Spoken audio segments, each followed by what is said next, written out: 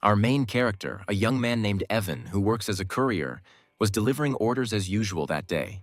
At some point his phone vibrated and then he answered the call. An unknown woman told him that she was pregnant by him and that they needed to talk. However, busy with orders, Evan treated it as a scam, said he didn't have time, and angrily hung up. Then he accelerated again, deftly weaving through the traffic. Soon, the protagonist arrived at the food delivery center, where his colleagues were standing outside and animatedly discussing something.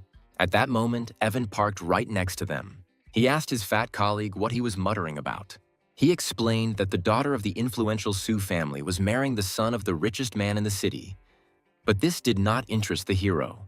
Then the colleague showed her photo on his phone and complained that such a perfect girl was being married to a rich but ugly guy. When Evan glanced at the photo, he suddenly froze, realizing that the face looked familiar. The hero immediately snatched the phone from the fat man's hands, and then the young man's memory gradually cleared up. At that moment, the hero realized that he knew her. It was the same drunk girl who once tried to seduce him. Then it dawned on him that it was she who had called him a few minutes ago. And then he began to think that perhaps the call had not been a scam at all. This whole story happened a month ago. A girl from the Sue family, Sarah, was staggering along the hotel corridor. She felt very dizzy and suspected that a man named Oliver had slipped something into her drink. She then headed towards her room 809, but due to her clouded consciousness, she mixed up the number and went to door number 806. She noticed the door was slightly open and wondered if she had forgotten to close it earlier. Meanwhile, inside the room, Evan was sitting on the bed. He was already drunk, and he continued to drink alcohol. He recalled being told that his aura was too strong for one opportunity, and he eventually resigned himself to working as a courier. At that moment, the girl, barely able to stand on her feet, entered his room and collapsed onto his bed. She looked up at the young man and asked who he was and if he could help, explaining that she was feeling dizzy and very hot. The hero himself, being drunk, was captivated by her appearance and thought that she was incredibly beautiful. When Sarah approached and began asking for help, he became confused, wondering if this was a dream. He clenched his fists and tried to control himself, but the girl was so attractive that he reciprocated her feelings. Then the memory abruptly ended, and Evan returned to the present, still looking at the photo of Sarah on his colleague's phone. He began to mock the hero, reminding the others that Evan often made up stories, for example, about an affair with an international movie star. The other employees joined in the joke, recalling his stories about being an arms dealer or the head of an elite family in Beijing. However, Evan remained calm, saying that they simply did not understand anything, adding that he was acting in full view of everyone. But just as one of his colleagues brushed his words aside again, their conversation suddenly ended. A luxurious red sports car pulled up in front of the delivery center, immediately attracting the attention of all the couriers. Then the driver's side door opened and a girl stepped out. This woman turned out to be that same Sarah. The couriers literally froze, looking at her in admiration and calling her a stunning beauty. As she came closer, one of them recognized her from the photograph. Then everyone realized with shock that the one standing in front of them was the very daughter of the Sue family. However, the guys couldn't understand why she came to their modest delivery center. At this point, they began to suspect that perhaps their colleague was not lying about knowing her. The girl walked straight up to Evan, who was calmly stretching at that moment, and asked why he wasn't answering her calls. The others were completely stunned. They couldn't believe that Evan actually knew the famous heiress Sarah. However, the hero pretended not to notice anything and calmly asked what was going on. Then Sarah got straight to the point, looked him in the eye, and announced that she was pregnant and the baby was his. This statement caused shock among those around her. They were unable to comprehend that such a rich and beautiful girl was carrying their friend's child. Evan himself was also shocked. He rubbed his eyes as if trying to come to his senses and asked if she was sure. The girl, with a serious expression on her face, replied that he could go with her to the hospital to make sure. Then, while she was waiting by the car, his colleagues began to persuade him to go with her. In the end, the hero agreed and asked his friend to replace him. Afterwards, they drove away in her red car, leaving behind stunned employees. Evan asked if the baby was really his, and Sarah counter-questioned why she would lie about something so serious. Then he stated that if the child was his, he would take responsibility for her and the child. However, Sarah looked at him skeptically. She chuckled, asking how he was going to do that with the courier's income. However, the young man calmly leaned back and confidently said that there was nothing wrong with honest work and that he could provide them with it. Then she reminded him of her status in the Sue family, but the hero just waved it off, saying that this whole status thing was nonsense. Irritated by his indifference, Sarah stepped on the gas. As a result, the car jerked, and the guy leaned forward, hitting his head on the windshield. He became indignant, accusing her of doing it on purpose, and asked what was so special about her family. Soon they arrived at the hospital. The girl parked and calmly announced that they had arrived. As they got out of the car, Sarah warned him not to throw around words about responsibility. She reminded him of the serious consequences that awaited him if her family found out that the courier had made her pregnant. This angered the hero, and he declared that this was not a joke for him, and that if the child was his, he would definitely take responsibility. However, the girl ignored his words and told him to follow her. They walked down the hospital corridor, after which she headed towards the door marked operating room. Evan stopped in shock and asked why they were going there. Then Sarah turned around and said she was going to go inside. At that moment, he realized her intention to terminate the pregnancy. In a panic, the young man grabbed her hand, trying to stop her. He began to convince her that although she believed that he would not be able to provide for them, money was not a problem for him, and he would find a way out. At that moment, a nurse approached them and announced that it was time for the procedure. The girl looked at Evan with a slight smile, then followed the nurse. She then walked into the operating room, leaving Evan outside. He remained standing in front of the closed door, feeling helpless and angry, realizing that he could not stop the girl. At this time, in the operating room, Sarah was lying on the table in a hospital gown. The surgeon asked if she was ready. Meanwhile, another doctor was preparing a syringe and asking her to relax. The girl closed her eyes and was already prepared for the operation. However, at the very last moment, just before the procedure began, she raised her hand and stopped them, saying that they needed to wait. Meanwhile, Evan had already come to terms with what was happening and decided that if Sarah was determined not to keep the child, then he would not be able to stop her. However, suddenly the operating room door swung open and Sarah came out. The young man was stunned. He jumped to his feet and asked how she could have come out so quickly, doubting that operations were so fast these days. Sarah, as if nothing had happened, calmly said that she was tired and asked him to take her home. Then the main character confidently agreed, hugged her, and added that he was even capable of piloting a fighter jet. He then got behind the wheel of her red sports car and drove her from the hospital to the upscale Longwang district. On the way, while Sarah was resting, Evan received a call. The man on the other end of the line announced an evening auction at Jianye Tower and said the old man wanted him to attend. Moreover, the interlocutor added that Lucas, the head of the Chamber of Commerce, is on their side. Soon they arrived at a large house on the Su family estate. Evan announced his arrival, waking the girl. Sarah immediately told him to leave before her family saw him, but noticing that she looked pale, Evan offered to walk her to the door. However, the girl rejected this proposal and told him not to interfere in her affairs. However, as soon as she turned away, her heel got stuck in a crack. Sarah lost her balance and fell forward sharply. At that moment, the hero rushed forward with lightning speed and managed to catch her just before she hit the ground. Helping her up, he noted with slight mockery that she was extremely clumsy. In response, she flushed with anger and pinched his side with all her might, causing him to cry out in pain. However, this sudden movement also affected her. She winced in pain, and seeing her condition, Evan unexpectedly picked her up in his arms. He carried her towards the house, still a little angry at Sarah for pinching him. He carried the girl into a luxurious house and carefully laid her on the sofa. He then opened the first aid kit and began examining her leg, which she had twisted when she fell.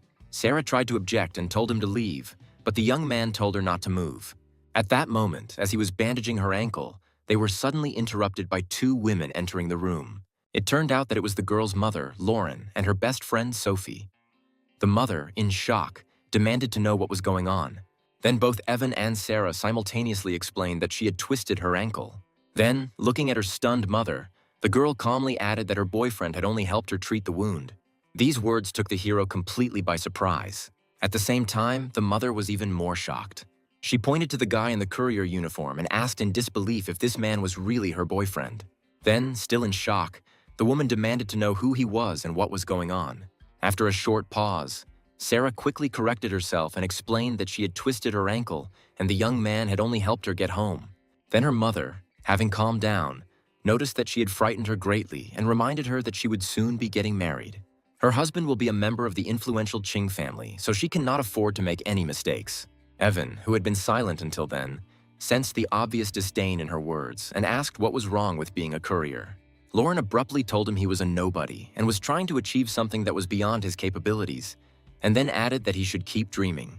These words stung him. and an angry expression appeared on the young man's face. However, before the situation could escalate, Sarah intervened and calmly told him he could go and thanked him for his help. Then the hero nodded briefly and headed for the exit. And as he left, Sophie watched him with a thoughtful expression on her face. After he left, Lauren ordered her to help Sarah get to the room and ordered her to wipe the floor in the place where the dirty courier had stood. Later, already in the bedroom, Sophie helped Sarah sit on the bed and immediately asked about her current relationship with that guy. Sarah said that there was nothing between them, but her friend didn't believe her and said that she couldn't be fooled because Sarah's look said otherwise. Cornered, the girl confessed that she was pregnant by him. Sophie was in complete shock, asking again if she was really pregnant and asking why, of all people, it had to be the courier. Sarah then explained that she had drunk too much that day and tried to pass it off as an accident. Sophie asked what she was going to do and reminded her that hiding the pregnancy from the influential Ching family would not work indefinitely.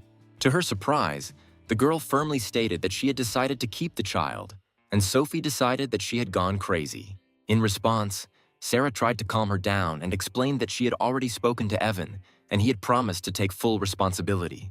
But her friend didn't agree with this, saying that she needed to come to her senses. She also said that she considered him unworthy of the heir of the Su family. Tired of being lectured, Sarah said she would figure it out herself. Then she changed the subject and asked why her friend had returned to the city. Sophie explained that her grandfather had come to Jiangning to meet an important person and attend an auction, so she had gone with him. However, Sophie's expression suddenly changed and she announced that she had a great idea. Leaning closer, she whispered a plan. If the truth came out, they could simply say that the courier had raped her. Sarah responded with disgust that it was a terrible idea. Meanwhile, Evan left the Su family's territory and walked through the elite villa area. He took out his phone and said with displeasure that there were no taxis in the area. At that moment, a black car stopped next to him. The young man noticed a man in a formal suit coming out of it. An elderly man approached him and greeted him as a young master. He introduced himself as Lucas, head of the Kowloon Chamber of Commerce, and explained that he had come to escort him to the evening auction. Evan, putting all the details together, recalled the recent conversation and confirmed that his grandfather had already told him about this agreement.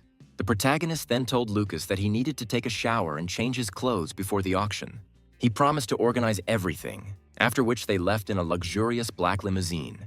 We soon find ourselves at a lively auction taking place in a spacious ballroom filled with wealthy guests. Evan arrived there looking completely different, having swapped his courier jacket for a perfectly fitting suit. As he stood by the window, his attention was drawn to a familiar face. It was Sophie, Sarah's friend, in a white evening dress. The girl approached him with obvious disdain and asked what the courier was doing at such a closed event. However, without waiting for an answer, she immediately assumed that he was working here part-time. At that moment, Evan froze and fell silent, and was about to justify himself to the girl. But without giving him a chance to explain, she grabbed his hand and pulled him aside, declaring that she needed to talk to him. Taking him to a secluded place, Sophie told him that if he didn't take responsibility for Sarah's child, he would deeply regret it. These words stunned the young man, and then he said that he thought the girl had gotten rid of the child in the hospital. In response, Sophie irritably said that he was wrong and that Sarah had decided to keep the child. This news shocked the hero, and he said her name in disbelief, realizing that the operation had failed. However, the girl regarded this as an attempt to evade responsibility and repeated again that if he tried to leave, he would regret it. To emphasize her words, she pressed her sharp heel hard against his foot. Evan cried out in pain, and Sophie just turned around and walked away. As soon as the girl walked away, the presenter's voice echoed throughout the hall, announcing the start of the auction. Still processing the fact that Sarah had decided to keep the baby, Evan decided to finish things as quickly as possible and find her. At that moment, a woman in a business suit approached him and respectfully addressed him as a young gentleman. She introduced herself as Stella, his new assistant, appointed by Chairman Lucas. Then the hero nodded and said that it was time to go. They headed together to the main trading area. Suddenly, a short, plump man entered the room and announced that the main lot of the day, the new district project, would go to the Ching family. That man turned out to be Oliver, the eldest young master of the Ching family, and he warned everyone to show respect. Otherwise, they would face consequences. Stella explained that he was from the Ching family, one of the richest in Jiangning and their main competitor for the project. She added that the Ching family intends to win the project and use the marriage alliance with the Su family to get out of the difficult situation. Evan immediately remembered the talk about Miss Su being married to a rich man and realized that Oliver was Sarah's fiancé.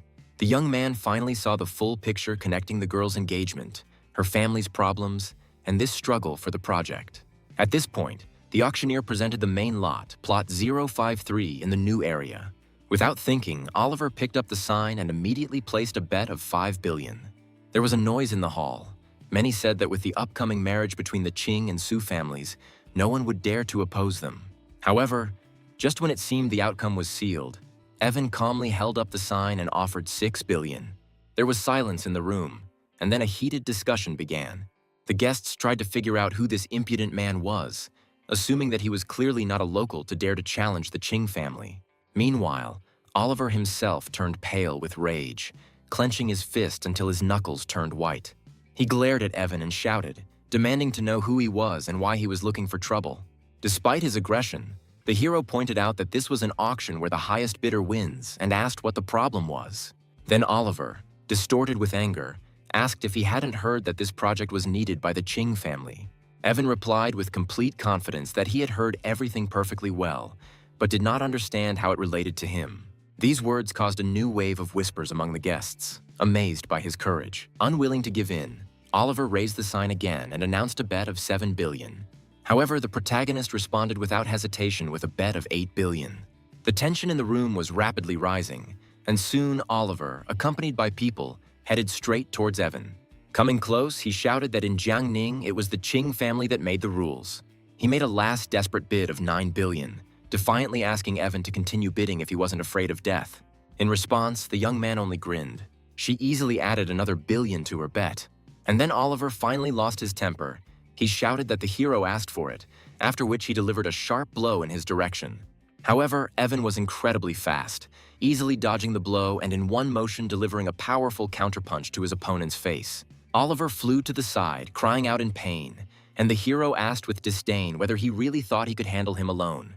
As Oliver lay stunned, his 2 bodyguards jumped up and charged. However, Evan moved with astonishing speed. He delivered precise punches and powerful kicks, and in the end, dealt with them without any difficulty.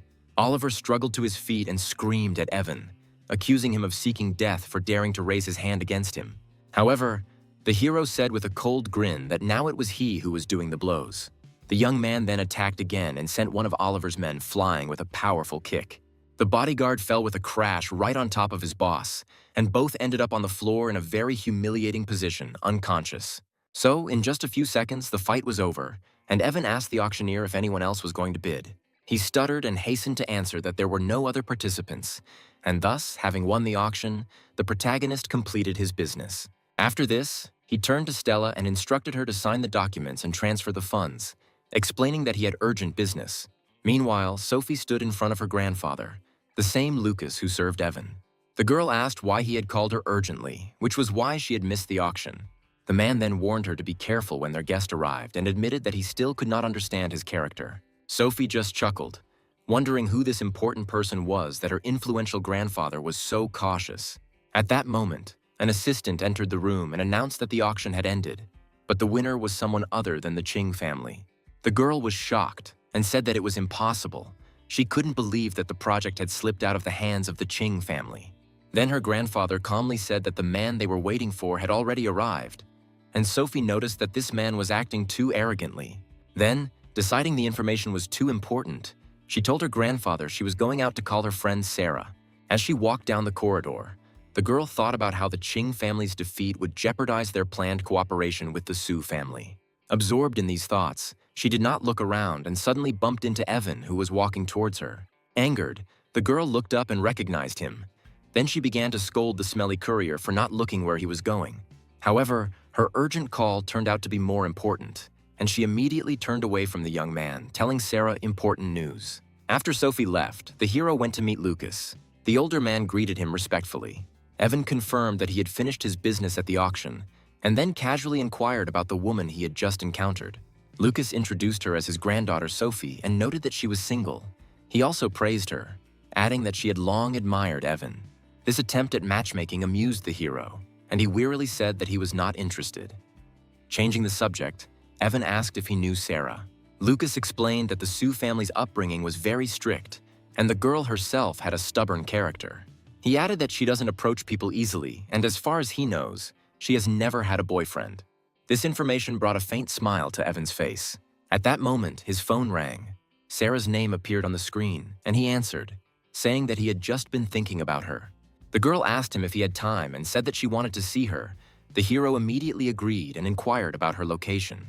Realizing the urgency of the situation, he stood up, told Lucas he was leaving, and added that he could report to the old man. Meanwhile, Sarah sat on the bench, looking thoughtfully into the distance. Her face was very serious. It seemed as if she was preparing for a difficult conversation. After a while, Evan rode up on his red motorcycle, still dressed in a formal suit. He walked up to her silently and got straight to the point, telling her not to worry about the baby as he would take care of them both. He then made a serious proposal, saying that if she wanted to get married, they could register the marriage at any time.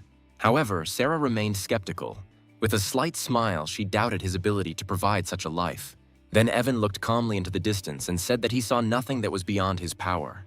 To emphasize her point, the girl raised her hand and showed the watch on her wrist, asking if he knew its price. To his surprise, the young man accurately identified the model, Pasha de Cartier, 42 millimeters, 18-karat pink gold, and named a price of $352,000. Sarah was visibly surprised and asked how much he earned and how many years he would have to work to afford such a thing. In response, Evan calmly told her not to worry about money and added that he would not allow her or the child to want for anything.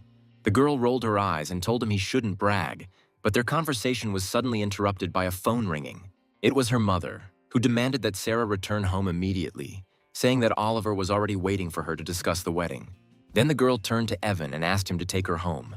The young man said with a slight smile that he would do it with pleasure. He helped the girl onto the motorcycle and soon they took off. During the ride, she pressed herself against his back, closed her eyes, and a barely noticeable calm smile appeared on her face. Soon they returned to the Sue family's estate. Evan walked the girl to the front door, and as soon as they were inside, Sarah told her mother that she was back. Lauren immediately appeared and began to angrily scold her daughter for her long absence, saying that Oliver had been waiting for her for a long time. The girl calmly explained that she had just gone out for a walk, but her mother noticed Evan behind her daughter's back. She asked with displeasure why she had brought someone home, reminding her that her wedding with Oliver was approaching. The man then greeted Sarah and confirmed that he had come to discuss wedding matters. He introduced himself as Oliver, the second young master of the Ching family, and smiled with feigned politeness. The girl tried to postpone the wedding, because after the Ching family lost the new district project, their cooperation was not completed. However, Oliver insisted that they should get married first, and all other issues could be resolved later. His thoughts were hidden by his true intentions, to first achieve intimacy, and only then decide whether to help her family. Lauren, trying to save the situation, began to persuade her daughter, reminding her that Oliver promised to allocate $1 billion immediately after the wedding. However, Sarah stopped her abruptly, telling her not to say anything more, after which she declared that she would not marry him. This refusal shocked both the mother and Oliver. Then Sarah walked up to Evan, took his hand, and announced that not only was she not going to get married, but she was also pregnant with his child. Her mother screamed in horror, grabbed her daughter and began demanding an explanation, pointing out that he was just a courier. Sarah asked not to be forced into marriage with Oliver and assured that if she was given time, she would be able to help the family cope with the crisis. An enraged Lauren raised her hand, about to hit her. However, at that moment, Evan suddenly grabbed her wrist, stopping the blow. He looked at her and asked what was wrong with being a courier. He then said that marrying off one's own daughter to an unworthy man for the sake of profit is the real shame. The woman tried to break free, screaming for the smelly courier to let her go, and the situation began to escalate. Oliver finally couldn't take it anymore. He pointed at Sarah and accused her of indecent behavior, saying that he didn't expect that from her. He then started talking about her allowing the courier to be with her, after which he turned his anger on Evan and promised to kill him. However, before Oliver could do anything, Evan moved forward with lightning speed and delivered a powerful slap. From such a blow, he recoiled and fell to the floor. He then looked at the defeated Oliver and declared that she was carrying his child, and therefore was his woman. Meanwhile, Oliver was writhing on the floor, screaming in rage, not believing that he had been hit. Boiling with anger, he grabbed a heavy ashtray from the table and rushed at them, shouting that he would kill them both. However, Evan smiled calmly and told Sarah to stay behind him, and the girl agreed. When Oliver rushed forward, swinging the ashtray, the hero dodged it without any difficulty. Then, in one motion, he delivered a crushing blow to the jaw, sending the opponent back, the ashtray slipping from his hands.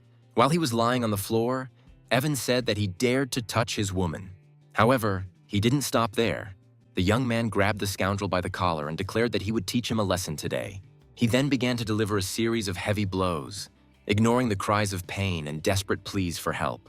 As he was raising his hand for the next blow, someone shouted at him to stop. The hero heard a commanding voice demanding to know who dared to behave so insolently. A group of impressive people entered the room, led by an elderly man with a long white beard and a cane. The girl, with fear and surprise, addressed him as a grandfather. The appearance of the head of the family instantly made everyone freeze. Grandfather Sar looked around at what was happening. His face became gloomy, and he declared that he had heard everything. Then he looked intently at his granddaughter, hit the floor with his cane, and demanded to know if it was true that she was pregnant by this courier. Sarah quietly confirmed this. Her relatives began to be indignant, saying that the situation was unacceptable, and her grandfather declared that the only way out was to get rid of the child. However, Oliver, having difficulty getting up, did not agree. He shouted that even if she had an abortion, such a girl would still not enter his family. All the family members started blaming each other and complaining that it was all over. They had ruined Sarah themselves, and now the Sue family was doomed. Meanwhile, the girl stood silently, her expression filled with pain. Finally, she couldn't stand it any longer and demanded that the argument stop. However, all this tension took its toll on her. She cried out in pain, grabbed her head, and felt dizzy. Before she could fall, Evan caught her. He held the girl, telling her not to be afraid, because he would take her away from here. Seeing this, her family, including her parents, rushed forward, demanding that the stinking courier let her go and threatening to break his legs. However, Evan looked at them with disdain and asked if they even considered themselves human. Without another word, Evan turned and headed towards the exit of the house, carrying the now unconscious Sarah in his arms. When her parents tried to block his way, the young man effortlessly kicked them away, sending them flying in all directions. Then, stopping at the door, the hero turned around and said that he was taking the girl with him, asking if anyone had any objections. In response, everyone remained completely powerless, unable to stop him.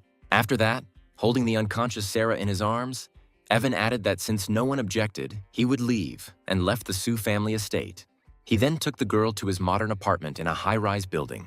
Already in the apartment, the young man carefully laid her on the sofa. At that moment, a card fell out of her bag and fell on the floor. The hero noticed the card, picked it up and examined it carefully. Then he realized with surprise that today was her birthday. At that moment, he felt a slight pang of regret, thinking that despite her wealthy family, no one seemed to remember her special day. After about 20 minutes, Sarah began to come to her senses. She slowly sat up, feeling weak and disoriented, rubbing her eyes and trying to figure out where she was. At that moment, Evan came out of another room wearing an apron and handed her a plate of food, saying that she was probably hungry. The girl approached the table where the young man had already laid out a whole dinner for her. The hero then declared that his culinary skills were so good that even a princess from Dubai would beg to try his food. Sarah smiled at his self-confidence and said with a touch of irony that he should brag less. Then they sat down at the table, but the heroine asked her not to say bad words that day, which slightly puzzled her. Before she could clarify what he meant, Evan revealed his surprise. He brought out a small pink cake with one lit candle and congratulated her on her birthday with a confident smile. Sarah was completely taken aback, covered her mouth in surprise, and asked how he knew about it. The young man just smiled smugly, saying that he was quite impressive.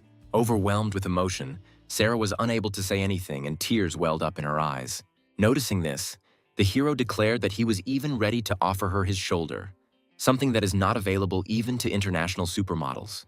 His absurd confidence lightened the mood, and the girl laughed heartily. Then he invited her to try the food. Sarah tried it and admitted that it was indeed delicious, to which Evan confidently replied that it couldn't have been any other way. After some time, he asked her to make a wish. The girl closed her eyes, folded her hands, and quietly agreed. When this moment passed, the hero became more serious and asked about her future plans. Sarah reminded him of his promise to support them, wondering if he was going to go back on his word. Evan then assured her that this would not happen, but in response asked her if she would dare to marry a courier like him. Inspired, the girl stood up and confidently declared that she would dare if he could not provide for them. Hearing this, the young man made a decision and announced that they would register their marriage the very next day. However, their plans were interrupted by the hero's vibrating phone. He told the girl that he needed to answer, and she nodded. Then he went out onto the balcony to take the call. The man on the other end of the line, whom he called Mateo, warned him anxiously of the danger. He reported that a hired killer named Hydra was heading to Jiangning City to eliminate him. He explained that the Hydra was last seen near the Lin family villa, and Evan said that he would find time to deal with the killer tomorrow. While the hero was on the balcony, Sarah was sitting on the sofa, eating cake and talking on the phone. She spoke with Sophie, who wished her a happy birthday and asked if she was the first to do so. The girl replied with a slight smile that her friend was second, and glancing towards the balcony, said that Evan was first. Her friend immediately became angry and began demanding an explanation of how she got in touch with this courier again. Sarah sighed and said it was a long story, adding that they had decided to register their marriage tomorrow. These words threw Sophie into a panic. She tried to calm her down and promised to think of something. Moreover, she stated that she would contact the mysterious influential man who won the auction, whom her grandfather knew. Meanwhile, Evan's conversation continued, Mateo adding that the eldest princess had inquired about his whereabouts 2 days ago. Hearing this, the hero became more serious and demanded to know whether he had told her that he was in Jiangning. The interlocutor admitted that he had no choice, since he knew the princess's character and feared the consequences if he refused. This news shocked Evan so much that he even dropped his lighter. In a rage, he began to demand explanations, accusing Mateo of betrayal. He tried to smooth things over by saying that the princess's background made her an excellent match, and perhaps he should agree. However, Evan abruptly interrupted him, demanding to know when she would arrive. At that moment, his phone vibrated again. Irritated, he looked at the screen and saw a message from an unknown number. Sophie offered him a partnership, explaining that working with the Su family on the new district project would be beneficial to both parties. Almost immediately after this, Lucas called him, having already learned about his granddaughter's actions, and he began to apologize for the inconvenience caused. However, the protagonist calmly said that everything was fine. Then the young man got down to business and gave 2 clear instructions. He informed her that he would need a sniper rifle and ordered that Sarah be given full control over the new district project. While Evan was on the balcony, Sarah was relaxing in the apartment, lying on the bed and reading. At that moment, her phone vibrated. Sophie informed her that she had contacted the very man who had won the project and that he had agreed to cooperate with the Su family. And most importantly, he insisted that Sarah lead the project. They were to meet the next day. At that moment, Evan returned to the room and noticed her good mood, asking what made her so happy. However, Sarah, still perceiving him as an ordinary courier, brushed him off and said that it was a work question that he wouldn't understand anyway. The hero leaned closer so that their faces were almost next to each other and said that there were many things about him that she did not expect. Embarrassed by such closeness, the girl blushed and asked what he was doing, reminding him that consent to marriage did not mean anything. However, instead of continuing, Evan simply picked up a pillow from the bed. Then he calmly said that if she was tired, she should rest, and he would sleep on the sofa. As he left, the young man added that reading while lying down was harmful for pregnant women, leaving Sarah confused. Lying on the bed, the girl thought that she had been wrong to think that he was going to do something different. The next morning, Evan was already on the balcony, doing a tough workout, doing one-arm push-ups. Sarah came out to him in her pajamas and watched him with interest, asking with a slight smile if he was practicing the toad style. The hero corrected her, explaining that it was a technique called the coiled dragon arm, which she had never heard of. He then added that this was not a showy martial art, but a real killing technique, and demonstrated several movements. Evan, looking at her, relayed his father's words about martial arts being needed to stop conflicts and protect the family. Changing the subject, the hero said that he had prepared breakfast for her, and the girl was touched because she did not expect such thoughtfulness from him. In response, he said that she still didn't know much about him, and then she added that after eating she needed to go to her house. She explained that they would need her residence permit to register the marriage. Evan jokingly asked her again if she was really sure she wanted to marry the courier. As they headed toward the motorcycle, Sarah asked if they should meet his parents first. However, Evan explained that his family might not approve of her and suggested that they would have to come to terms with it after the baby was born. Hearing this, Sarah asked if he was hinting that she was part of his family.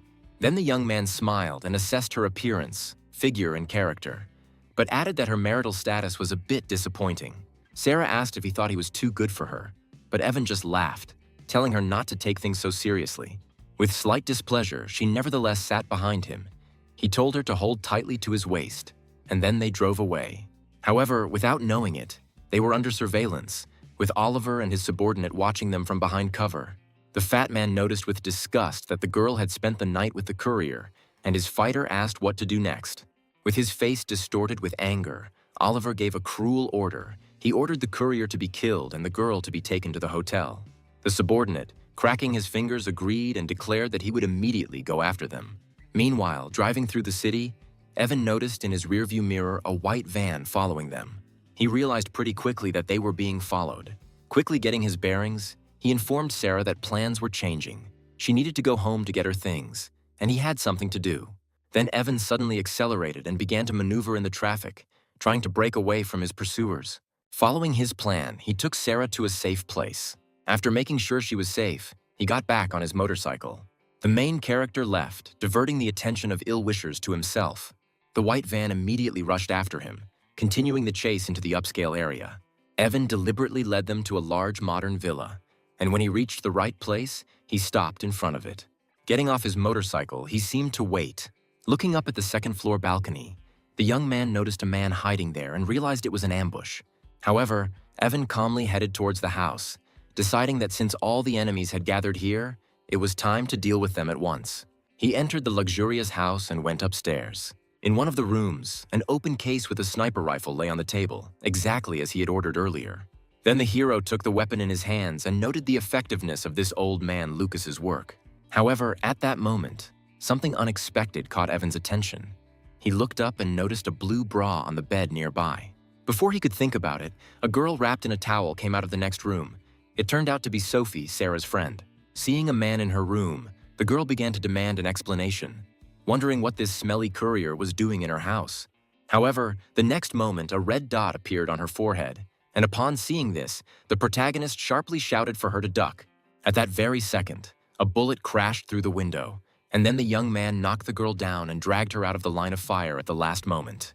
They collapsed onto the bed together, and Sophie, not understanding what was happening, began to struggle, demanding that he let her go. However, Evan quietly warned her that she needed to be quiet. Otherwise, if she made another sound, she could be killed. Then he stood up, picked up the rifle, and the stunned girl, still in shock, began to ask what was going on. The hero walked up to the broken window and pointed his weapon towards the villa, chuckling as he did so, noting that Hydra clearly didn't have 9 lives. Immediately after that, he fired one accurate shot. The bullet flew across the courtyard and hit the shooter on the opposite balcony. The hero hit him right in the head, killing him instantly. Evan then calmly lowered his weapon, noting with a hint of disappointment that the Hydra had been dealt with too easily. However, before he could relax, a second bullet from the other side blew out another window. Then the hero again shouted at the girl to duck and instantly rushed at her, covering her with his body. They fell to the floor, and the bullet flew past the place where they had just been standing and hit the wall behind them with force.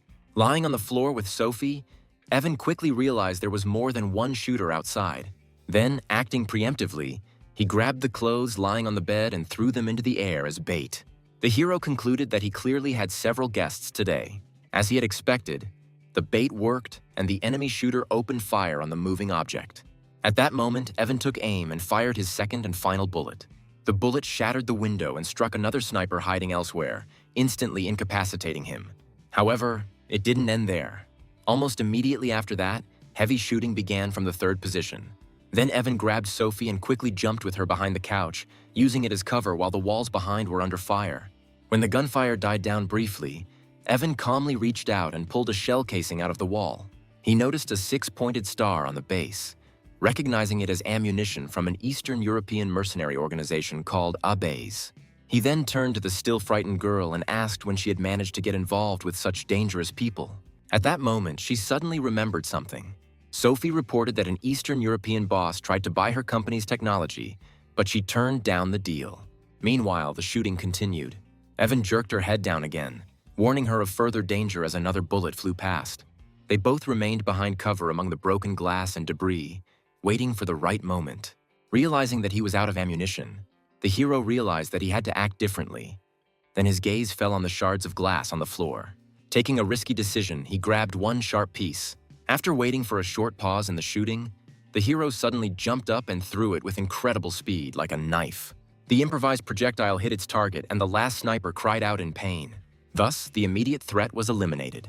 After this, Evan stood up and calmly informed the girl that she could now get up since it was safe. Sophie stood up and declared that his job as a courier was just a cover, after which she demanded to know who he really was. Enraged, the girl threatened to tell Sarah everything, but he immediately put his finger to his lips, demanding silence. Evan's expression turned serious, and he said that there was a noise outside. Frightened, Sophie asked if the enemies were still there. In a panic, she grabbed him and asked what they should do now. Then Evan calmly assured her that everything was under control. Meanwhile, downstairs, 3 of Oliver's men had already entered the villa, armed with machetes. One of them recognized Evan and wondered what the courier was doing in such a place, while their leader assumed that they were dealing with an ordinary thief. It was at this moment that the young man appeared at the top of the stairs. He looked down at the armed men and greeted them casually, then asked with a confident smile if they were looking for him. The leader pointed a blade at him and said that they were Oliver's men, then accused him of getting involved with their boss's girlfriend. However, Evan remained completely calm and only asked what exactly they were going to do. Enraged by his behavior, the attackers rushed forward, shouting threats and insults. However, the hero moved with incredible speed and with his first kick knocked out one of his opponents. Then, almost immediately, he incapacitated the second one, and within moments, the 2 attackers lay unconscious. In the end, only their stunned leader remained among the opponents. The bandit stared at Evan, trying to figure out how couriers had such skills, realizing that this was no ordinary person. However, not wanting to accept defeat from some courier, he screamed furiously and rushed at the young man with a machete. However, Evan easily jumped over his clumsy swing. At the same moment, he delivered a crushing kick to the arm. The blow sent his weapon flying, and the attacker himself fell to the floor. Thus, all 3 opponents were defeated. Meanwhile, Sophie, who was watching what was happening from the top of the stairs, could not bear it and screamed in fear. This cry brought their leader back to his senses, who, despite his defeat, was still conscious. Irritated by her scream, he rose with difficulty and, noticing an opportunity, rushed sharply towards the defenseless girl. Before she could react, he grabbed her and held the blade to her throat, threatening to kill her if Evan took another step. However, Evan remained absolutely calm. He said with icy indifference that he could do whatever he wanted. Moreover, the hero began to slowly approach, wondering why he had not yet carried out his threat. The bandit, covered in sweat, screamed in panic for him to stop. However, the next moment, Evan closed the distance with lightning speed. Before the enemy could do anything, the protagonist clamped the blade between his thumb and index finger. The bandit was shocked to realize that he couldn't even move the blade. Then Evan mockingly asked again why he still hadn't acted. The bandit was terrified. He understood that he was absolutely powerless in front of this man. After that, with a barely noticeable movement of his fingers, he broke the metal blade. The shards flew in all directions, while both the bandit and Sophie looked on in complete shock. Without giving his enemy time to recover, the hero grabbed him by the throat and wondered if such a pathetic man was even worthy of fighting him. Gasping for breath, the bandit tried to save himself and blurted out that he was a member of the powerful Black Dragon Society. However, Evan showed no interest whatsoever and said indifferently that it didn't matter. After this, he hit his head hard on the floor, knocking him unconscious. However, he quickly stood up and began to beg Evan not to take the path of crime. However, these words had no effect. Then the hero stepped hard on his face, causing him to scream in pain and blood to spurt from his mouth. Completely broken, the bandit began to beg for mercy. He tried to soften his heart by saying that he supposedly had an elderly mother. Then, in an attempt to save himself, he stated that Oliver had already gone looking for Sarah, and if Evan didn't hurry, it would be too late. This news shocked the hero. He became angry that the bandit had not said this earlier. Then the young man delivered one final powerful blow, knocking him out completely. At that moment, there was a loud knock on the door and a voice was heard from outside announcing that it was the police. Realizing he needed to act quickly, Evan told Sophie he was going after Sarah and leaving the situation to her. Shortly after, 2 police officers entered the house. One of them showed his ID and asked what had happened. Police cars pulled up outside and Sophie began to explain that she had been taking a shower when 3 men burst in with knives. Following her testimony, police detained all 3 attackers. Then one of the officers reported to his superior that they had discovered 2 bodies. These were the snipers who had been in the villa opposite. Meanwhile, Sarah found herself in the bedroom with an enraged Oliver, who said that he was going to take her by force. The frightened girl demanded that he leave, but this only made him even more angry. Then he said with a grin that he had already sent people to kill the courier and rushed at her, intending to carry out his plan to the end. Oliver pinned the struggling girl to the bed as she struggled and demanded to be let go. However, he only mockingly said that she could scream as much as she wanted, but no one would save her. That courier was now busy with his own problems. However, at the moment when he leaned towards her, a powerful blow was heard, and a strong blow hit his face. Oliver flew to the side and collapsed on the floor. Evan stood at the door and said that he seemed tired of living since he dared to touch his woman. With difficulty, Oliver rose to his knees and clutched his broken face, furiously asking if the courier knew who his father was. However, the young man remained indifferent and replied that whoever his father was, he would have to answer for such a son. Oliver jumped up and declared that his father was the richest man in Jiangning, and that going against him was tantamount to a death sentence. After that, he rushed to attack again, but Evan easily dodged and threw him back with a powerful kick. After this, the hero turned to Sarah and gently told her not to be afraid, since everything was already over. He pulled her close and confidently said that while he was near, no one would dare to harm her again. Meanwhile, the beaten Oliver, having barely come to his senses, got up and left the room, throwing out a final threat that the courier would regret it. When the danger had passed, Sarah looked at Evan and asked him the time, and, a little surprised, he asked what had happened. Then the girl explained that she had almost forgotten about an important meeting at her company and asked if he could go with her. Soon, Sarah and Evan arrived at the place. When they got out of the car, the girl was informed that President Liu was already waiting in the conference room. They then went inside, and the girl apologized to the woman in the business suit for being late. The woman turned out to be President Liu, none other than Evan's assistant Stella, and she was shocked to see him. Realizing this, the hero put his hand on her shoulder and pretended that they were old classmates. This greatly surprised Sarah, who couldn't believe that Evan and the powerful President Liu knew each other. The girl noticed this strange coincidence, and Stella nervously agreed, after which she was invited to sit down. However, just as they were about to begin, the door suddenly burst open and Sarah's grandfather, her father, and two other men from the Su family entered the room. A shocked Sarah asked her grandfather why he had come, and Stella greeted him politely. However, his friendliness disappeared as soon as he noticed Evan, and he then irritably asked Sarah why she had brought a stranger. Sarah reminded them that since she was responsible for the project, she had the right to decide who to bring.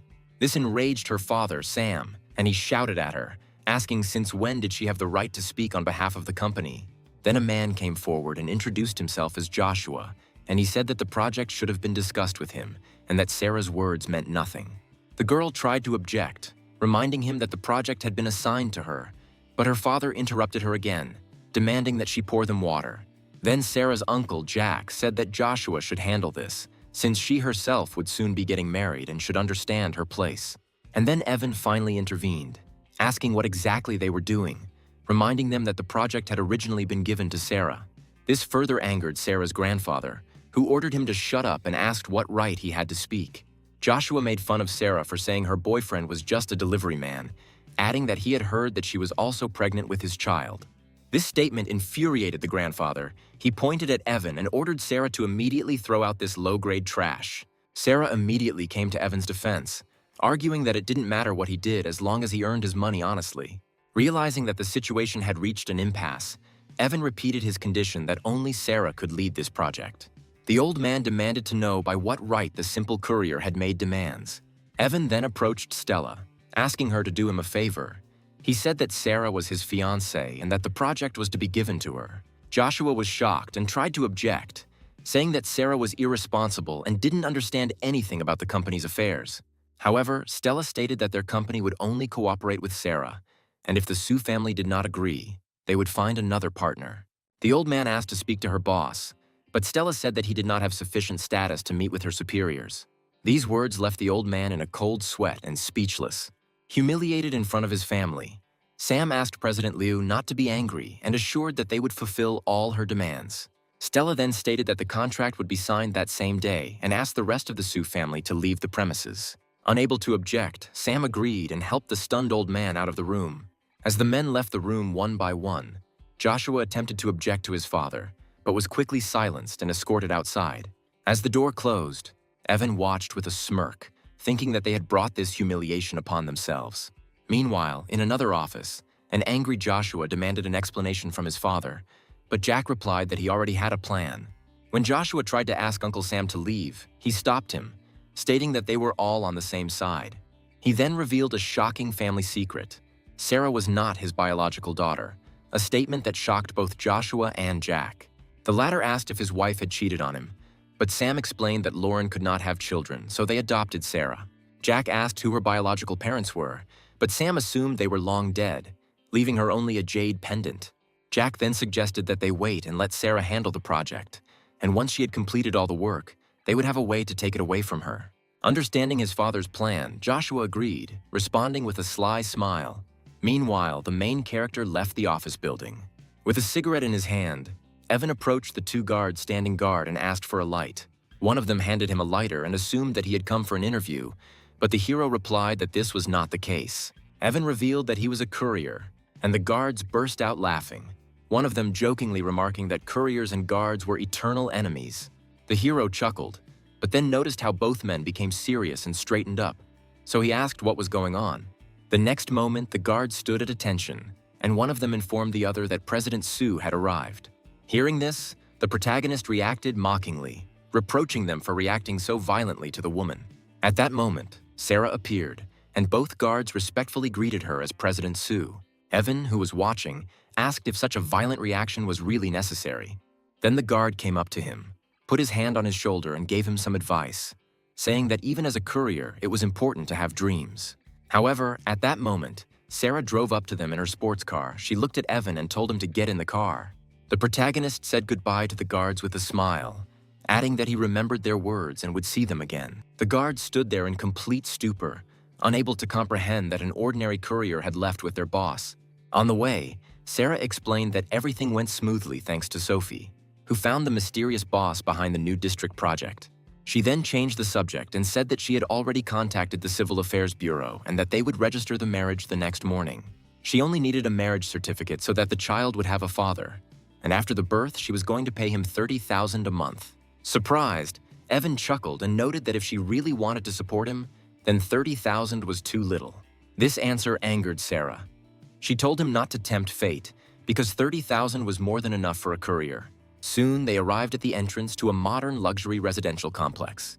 Evan got out of the car and teased Sarah, noting that she knew the road well and had already memorized the way to his house. As they walked through the complex, the hero's phone rang and he asked Sarah to wait a bit. He was informed that one shipment had been seized by the Black Dragon Society and that he needed to deal with it. Then the interlocutor abruptly changed the subject and asked if it was true that Evan was planning to get married.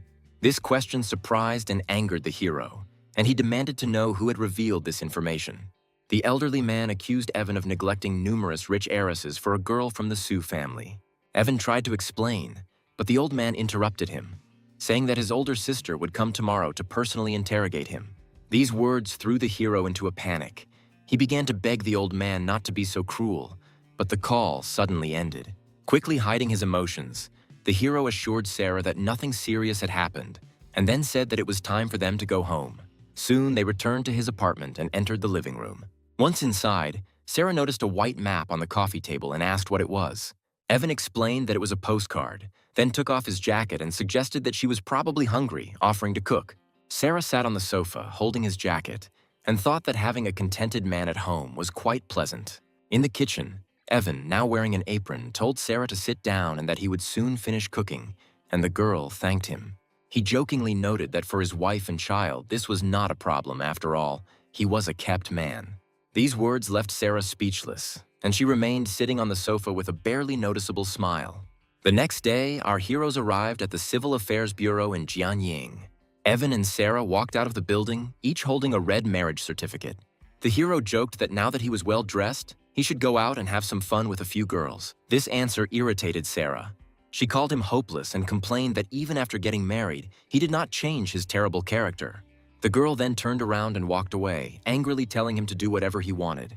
Evan thought that he should deal with the task that the old man gave him, and soon he came to the Black Dragon headquarters.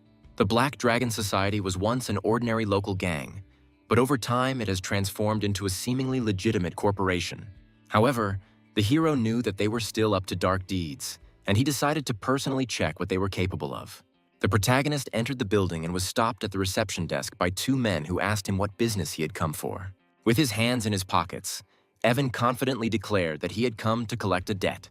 The bandit thought he was dealing with a client, but the hero clarified that he had come to collect a debt from a man named Bald Liu. These words enraged the men. They demanded to know who he was and whether he understood whose territory he had entered. The long-haired man attacked first, delivering a sharp kick, but Evan easily dodged it. Due to inertia, the attacker lost his balance and fell to his knees. Then, before he had time to come to his senses, he received a swift kick to the face. Seeing this, the bald bandit rushed forward and tried to strike. However, the same fate befell him. A powerful blow from the hero threw him back. When both men were on the floor, Evan stood over the long-haired one, who was still conscious. He calmly asked with a cold expression if he was now ready to take him to Bald Liu. The action then moved to a luxurious office where the leader of the Black Dragon group, Bald Liu, was resting. Next to him was a woman with long purple hair who playfully licked a drop of red wine from his chest. However, the office door swung open and Vincent ran inside, panicking and reporting that someone had broken in. Enraged, Baldy Liu yelled at him for not knocking and demanded to know who dared to break in.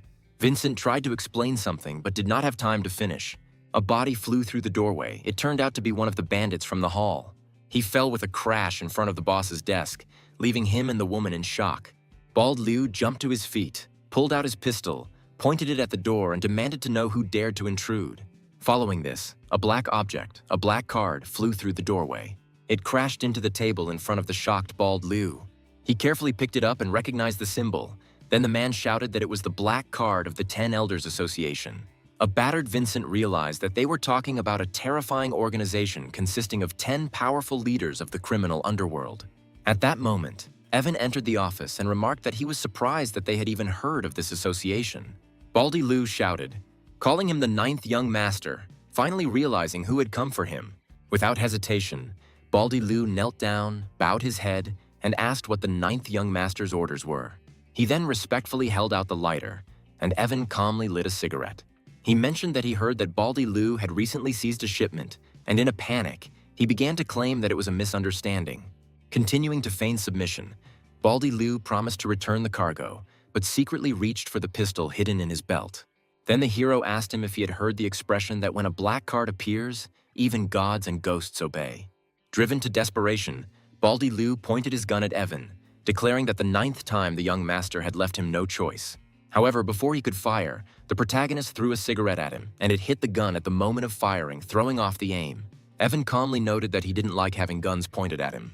After neutralizing the man, he pulled a black card from the table and declared that everyone who had ever pointed a gun at him was dead. The next moment, in one smooth motion, he used the sharp edge of the card as a blade and slashed it across Baldy Liu's throat. The gang boss collapsed to the floor dead. The horrific scene caused the purple-haired woman to scream in fear. Vincent stared in shock at the body of his dead boss.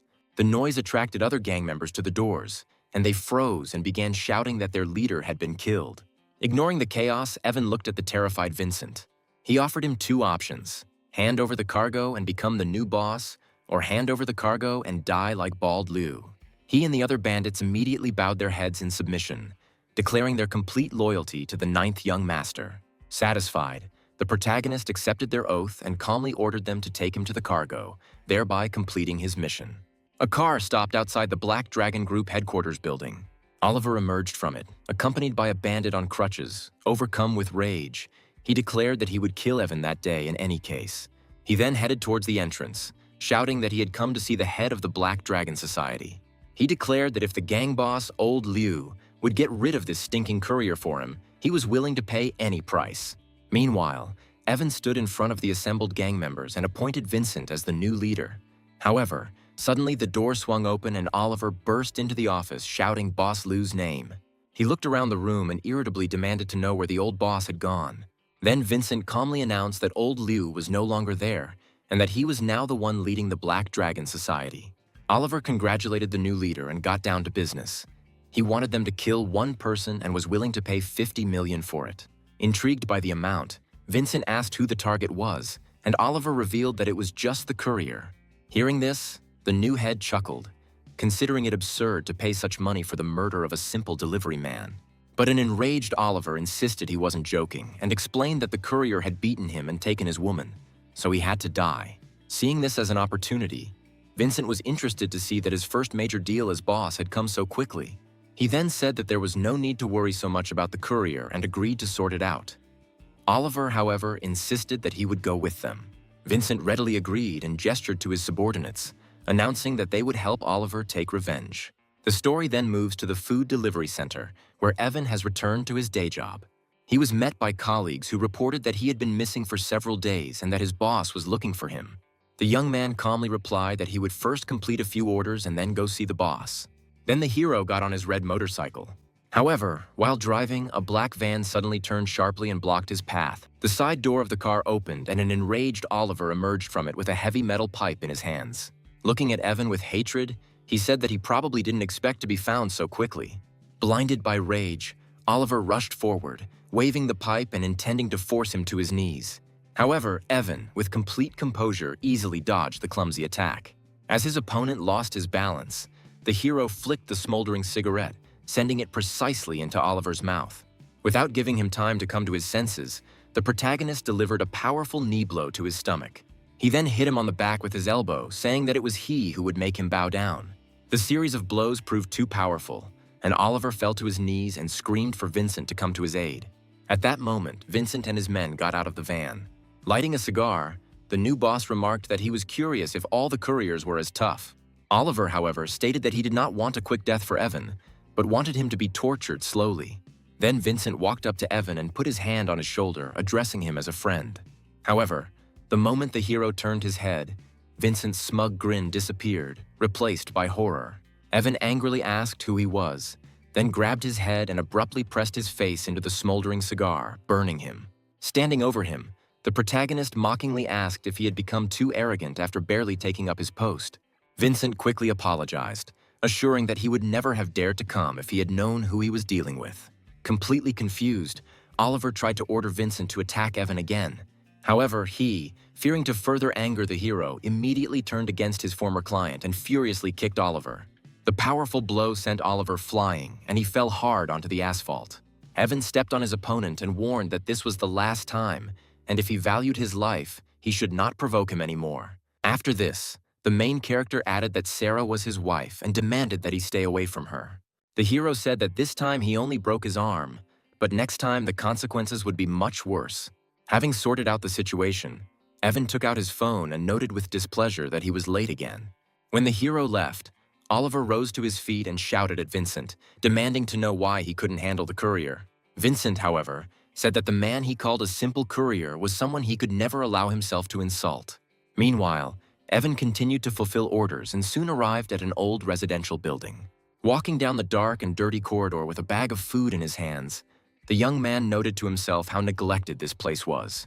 Having found the right apartment, he knocked on the door. An unkempt man with disheveled blue hair and a menacing look opened the door. As the man looked for the money, Evan's expression became wary as he felt something was wrong.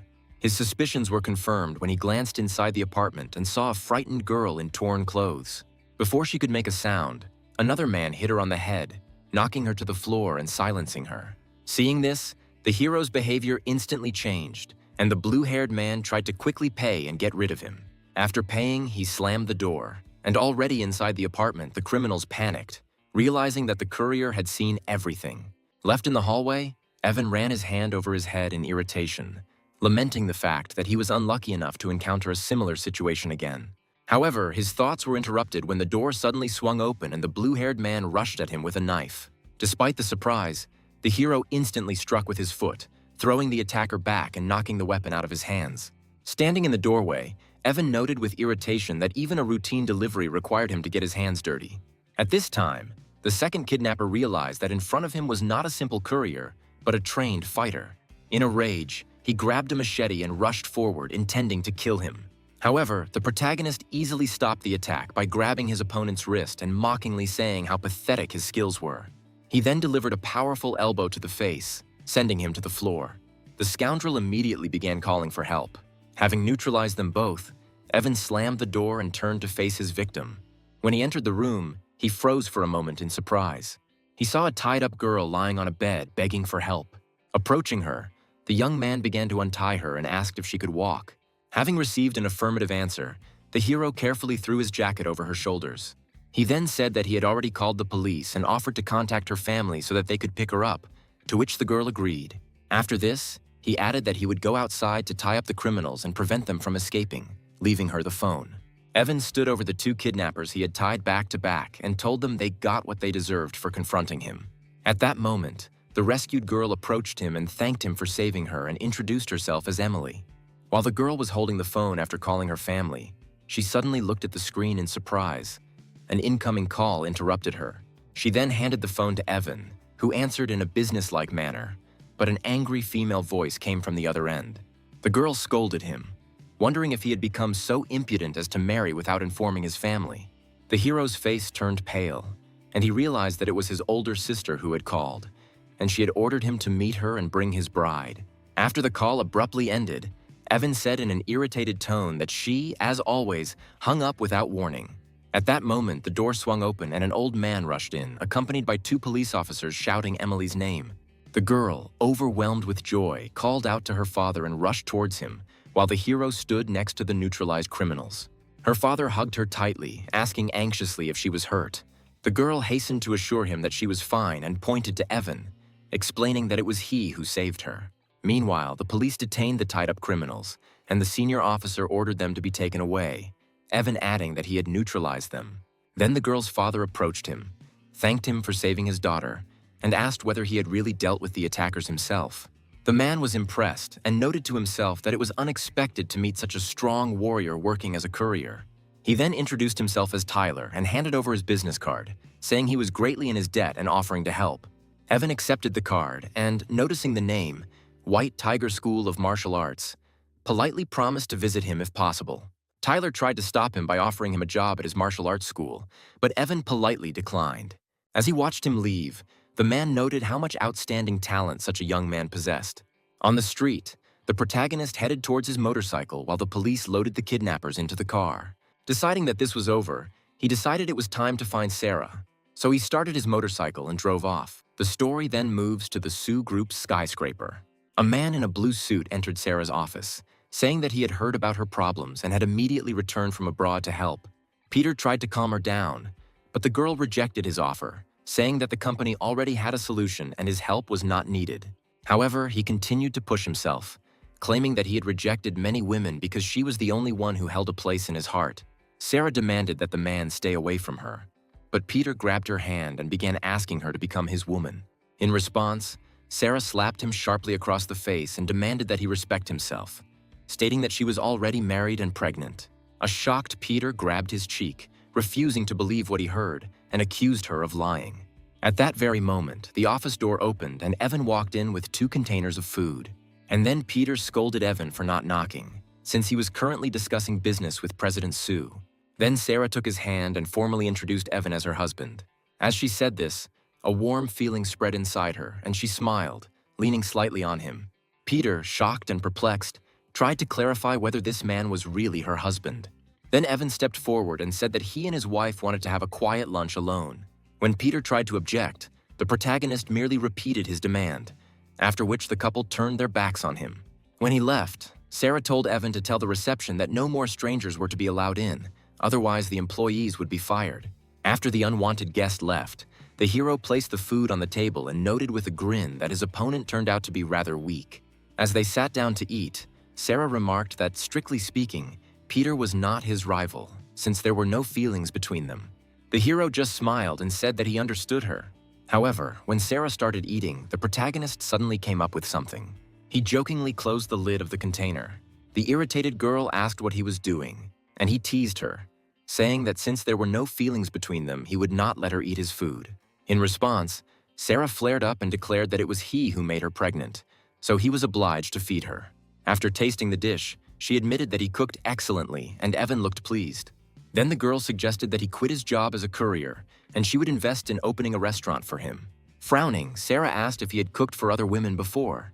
Evan assured her that he was only cooking for one. But since there were no feelings between them, it meant he was cooking for the child in her belly. The girl was displeased with this answer, changed the subject, and asked why he was not in his work uniform. Then, with a sly smile, Evan explained that during one of his deliveries, he had to save an attractive girl and he gave her his jacket. These words instantly made Sarah jealous, and in a rage she kicked him out, telling him to go to his beauty.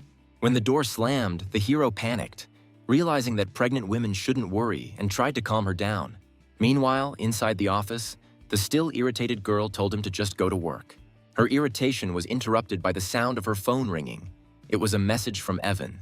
In the message, He suggested that she eat in peace and said that he had gone to earn money for baby formula. This message softened her mood. She replied that she would go to her family in the evening and that he should go with her. When the hero clarified what his role would be, Sarah firmly said that he would be the father of the child. Evan looked at the phone and thought she was being stubborn, noting with a smile that she didn't want to directly call him her husband. Then he got on his motorcycle and drove away. He still had a lot of things to do today. That same evening, a red sports car pulled up in front of the Sue family's modern home. Evan walked inside with Sarah, where they were immediately met by her mother, Lauren, who demanded to know why Sarah had brought that thing home again. And then the girl took Evan's arm and said that they were already married, so there was no reason not to bring her husband home. These words shocked her mother. She could not believe that Sarah had married a courier and wondered if she had gone crazy. However, Sarah firmly replied that she understood perfectly well what she was doing. Their argument was interrupted by the appearance of her father, Sam, and brother Joshua, who ordered them to stop the quarrel during a family dinner. Unexpectedly, Joshua supported his sister, saying that she had the right to marry whomever she wanted. Trying to defuse the situation, Sam suggested that his daughter get up and change before dinner. As Sarah and Evan headed upstairs, Lauren confronted Joshua, demanding to know why he allowed his sister to marry trash. With a sly smile, Joshua revealed his plan. He had already called Oliver, who was on his way. After some time, a guest arrived at their home. Joshua and his parents greeted him at the table. This guest turned out to be Oliver. He looked displeased and asked why he had been called so urgently, but Joshua only suggested that he wait. At that moment, Sarah and Evan came back downstairs. Seeing Oliver at the family table, the girl stopped, not understanding what he was doing there. Her mother angrily reproached her for her slowness and said that she should have noticed that they had a guest. Sarah tried to find out why he was at the family dinner, but Lauren ignored her and told her to sit next to Oliver. When Sarah and Evan approached the table, they noticed that only one chair remained empty. Lauren then said in a rude tone that all sorts of rabble could not sit at the Sue family's dining table. Evan asked why Oliver got the job and he didn't, and Lauren gave him a dismissive smirk and told him to look at himself. Then Sarah's father, Sam, became impatient and ordered everyone to start eating, adding that anyone who didn't have room could squat on the floor. Then Sarah turned to Evan and offered him the last chair, saying she would stand. This enraged Sam, who slammed his palm on the table and demanded to know if she was planning to rebel against him. However, the main character did not argue. He simply stood behind the visibly frightened Oliver and fixed him with a heavy gaze. Suddenly, to everyone's shock, a sweaty Oliver stood up abruptly and nervously offered his chair to Evan, respectfully calling him brother. Lauren tried to object, insisting that he shouldn't give up his seat because Evan wasn't worthy of their table. However, Oliver ignored her and stated that if brother Evan was unworthy, then he himself was even more so. Sitting up, Evan turned to Sarah as the mother of his child and told her that she should sit down, reminding her that she was pregnant and should not stand. The rest of the family could only watch in confusion, not understanding why Oliver was acting so submissively. Realizing his plan had backfired, Joshua intervened, placing his hand on Oliver's shoulder and saying he had a surprise. Evan then ignored them and calmly suggested that Sarah focus on her food. Then they raised their glasses in a toast. At the same time, an irritated Oliver demanded an explanation from Joshua, and he quietly said that he mixed the drug into Sarah's wine. This surprise horrified Oliver, and he grabbed Joshua's hand in rage, realizing that it was a trap that would cause Evan to kill him. Then, overcome with panic, he loudly warned Sarah that she must not drink the wine because it was laced with something. This news shocked the girl, and Oliver immediately pointed to Joshua, panicking, revealing that it was he who had planned to poison her. Betrayed by her own brother, Sarah was furious. She stood up and threw the entire glass of wine in his face, calling him shameless. Wet and humiliated, Joshua was terrified. The attempt to harm his wife awakened a terrible rage in Evan, his eyes turning red. Then he dealt one crushing blow to the villain's face. Standing over his unconscious body, the hero said that he would kill Joshua if he dared to touch his wife again. Disgusted with her family, Sarah declared that the house was filthy before turning around and leaving with Evan. As they left, Sarah's parents rushed to their nephew, anxiously trying to figure out if he was okay. Later, as they were leaving, Sarah turned to Evan and demanded an explanation, finally asking the question that had been nagging at her for a long time. She asked why Oliver was so afraid of him, but the hero brushed off the girl's question, giving a vague answer. He explained that some people were stubborn and only started behaving correctly after a good slap in the face. Sarah rolled her eyes and called him a show-off again, reminding him that with his background, it would be extremely difficult for him to fit into her family. However, Evan remained unperturbed and stated that her family's rules were nothing compared to his own. Their conversation was interrupted when his phone vibrated. The hero's confident expression vanished, replaced by panic. He looked at the message from a contact named Claire. She said she had already arrived and he had 10 minutes to come. Soon they returned to his house. Noticing his condition, Sarah asked who could have scared him so much. The hero warned her that his older sister had arrived and asked Sarah not to say anything unnecessary, since there were many rules in his family. The girl was skeptical about this, but Evan only replied that she would soon find out everything herself and again asked her to be careful. When they entered the apartment, they saw a woman already waiting for them. She was sitting on the sofa and smoking a cigarette. Evan instantly put a happy smile on his face and greeted his older sister, saying that he missed her very much. However, Claire, his older sister, a woman with an iron fist, remained completely indifferent. She ignored his greeting and in a cold, commanding voice ordered him to kneel. To Sarah's complete shock, Evan dropped to his knees without hesitation. Then Claire turned her cold gaze to the girl and motioned for her to come over too.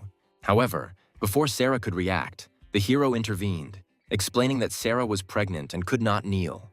Hearing this, the woman froze for a moment, calmly put out her cigarette, and looked at Sarah's hand. After feeling her pulse, she was convinced that she was indeed pregnant. Suddenly, her calm disappeared. She jumped up abruptly and delivered a powerful kick to the kneeling Evan, sending him flying. In a rage, she scolded him, saying that several years abroad had taught him many bad habits.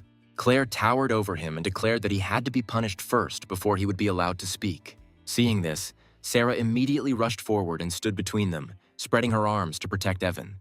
The girl stated that although she did not know the rules of their family, it was wrong to hit him without understanding what he allegedly did wrong. Claire explained that firstly, he had shown disrespect by marrying without informing his elders. Secondly, he made a woman pregnant before marriage. And thirdly, he acted unwisely by choosing an unsuitable companion for himself. The last point infuriated Sarah, who demanded to know what kind of woman was even considered worthy of her brother. Then Claire began listing the women of the highest status that the family had chosen for him, all of whom he had rejected. Realizing that the situation was escalating, Evan intervened and began asking his sister to stop provoking Sarah, reminding her that she was pregnant. However, the girl no longer wanted to listen. She suddenly demanded that this performance be stopped. With a cynical grin, Sarah said that she could see right through their childish play. She claimed that Evan had staged the whole farce, inventing a powerful family just to make himself feel better. The girl said their behavior was too immature and said she did not want her child to grow up in such an environment. After this, she stated that she would contact him after the birth of the child and left the house, leaving Evan with his sister. When the hero tried to follow Sarah, his sister sharply ordered him not to chase after her. She then said that she had come to Jiangning on the instructions of the old man and took out a small object and explained that it was a token. Claire said that many years ago, the head of Kaofeng Valley lost his child in Jiangning City, and he had the same pearl. Evan was a dragon, and the lost girl was a phoenix, and that a marriage contract had been made between them even before birth. Evan reminded her that he had already been married, but Claire ignored him and said that he would not dare disobey the old man's direct order. Meanwhile, Sarah was at Sophie's, disappointed in Evan for making that stupid scene. And then her friend asked if he could just be pretending. Sarah found this impossible and questioned why such an important figure as the Holy Maiden of the Meow clan would be interested in the courier. However, Sophie guessed that if everything Evan's sister said was true, then his personality was far from simple. Sarah was surprised that her friend suddenly started defending Evan and asked why she did it. Sophie immediately began to deny it. However, the girl did not believe her and, grabbing her hand, began to jokingly demand that she confess what she was hiding. Then Sarah became serious again and asked Sophie to tell her how the meeting with the mysterious man was going. Sophie said her grandfather had been acting secretive lately, but she promised to find a way to get the man's contact information for Sarah. At that moment, their conversation was interrupted by a knock on the bedroom door. When Sophie opened the door, Peter was there, and the girl asked in surprise what he was doing in her house. And then the man said that he knew the very person they were talking about and offered to arrange an introduction. Sophie asked if he really knew the influential man who had invested 10 billion in the new district project. Peter confidently confirmed that his grandfather had introduced them and said that he could easily arrange a meeting. The next day, Evan stood on the balcony of his apartment, thinking about Sarah's stubbornness as she didn't answer his calls. His thoughts were interrupted by the ringing of his phone. He hoped it was Sarah, but was disappointed to see that the message was not from her. The message came from Emily, the girl he saved, saying she had washed his jacket and asking for an address to return it. However, Evan curtly replied that there was no need for that and she could simply throw the clothes away. Having dealt with this, the hero took the golden pearl with the dragon in his hand and wondered where to begin his search for that girl. His thoughts were interrupted again by a call. It was his subordinate Mateo. He was saying that their comrade Ironhead had died. A shocked Evan demanded an explanation, and Mateo explained that he had drowned after exhausting himself while saving several people from the water. Meanwhile, in her room, Emily sat wrapped in a towel, looking sadly at her phone after Evan answered. She wondered if this meant she would never see her savior again. At that moment, her father Tyler entered the room and asked why she looked so upset. He said that the next day, young Master Jeffrey was throwing a birthday party and asked her to go there instead of him. He clarified that the celebration was held in honor of the young gentleman's new beginning after he was recently rescued from drowning. However, Emily refused to go, because the rescued man did not even thank his savior and, moreover, called him a scoundrel. Changing the subject, the father asked the girl if she had contacted the courier who had saved her life.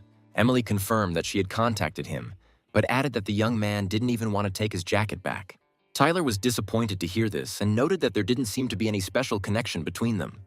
The story then moved to the entrance of the luxurious Taishun Grand Hotel. The protagonist arrived there in a gray van, looking impeccable in his suit.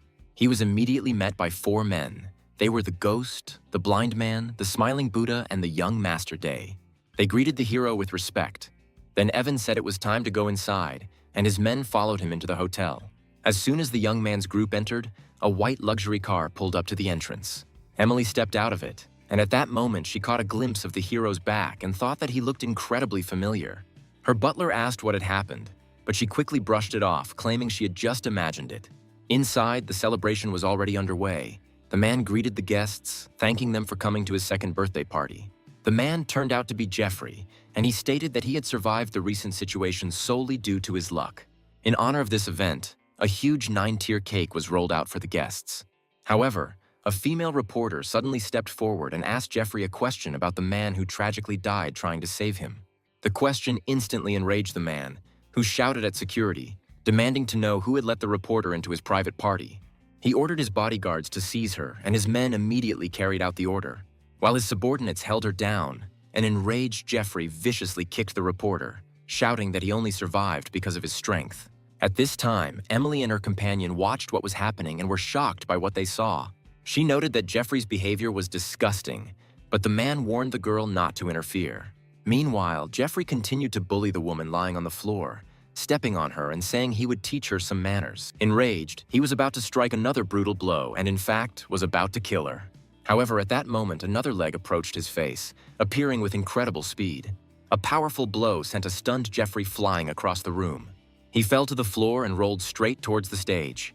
Then he looked up and saw the main character standing in front of him with his 4 subordinates.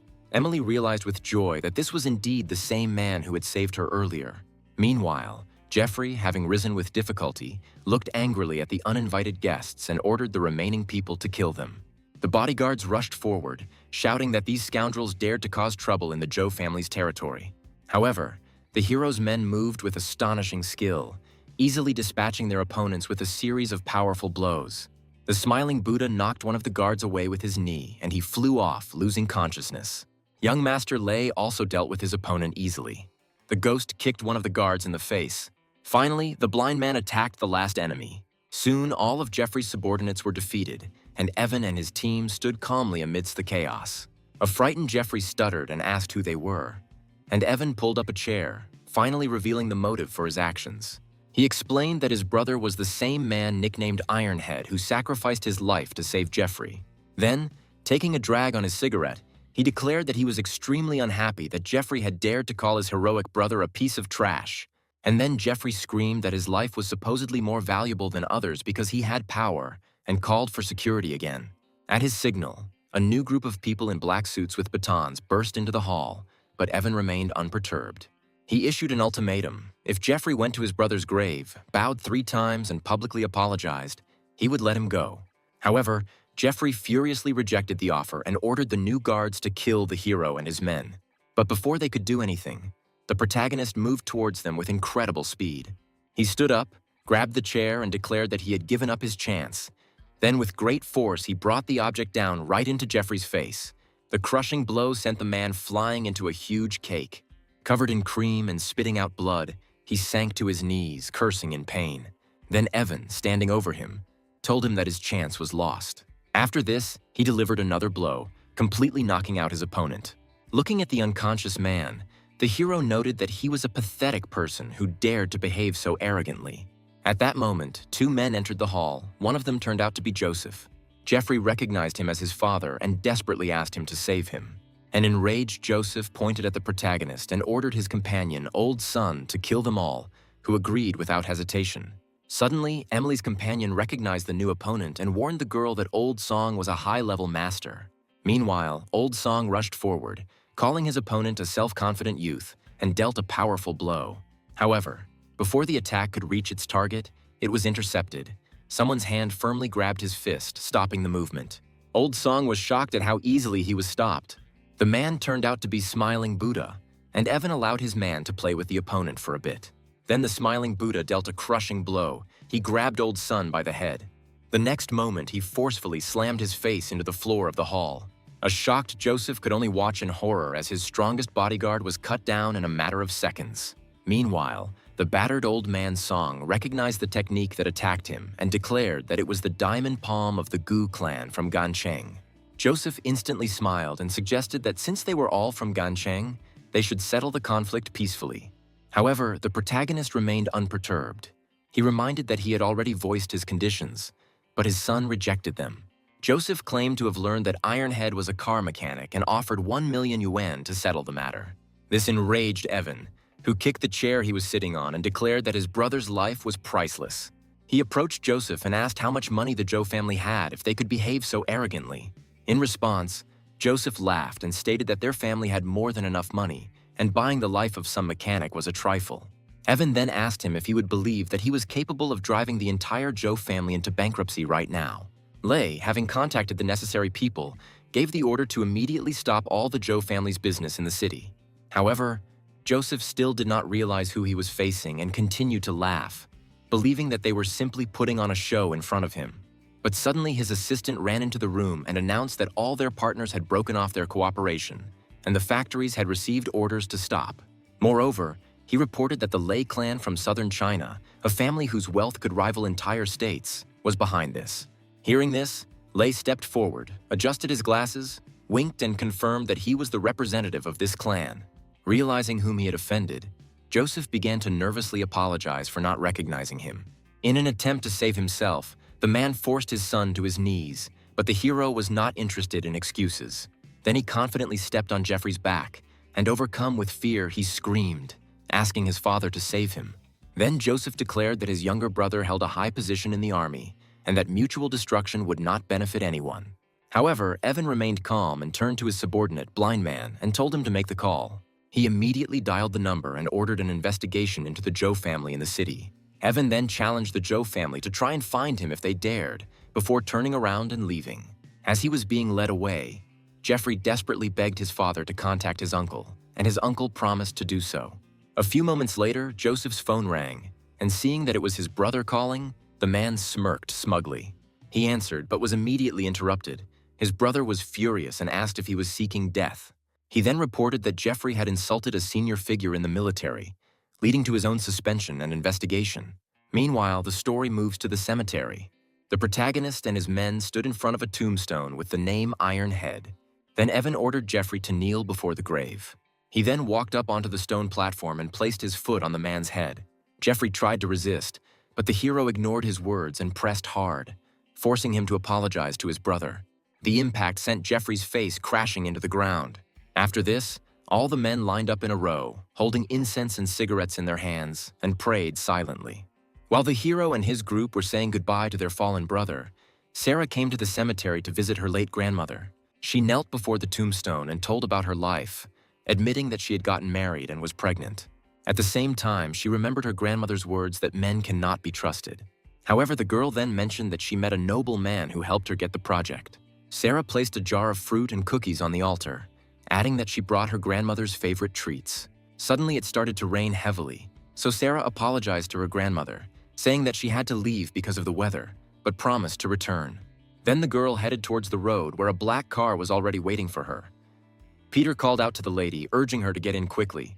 In the car, Sarah sat next to her friend Sophie, who began complaining about the rain and ordered Peter to drive faster. Suddenly, the car braked sharply as a huge motorcade blocked the road.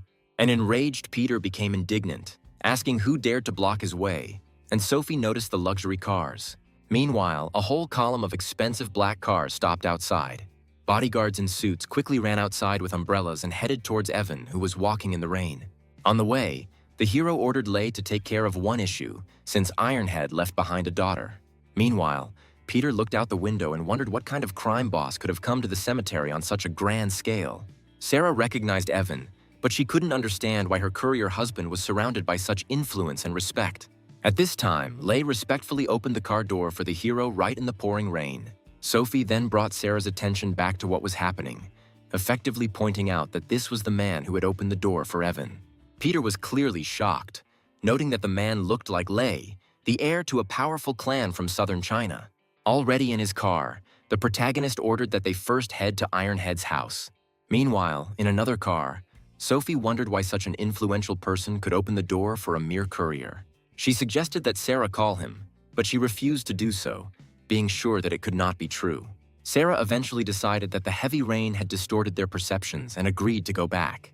Then Peter assured them that everything was arranged, that important person was already waiting to meet them. He promised that the day after tomorrow he would introduce Sarah to this influential man. The story then moved to a modest area of the city. An elderly man was sleeping on a bench when the hero's car stopped nearby. Evan and his 4 subordinates walked outside, confirming that they had arrived at the right address. The protagonist approached the sleeping man, woke him up, and politely asked if Ironhead lived here. At first, the old man did not understand who was being talked about. Then the hero clarified that he was looking for a man named Chuck.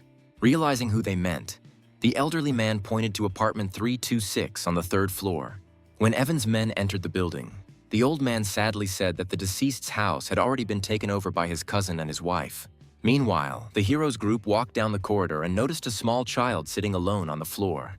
Lei realized that someone had dared to appropriate Ironhead's property, while Evan asked if it was Chuck's house. The girl, who had a bruise on her face, looked up timidly and said that her father was not at home and had gone to a faraway place. Then Lei realized that the person in front of them was Ironhead's daughter and was shocked. The hero stroked the child's head and asked why she wasn't inside, and she explained that her aunt and uncle didn't allow her to live in the apartment. She then pointed to a cardboard box in the hallway and said that her aunt told her to consider that box her new home. Hearing this, Lei became furious and outraged that his relatives had forced the child to live like a dog kennel. Enraged, he threw open the apartment door with force. Inside, there was a plump man and woman enjoying a sumptuous meal, and their sudden appearance shocked them. The fat man slammed his fist on the table and demanded to know who they were. Then the main character asked the question of when this house became their property. The man pointed at it and declared that the house was now his, then threatened to call the police if they did not leave. In response, the hero called him a monster and delivered a powerful knee blow to his stomach. The blow sent the man flying backwards, crashing into the dining table and scattering food. Meanwhile, Evan calmly held the girl's hand, protecting her, and ordered the smiling Buddha to teach them a lesson. Then the smiling Buddha and the ghost came forward with threatening smiles, flexing their fists. The first one dealt a powerful blow to the fat man, and he began to desperately beg for mercy. After the beating, the relatives began to ask for mercy. However, the hero ignored them and turned to the girl, asking her name. She looked up at him and replied that her name was Megan. Lei expressed concern, noting that the girl was in a pitiful situation and could die if left there. Then the main character leaned over to the child and invited her to move in with him and his uncles, and the girl agreed.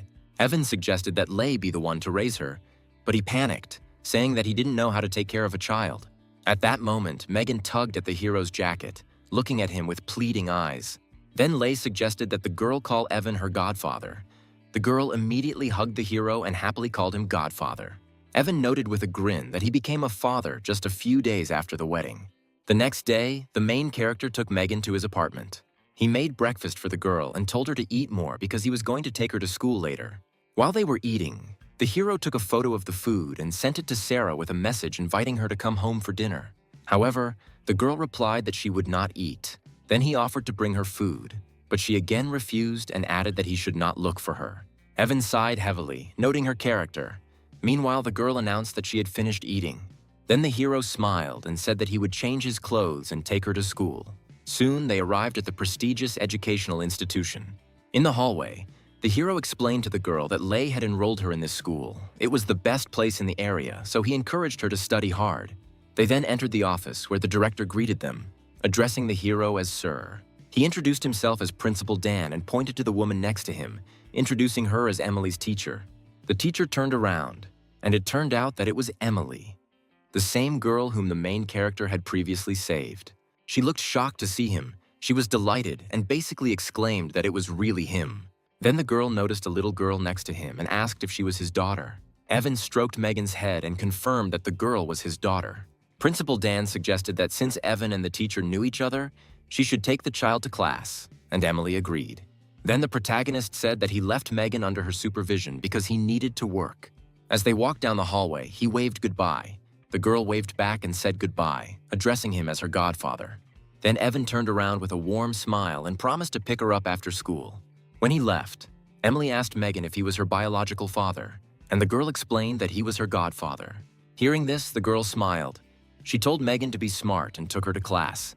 Outside, the protagonist sat on his motorcycle and lit a cigarette, reflecting on how being a father wasn't as easy as it seemed.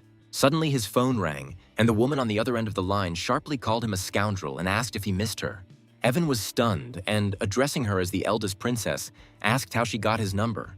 Meanwhile, the red-haired woman, lighting a cigarette, declared that since he continued to be stubborn, she would have to come and soften him up. Evan tried to stop her, explaining that he was already married and his wife would be extremely unhappy with her appearance. Enraged, he began to say that she had threatened to interfere in his life, but before he could finish, the woman hung up. As a result, he didn't have time to say anything, as always. The next morning, the young man took his adopted daughter to school.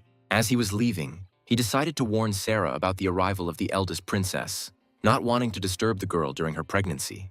He wrote her a message warning her that if any woman came looking for him, she should be ignored. Evan lit a cigarette and noted with a sigh that women were difficult. After checking the schedule, he realized that one of the deliveries might be late and left in a hurry. By midday, his route had taken him to a wealthy area where he stopped in front of a huge mansion. After examining the impressive building, the young man noted to himself that it was truly a luxurious house. He rang the doorbell to announce food delivery. When the door opened, both froze in surprise. His wife, Sarah, stood before him. The hero smiled tensely and noted the coincidence. There was an event going on inside the house. Another woman asked Sarah who the person at the door was, and she replied that it was just a courier. Meanwhile, Evan handed the order to the woman. When she asked if they knew each other, he lied, saying that they were classmates. However, Helen was surprised since she also studied with Sarah but did not remember such a person.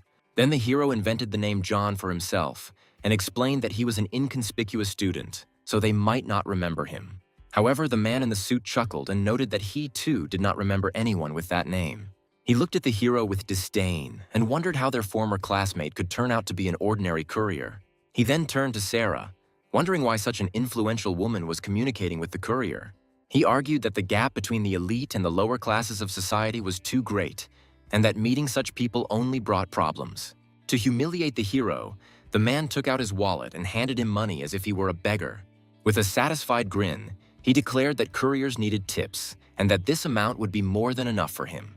Evan held back his anger and accepted the bills, while the man asked why he hadn't left yet. Then the hero, smiling tensely, thanked him. At that moment, another girl asked if the pizza had arrived, and the man's face immediately changed. He addressed her as a goddess. However, the girl, who turned out to be Emily, ignored him and looked at the courier in surprise, exclaiming that it was really him. The main character greeted the teacher awkwardly. Then the girl enthusiastically explained to those present that she knew him and that he was her savior. She happily took his hand and invited him inside, but Evan tried to refuse, citing that he had other deliveries. However, the man intervened again and asked why they needed to detain the courier, which angered Emily, and she snapped back at him. Taking advantage of the moment, the hero apologized and left. Then the girl hurried after him, asking him to give her a ride, since she arrived without a car. The man immediately offered his Porsche, saying that the hero's motorcycle was too dangerous. Meanwhile, Sarah watched silently as her husband engaged in conversation with the beautiful teacher. The protagonist glanced at her, but the girl turned away and said that he could have given her a ride without asking her permission. Emily sat behind the hero on the motorcycle and said that she needed to get back to work. Soon after, they drove towards the school. After they left, the arrogant man smiled and invited Sarah to come inside and eat, but the girl abruptly refused. She stated that she had urgent business at the company and left immediately. Meanwhile, on the road, the main character was racing through the city and Emily was holding on to him. He asked if he had been driving too fast. The girl, blushing slightly and pressing herself against his back, replied that the speed was normal and she even liked it. However, the moment was cut short when a red sports car cut them off, forcing the hero to brake sharply. It was Sarah who rolled down the window and firmly demanded that Emily get into her car. Knowing he shouldn't provoke his pregnant wife, Evan immediately agreed, lying and claiming he had suddenly become busy. Before getting into the car, Emily asked if he was free this weekend so she could treat him to dinner. Evan became nervous and replied that he had to work. He said that they could arrange it later and then hurried away. The protagonist quickly rode away on his motorcycle while Emily waved goodbye to him and then stayed behind with the other girl. As Evan left, he thought that dealing with women was extremely difficult. Later that day, the hero walked with Megan through the courtyard of the apartment complex, holding the girl's hand. He asked if she was hungry, adding that he would cook food as soon as they got home. However, when they opened the door, the young man froze, and there was a pair of women's high-heeled shoes on the floor. Suddenly, the bathroom door opened and a woman wrapped in only a white towel came out. It was the eldest princess, Madison. Evan panicked, covered Megan's eyes and screamed, demanding that Madison get dressed immediately. Then the hero reminded her that there was a child in the house, and Madison finally noticed the girl and asked who she was. Evan replied that it was his daughter. He also reminded that he had previously told her about his marriage, but she did not believe her. After this, the girl stroked Megan's head and playfully invited her to call her mom. This completely infuriated the hero, and he indignantly asked what kind of nonsense she was talking about. However, Madison remained calm. She leaned toward the girl and essentially explained that since this man was her father and she was his wife, that meant she was her mother. Realizing that arguing in front of the child was useless, Evan gave Megan her backpack and told her to go to her room and do her homework. When the girl left, the tension between them increased. While the hero was scolding the girl, she suddenly grabbed him and indignantly called him a scoundrel for marrying behind her back. Evan jumped back sharply, demanding to be more careful. Madison then tried to kick him in the head, asking if he missed her. Blushing with anger and embarrassment, the young man again demanded that she get dressed. She sat back down, crossing her legs, and said that he had dared to marry another woman, and that she would deal with him later. The hero covered his face with his hands, then handed her his jacket, begging her to stop and reminding her that he was married. Madison knew that he married Sarah because she was pregnant, and added that if she had known about it earlier, she could have given birth to his child herself. Trying to change the subject, Evan asked how long she planned to stay in town. The girl replied that she had two goals: to find him and to discuss a business deal with Lucas. Hearing this, the hero calmed down a little, because he realized that she was not looking for Sarah. Otherwise, his wife could have caused a scandal. He noted that he knew the woman she wanted to meet. However, Madison continued to tease him. She pinned him against the closet and asked him why he behaved like a monk with her. Although he could not control himself with other women, the girl approached again, and Evan flinched, asking what she was going to do. She continued to stroke his face, but at that moment they were interrupted by Megan, who came running and said that she was hungry. But seeing this scene, the girl immediately turned away and closed her eyes. The hero took the opportunity to escape the awkward situation and suggested stopping the argument and having something to eat. He then changed into a suit, took Megan's hand and informed Madison that if she didn't come with them, they would leave without her. Left alone, the girl blushed slightly and quietly noted that this man would sooner or later become hers. After this, the story moved to an elite commercial center. The three walked through the hall, accompanied by a waiter. Megan thanked Aunt Madison for the treat, but Aunt Madison stopped her and said she should have called her godmother. Soon they entered the VIP room. Madison mockingly mentioned her role as a godmother, which caused the hero to reprimand her for using inappropriate language in front of the child. Meanwhile, in the corridor, the waiter greeted new guests, among them Joshua, Sarah's brother, who was talking to Oliver. Joshua said he was never able to find out who took the project away from their family, other than it had something to do with Lucas. The conversation then turned to Sarah, Joshua noting that she was now the one in control of the project and did not allow them to interfere. Oliver then came up with a plan. Since Sarah was married to a courier, they could use the media to ruin her reputation. Joshua approved of the idea, and then Oliver noticed a man walking past their door. He noted that he looked like the man who had outbid him at the auction. Joshua saw that it was the same courier, Sarah's husband. Not understanding what he was doing here, the man decided to look into their room. He peered cautiously into Evan's room and saw him sitting at a table with a beautiful woman and a child. From the outside, they looked like a happy family, with the hero and Madison feeding Megan chicken legs. Joshua hid and thought with a grin that he had found the perfect piece of dirt on Sarah. Later that evening, Madison asked Megan how she liked it, and the girl thanked her godmother. Meanwhile, Sarah waited quietly near the hero's apartment, believing that he was not at home. However, the elevator opened, and Evan, along with Madison and Megan, walked down the corridor while the hero reminded the girl to do her homework. And then he and Sarah bumped into each other. The girl froze, shocked to see her husband next to another woman. Then Madison stepped forward and addressed Sarah directly, confidently asking if she was the same girl. Realizing that the situation could get out of control, Evan quickly intervened and explained that Madison was his aunt's daughter. However, Sarah did not believe him and, feeling betrayed, said that she was just passing by and had other things to do.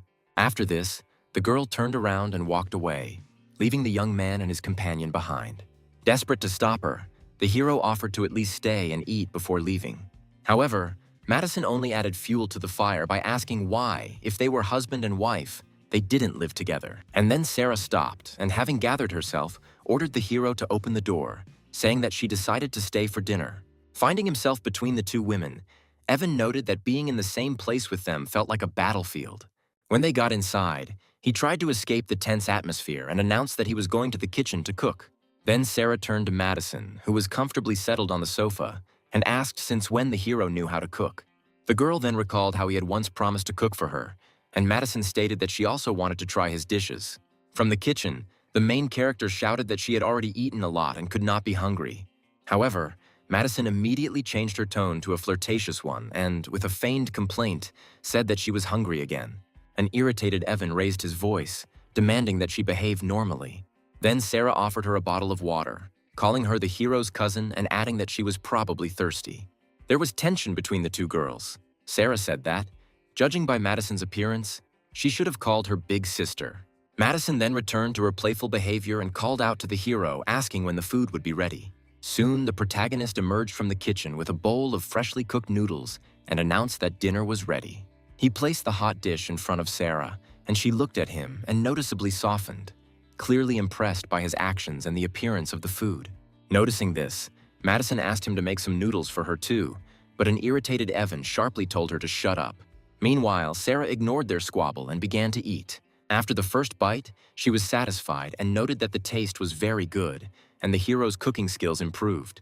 Then, unexpectedly, the girl told him to prepare a portion for Madison too, but first to bring her something sour. At that moment, Megan entered the room. The girl announced that she had finished her homework and asked if she could read a story. Suddenly, Madison called her over, inviting her to come over to her mother and promising to read to her. Megan walked up and thanked her, calling her aunt, but the girl immediately corrected her, insisting that she call her mom. Stroking the child on the head, she even promised to buy her sweets if she agreed, but the girl again called her aunt. Then Sarah calmly intervened and asked her rival not to make the child's life difficult. Then she called Megan to her. She gently asked to be called Mom. The girl was confused and fell silent, not understanding what to do. Instinctively, she looked at the hero, and Evan nodded slightly, giving her permission. Having received approval, Megan turned to Sarah and called her Mom. Sarah praised the girl and said that she would take her to her room to read her a story. As she left, she said goodbye to Madison, telling her to finish her noodles in peace. When Sarah and Megan left, only the hero and Madison remained at the table. Evan placed a bowl of noodles in front of her and offered her to eat. While she was eating, the young man lit a cigarette and asked if she was going to sleep, considering that it was already late. And then suddenly Madison asked why she and Sarah didn't sleep together if they were supposedly married. An irritated Evan said she was talking too much and then suggested she finish up and go to bed. At that moment, Sarah came out of the room and told the hero to go to bed. He obeyed without hesitation. Madison watched this with disbelief and noted that she had never seen him so obedient. Soon, the next morning arrived. On the balcony, the protagonist was doing an intense workout, doing one-arm push-ups. Sarah came outside and watched him, and when she finished her approach, Evan noticed that she was awake and informed her that breakfast was on the table. However, the girl refused, explaining that she urgently needed to go to the office to prepare the project. The young man offered to drive her, but she refused, saying he should have focused on getting Megan to school. He tried to insist and asked if he could pick her up in the evening, but she again refused, without even looking at him, and left. Watching her go, the hero smiled and thought that his wife had quite a strong character. Soon, Sarah received bad news. Someone paid dirty media to smear her, and her project was stopped by the authorities. Shocked, the girl asked how the project could have been stopped, and her interlocutor advised her to check the news link. The headline claimed that a member of the Sue family was allegedly in a relationship with a courier. Enraged, Sarah began to wonder who could be behind such a malicious attack. Meanwhile, Madison had already seen the news on her phone and told the hero that his wife was in trouble. Evan initially told her not to talk nonsense, but Madison added that if he didn't believe it, he could see for himself. The protagonist snatched up the phone, and the moment he saw the article and the photos, his expression changed dramatically. Without a second's hesitation, he immediately made a call and told Vincent that he needed help. Meanwhile, Joshua was lying in bed with a woman, and she asked him why he was so happy. In response, the young man smugly declared that the news was excellent and he felt great. Leaning toward her, he explained that since Sarah was about to lose control of the company, they should celebrate. However, at that moment, the door swung open with a powerful blow, and Joshua flinched in surprise. Vincent entered the room with two subordinates. Joshua's smugness instantly vanished, replaced by fear when he recognized the new leader of the Black Dragon Society. Vincent ordered him to get dressed, saying that someone wanted to see him, and Joshua tried to find out who could have called him urgently. However, Vincent's patience ran out and he rudely ordered him to stop asking stupid questions and get dressed immediately. Outside, a hero with a cold expression was already waiting for them. Vincent reported that the man had been delivered. Joshua looked at the man behind his kidnapping and was shocked to recognize him as his son-in-law. Having come to his senses, he replaced fear with rage and began to shout, insulting the hero and demanding to explain what he was doing here instead of working. He also wondered what he was doing in his room, but the protagonist did not answer with words. He immediately jumped into action, grabbed the vase and smashed it hard against Joshua's face. The shards shattered and the man staggered back, blood streaming down his face, shocked and angry, wondering if the hero had been looking for death. But before he could recover, Evan gave him a powerful slap. The blow sent him flying back and falling to the floor, but the beating didn't end there. The hero approached the wounded man, grabbed him, and angrily demanded to know whether he had treated his own sister in this way. In response, Joshua said with a grin that Sarah did not deserve to be called his sister. These words caused a real fit of anger in the protagonist. He called his enemy an inhuman creature. He then delivered a crushing blow that nearly knocked Joshua unconscious. And then he fell to his knees, but turned not to the hero but to Vincent, offering to pay him twice as much if only he would kill Evan. This enraged Vincent, who shouted at him for daring to disrespect his boss and kicked him brutally in the face. He then asked what to do with him next, and the hero stated that Joshua should have contacted the media and forced them to remove the false articles. Then Vincent grabbed the trembling man by the hair and warned him that he had heard the order and was obliged to carry it out exactly. However, even in this state, Joshua did not give up and again began to beg to kill the hero. Losing patience, Vincent hit him again and said he didn't want to hear another word. Eventually, Joshua began to beg for the beating to stop, promising to force the media to publish a retraction. Satisfied, Vincent smiled mockingly and noted that everything would have been much easier if he had been so obedient from the start. The story then moved to the Sioux Group headquarters, where Sarah received bad news from her assistant. She reported that the media would only agree to remove articles for $800,000, and the girl was outraged, calling this blatant extortion. At that moment, the door swung open and her father Sam and grandfather Albert entered the office, declaring that she had brought shame on the family. Sarah tried to justify herself, insisting that everything was not as it seemed. But no one listened to her. Albert called her a homewrecker outright, and Sam added that he had already contacted Chairman Stella, who was on her way there.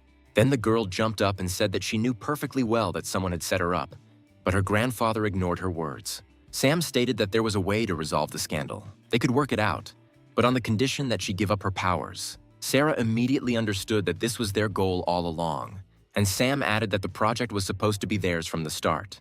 Despite the pressure, the girl said they could forget about taking power from her because she had a clear conscience. Then her grandfather said that she was too naive if she thought that Stella would entrust such an important project to a man with a ruined reputation. He issued an ultimatum, saying that the honor of the Sioux family was at stake, and she had no choice but to hand over her powers. At that moment, Stella, the hero's assistant, entered the office. Upon seeing her, Sarah and her father immediately changed their tone and began to behave respectfully, greeting the chairman. Taking advantage of the moment, Sam began to apologize vigorously, and Sarah promised that she would find a way to quickly resolve the situation. However, her grandfather responded mockingly, saying she would have to pay millions to silence the media. Then Stella handed her the tablet and informed her that all the negative articles in the media had already been dealt with.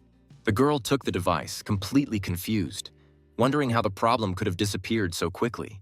Her father and grandfather were also shocked when they checked their phones to find that the posts had indeed been deleted. However, the grandfather refused to give in and turned to Stella, arguing that despite everything, Sarah had already proven that she was a problem. However, Stella abruptly interrupted him and said that her boss came to the Sue family solely for the sake of cooperating with Sarah. Sarah, still trying to process how quickly everything had happened, called out to her and asked her to wait. Intrigued by the mysterious, powerful man who had helped her, Sarah asked if it was possible to meet her boss. Stella, with a mysterious smile, explained that she could not make such a decision because her boss's character was unpredictable. Then she cleared her throat and left, leaving her alone with her depressed father and grandfather, who, in turn, also headed for the exit. As he left, her father warned Sarah not to relax, and Albert added that the family business was falling apart in her hands. After they left, Sarah sat down and continued to ponder who could have resolved the media issue so quickly. And then her face changed from shock. The news reported that the courier involved in the scandal had been fired from his job. Meanwhile, the story moves to a food delivery center. The hero rode there on his red motorcycle, unaware of what was happening. He greeted his colleagues and asked his overweight friend to borrow his power bank because his phone was dead. However, his comrade looked at him with amazement and said that he had made the news. Evan dismissed it as boring rumors, but his colleague stated outright that he had been fired. Confident, he grinned and wondered who had dared to fire him. At that moment, a man in a suit appeared, whom the couriers greeted as their boss. Approaching the hero, he reported that due to the negative impact of the scandal on the company, a decision had been made to fire him. The protagonist objected, stating that the news was false and the media had already published a refutation. The boss tried to soften the situation by explaining that he had no authority to overturn the decision made by the parent company. As a gesture of goodwill, he offered to help him find a new job, mentioning that his brother was a manager at a security firm. The man then gave him advice that although it was common for men to be attracted to women, they should rely only on themselves. When the hero left, his colleagues said they would miss him, but couldn't resist making jokes, advising him to be more modest at his new job. The protagonist just smiled, thanked them, and offered them cigarettes. At that moment, a female voice was heard asking if there was someone named Evan there, which surprised those around. Suddenly, Emily appeared behind the couriers, clearly pleased to have found Evan. The hero was surprised to see the teacher here. She explained that she couldn't reach him because his phone was switched off, so she asked a friend to find out where he worked. The young man asked if she needed anything, while his colleagues watched what was happening with great interest. Emily said that her father wanted to see him, and since the place was not suitable for conversation, she suggested going somewhere else. Since the hero was about to leave anyway, he agreed. When they left, Evan's former colleagues began to speculate that such a girl might be looking for him to become her kept man. However, their conversation was interrupted when the boss suddenly kicked the overweight man from behind and yelled at them to get back to work. Soon their attention was drawn to a black car that had pulled up. The couriers were surprised, wondering why so many luxury cars had been arriving at their modest company recently. Madison got out of the car and asked where she could find Evan. The two men were literally captivated by her beauty and, embarrassed, asked who she was to him. The girl claimed that she was his wife and had come to take him home. This statement shocked the couriers, and they could not believe that Evan had another beautiful wife. Having come to his senses, the plump man said that the hero had just left with another girl and pointed out the direction. Madison crossed her arms and said with irritation that this scoundrel really knew how to run away quickly. Meanwhile, the hero was driving through the city, and Emily was sitting behind him and showing him the way, asking him to turn left soon. They soon arrived at the White Tiger Martial Arts School. Evan noted that the hall was quite large. When they entered the yard, the girl reported that her father was upstairs. Inside, they were met by a muscular man, Henry, who was surprised to see Emily. She explained that she had brought Evan to her father, and the man looked at the hero and assumed that he was a new student. However, Emily quickly clarified that the young man was not a student, but a new instructor her father had just hired. Hearing this, Henry smirked contemptuously. Looking at the hero, he began to mock his thin physique. Emily immediately admonished the man, telling him to watch his behavior, and stated that they were going up to see her father. However, Henry tried to block their way. He tried to charm the girl by offering her 2 tickets to the concert. However, Emily declined, saying that she already had plans for the weekend with Evan. The girl then led the young man to the stairs, leaving Henry standing behind with a gloomy and furious expression on his face. As they walked up the stairs, they held each other's hands. Left alone, Henry clenched his fist in rage and promised to destroy the man who tried to take the girl away from him. Already on the 2nd floor, Emily announced her arrival to her father, who at that moment was sitting at the tea table with another man. Tyler immediately stood up and greeted them, while jokingly reproaching his daughter for not warning her about such an important guest. Then the man turned to the hero, shook his hand, and invited him to sit down. The moment they shook hands, Tyler felt a powerful energy coming from Evan, which confirmed the level of his skills. Impressed, he remarked on his considerable strength, and the protagonist humbly accepted the praise. After this, the owner introduced the hero to his interlocutor, Leo, explaining that it was this young man who saved his daughter's life. Getting down to business, Tyler offered Evan a job as an instructor at their school and added that he would give him 5% of the company's shares in a year. Emily tried to intervene, but Evan explained that he needed the money because he had just lost his job. Then Tyler offered him a monthly salary of $50,000. In the end, the hero agreed to the proposal, which clearly pleased the girl. Leo also congratulated his friend on finding such an excellent instructor. After this, Tyler offered to show the new employee the hall, and the hero agreed. Now the story moves to a spacious modern training hall. Tyler called all the students to gather. Standing before them, he proudly introduced Evan as the new instructor and invited him to say a few words. However, the students were not impressed and began to whisper, noting that his physique did not look like that of the master. Then Henry stepped forward as their representative and asked what fighting styles Evan had studied. The young man confidently replied that he knew a little bit of different styles, including Hong Kwan, Tai Chi, and Wing Chun. This irritated Henry, who stated that he was a jack of all trades, but a true expert in none. The other students supported Henry. They demanded that he stop talking and show something in action. Emily tried to intervene, but he stated that since Evan had come to teach, there could not be a weakling in that place. The students enthusiastically supported him and began to encourage him to fight the hero to test his strength. Sensing the tension, Tyler suggested that Evan demonstrate his skills, and the hero calmly agreed. Stepping forward, Henry grinned and warned that he had dealt heavy blows, but assured him that he would not kill him. Flexing his fists, Evan coolly replied that coincidentally he had hit pretty hard too. Then Henry proposed a bet. He said that if he won, he would take Emily to a concert that weekend. However, Evan noticed that everything depended on Emily agreeing, and then she asked what would happen if the hero lost. A confident Henry laughed and declared that if he lost, they could make any demand they wanted. Taking advantage of this, Emily outlined the conditions. If he lost, he would have to give up the tickets, and she would go to the concert with Evan. Henry then turned to his master and asked what to do if the new instructor was seriously injured. Before starting, he warned the hero once again that he would not hold back, but Evan calmly suggested that he begin when he was ready. These words irritated the man. With a loud cry, Henry rushed forward, intending to test the hero's abilities. However, the hero intercepted the attack with astonishing speed. He then delivered a precise blow with the edge of his palm to the opponent's throat, stopping him in his tracks. Without giving him time to come to his senses, Evan grabbed him by the neck from behind. Immediately after that, he delivered a powerful knee to his stomach, causing him to cry out in pain.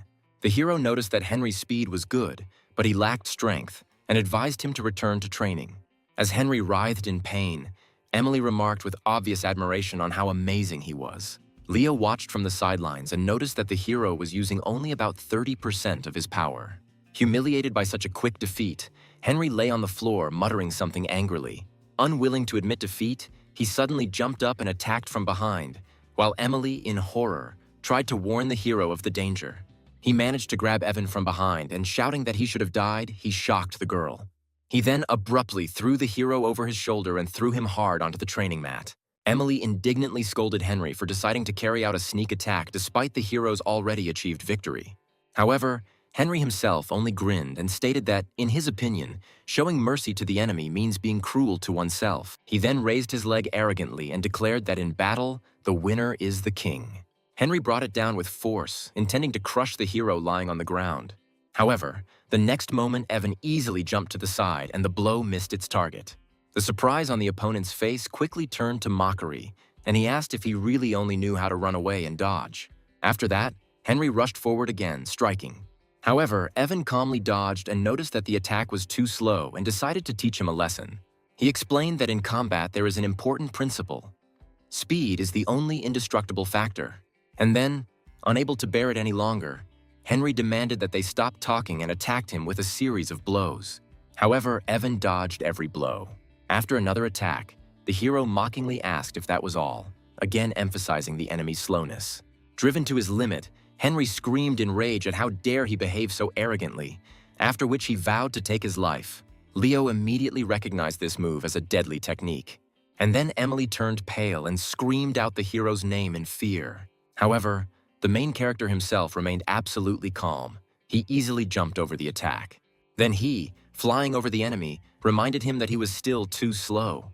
Without giving him time to recover, Evan delivered one powerful knee strike that sent Henry to the floor unconscious. After this, silence reigned in the hall. The students watched in horror as their strongest comrade was defeated with just one blow. Meanwhile, Emily, on the contrary, was delighted and rushed to Evan, admiringly declaring that he was incredible.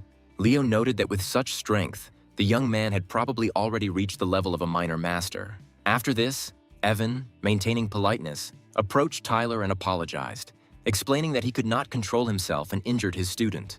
However, the mentor only laughed and said that there was no need to worry, since his arrogant student deserved it. When Evan went outside and checked the time, he saw that it was already 11 a.m. and remembered that he was supposed to bring lunch to his wife.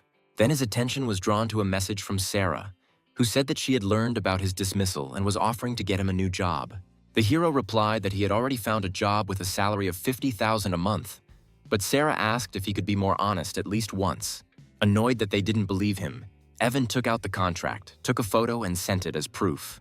Then the hero offered to bring her lunch, but she refused, explaining that she had a meeting with a very important person. Sarah explained that she was going to meet with the very same influential person who gave her the project to thank him personally.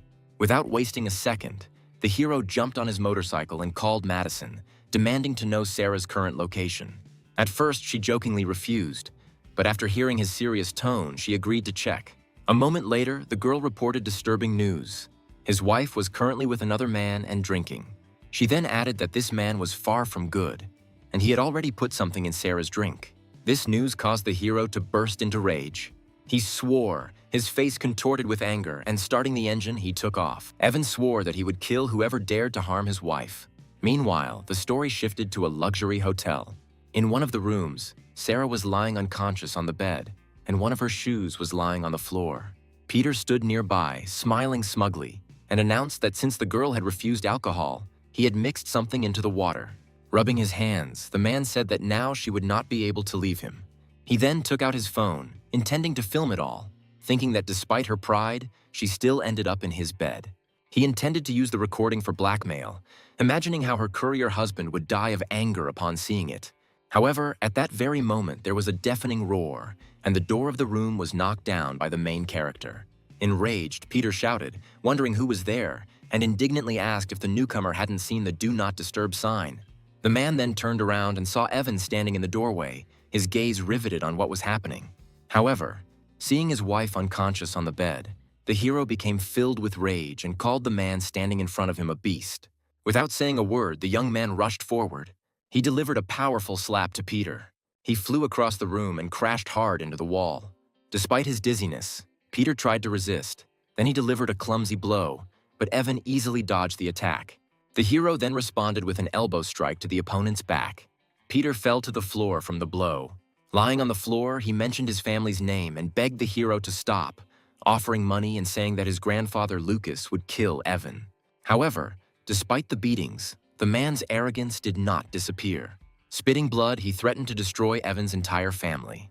However, the hero remained unperturbed. He put his foot on Peter's head and said that he should worry about himself. Peter then began to beg even more desperately, offering any amount and promising 1,000,000 yuan, but Evan only increased the pressure. At this point, Sarah began to come to her senses on the bed and complained that she was very hot. Seeing his wife's condition, the hero delivered another furious kick to Peter's face. After this, the hero approached his wife, helped her sit up and tried to calm her down. Meanwhile, Peter, leaning against the wall, called his grandfather in desperation, asking him to save him from the man who was trying to kill him. However, as he pleaded into the phone, a large shadow loomed over him. The man looked up and was horrified to see Evan, who immediately kicked the phone out of his hand. Soon they moved to another hotel room, where the hero was sitting calmly in a chair and the beaten Peter was kneeling. A moment later, Lucas entered the room, approaching Evan with the utmost respect and addressing him as a young master. Taking a drag on his cigarette, the hero asked if this man was his grandson. Then Peter pointed at Evan with a trembling hand and demanded that his grandfather order the man's death. Clinging to the old man's leg, the beaten man said in disbelief that he couldn't believe he had come alone. However, Lucas became furious and shouted, asking if his grandson really wanted to kill him, and hit him with his cane. When Peter continued to scream, still blaming the courier, his grandfather hit him again and ordered him to shut up. After this, the old man turned to Evan and asked what he wanted to do with this bastard. Hearing his grandfather call the man young master, Peter finally realized the seriousness of the situation and was horrified. Meanwhile, Evan took a final drag on his cigarette and reminded Lucas that he knew the rules of their organization very well. Then the old man pronounced the law: whoever defiles women must be punished by castration. After this, the hero gave the final order, ordering him to carry out the punishment himself. Trembling, Lucas lifted the heavy cane.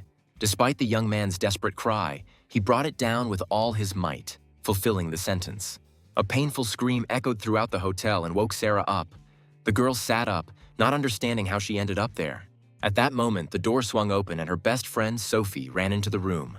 She explained that she had previously asked her grandfather about the meeting and found out that Peter had lied and did not know any important person at all. Realizing that Peter had not had time to do anything, she suggested that they leave immediately, and Sarah agreed. As they began to rise, the friend noticed a small dark bead with a gold pattern on the sheet and asked what it was. Sarah picked it up, and then the girls realized that the object looked familiar and suggested that it might have been left by whoever saved her. Clutching a mysterious dragon bead, Sarah asked her friend to help her find out who her savior was. Sophie agreed to help her and said that she would deal with Peter later. Evan soon discovered that the two girls were gone and decided that they must have been very scared. The hero then straightened his jacket and switched to other duties, reminding himself of the task assigned by his grandfather. However, suddenly it dawned on him. He began frantically feeling his pockets and realized with alarm that the precious dragon bead had disappeared. Meanwhile, at the Sue family's house, Albert interrogated the beaten Joshua, trying to understand how he could lose to an ordinary courier. The young man explained that Evan was not as simple as he seemed and revealed his connection with the Black Dragon group. At this point, Oliver, with a dismissive grin, declared that this group meant nothing. Albert asked him if there was a plan, and Oliver said that if Sarah died, control of the project would naturally return to them. A shocked Joshua asked for clarification, and Oliver said that anyone who stood in the way of the Ching family must die. Joshua then revealed that he knew Sarah was returning home at 8 p.m. and suggested sending an assassin to kill her. Obsessed with revenge, Oliver added that it was also necessary to get rid of the courier and as quickly as possible. Joshua then declared that he would organize the assassination attempt that very night, since he could not wait another day for his revenge. Later that day, Evan brought his adopted daughter Megan to the apartment. Madison was already waiting for them inside, so the main character told the girl to do her homework while he prepared dinner. With a warm smile, Madison offered to help the child with her homework, introducing herself as her godmother. While the girl was busy, Evan worried about Sarah, believing that she was probably very frightened by the events of the day. He then texted her, saying he had cooked her favorite dishes and could bring them over, but Sarah said she would eat at home. At that moment, his phone rang, and when Evan answered, he was surprised to find that it was Sarah's brother, Joshua, on the other end of the line. He admitted that he had done wrong and invited the hero to a family dinner that evening to settle their differences. The man then asked if Evan could come before 8 in the evening, and he agreed. But Evan found it strange that Joshua had become so reasonable, and he couldn't shake the feeling that something was wrong. A little later, he was already racing through the city on his red motorcycle, thinking that he would make it on time. Having approached the intersection, he stopped at the pedestrian crossing. Suddenly, he noticed a woman with her little son crossing the road. Suddenly, a black car rushed towards them at high speed. And then Evan saw that a police car was chasing this car. Annoyed by the reckless driving, the hero thought that the driver must be looking for death. However, the car did not stop. It swerved sharply and screeched to a halt right behind the mother and child. The door suddenly swung open and a large bald man came out. Suddenly, he grabbed the frightened boy, who screamed for his mother. The woman screamed in horror, demanding to know what he was doing. The kidnapper forced the child into the car, while the mother desperately pleaded for help and asked for her son to be released. Evan watched the scene unfold, trying to comprehend that a child had just been kidnapped right in front of him. However, then the black car suddenly took off. Then the hero came to the conclusion that the kidnappers were unlucky to encounter him and rushed in pursuit. The motorcycle roared as the young man raced after the black van. When he drew level with them, he heard the driver say irritably that he was looking for death. Ignoring him, Evan responded by kicking the car's body. However, the kidnapper told his partner to ignore him, reminding him that the police were already catching up and the main thing was to escape. The driver finally promised to deal with him later and increased his speed. However, the hero was not going to let them go. Evan thought they were being stupid by actually challenging him. He maneuvered masterfully, pulled ahead and forced the driver to make a sharp turn. He swore and soon lost control. As a result, the car crashed straight into the wall. When the van stopped and began to smoke, Evan parked the motorcycle and calmly walked up to it. He mockingly told the man that he would hardly be able to escape now. The enraged driver got out of the car with a knife and rushed to attack. However, the main character easily dodged the attack. Then he instantly appeared behind him and delivered a precise blow to the neck. The kidnapper lost consciousness and collapsed to the ground. After this, Evan stood at the open door of the van where the frightened boy was and told the child that his mother would be there soon. At that moment, the second bald kidnapper got out of the wrecked car and tried to escape. Evan watched him go, wondering if he really thought he could leave. Soon the hero drove the criminal into a narrow alley where he found himself trapped. The chase continued. The kidnapper broke into a residential building and Evan followed him. They ran up the stairs and down the corridor. And then suddenly the criminal disappeared into the room at the end. The protagonist followed him in, but found the room empty, so he said that he had apparently decided to play hide and seek. At that moment, his gaze fell on the naked legs of the woman lying on the bed. With a seductive smile, she motioned him closer, holding a whip in her hand and saying that she was ready to take care of him. Meanwhile, the bald kidnapper, hiding behind the door, tried to slip away unnoticed. At the same time, the girl got out of bed, approached Evan and said that she did not understand why he was not happy with her proposal. She tried to block his way with her foot, offering her services at a discount. However, irritated, the hero pushed her away and said that he had not come for this, ordering her to move away. At that moment, the door suddenly swung open and a policewoman burst into the room. She pointed her gun and ordered everyone to freeze and raise their hands, and the girl on the floor immediately recognized Officer Naomi. Evan tried to explain the situation, but the police officer ignored him and told the woman to put her hands on her head. Suddenly, the officer heard a sound behind the closed door. She turned sharply, pointed her gun, and demanded to be seen, while Evan raised his hands. She then cautiously approached the door and said that the building was surrounded, warning anyone inside not to resist. When the woman reached for the handle, the hero noticed that something was wrong. At the very moment the door opened, the bald kidnapper jumped out and swung a heavy object at the officer. However, at the last moment, Evan pushed Officer Naomi aside, taking her out of harm's way. Confused, Officer Naomi didn't immediately understand what had happened, but then realized she had just been attacked. She instantly came to her senses and, acting with professional precision, knocked down the bald kidnapper, quickly incapacitating him. Watching her decisive actions, Evan began to sweat nervously, thinking that this girl was really very strong. Meanwhile, the officer held the criminal and reported over the radio that she had 2 suspects under her control. Evan then rushed to explain, saying that it was he who helped apprehend the criminal and that he was a model citizen. However, Naomi was skeptical of his words and noted that everyone who is found in such places calls themselves decent. She then pulled out a pair of handcuffs, noting that it was a good thing she had a spare pair, and ordered him to hold out his hands. Evan tried to object, but the girl ignored him, saying that he could explain everything at the station. Later that night, they were already at the police station. Evan, still handcuffed, asked the officer for water. In response, Naomi sarcastically asked if he considered the plot his home. At that moment, a senior officer entered the room and praised the girl for a job well done. He then looked at Evan and asked who he was, and the girl stated that the man was a client of a prostitute. However, another officer said that the man's name was Evan and he was definitely not a criminal, and the rest of the staff were shocked. The leader then ordered Naomi to immediately remove his handcuffs, and the embarrassed girl complied and freed him. Evan rubbed his wrists and looked at the officer, noticing that he was telling the truth. Then he quietly said that she only had strength, but lacked intelligence. Hearing this, the girl flared up with anger and demanded that what was said be repeated. However, the hero ignored her, checked his phone and panicked. Realizing that he was late, the young man hastily left the station. When he disappeared, The girl promised that she would get even with him. Once in the taxi, Evan began to rush the driver, explaining that he was in a hurry, but the driver replied that you can't drive faster in the city. Then the main character took out an impressive wad of money and offered 1,000 yuan for speeding up. It worked. The driver stepped on the gas hard and told him to hold on tight. Meanwhile, in another part of the city, a huge fire was raging, and a large house was engulfed in flames. Evan's taxi arrived there soon after. As he walked out, he froze when he saw the burning building and realized that it was the Su family's house where he was supposed to go for dinner. At this moment, an excited woman from the crowd said that Madame Su was almost certainly in the house. The realization that his wife might be inside filled the hero with horror.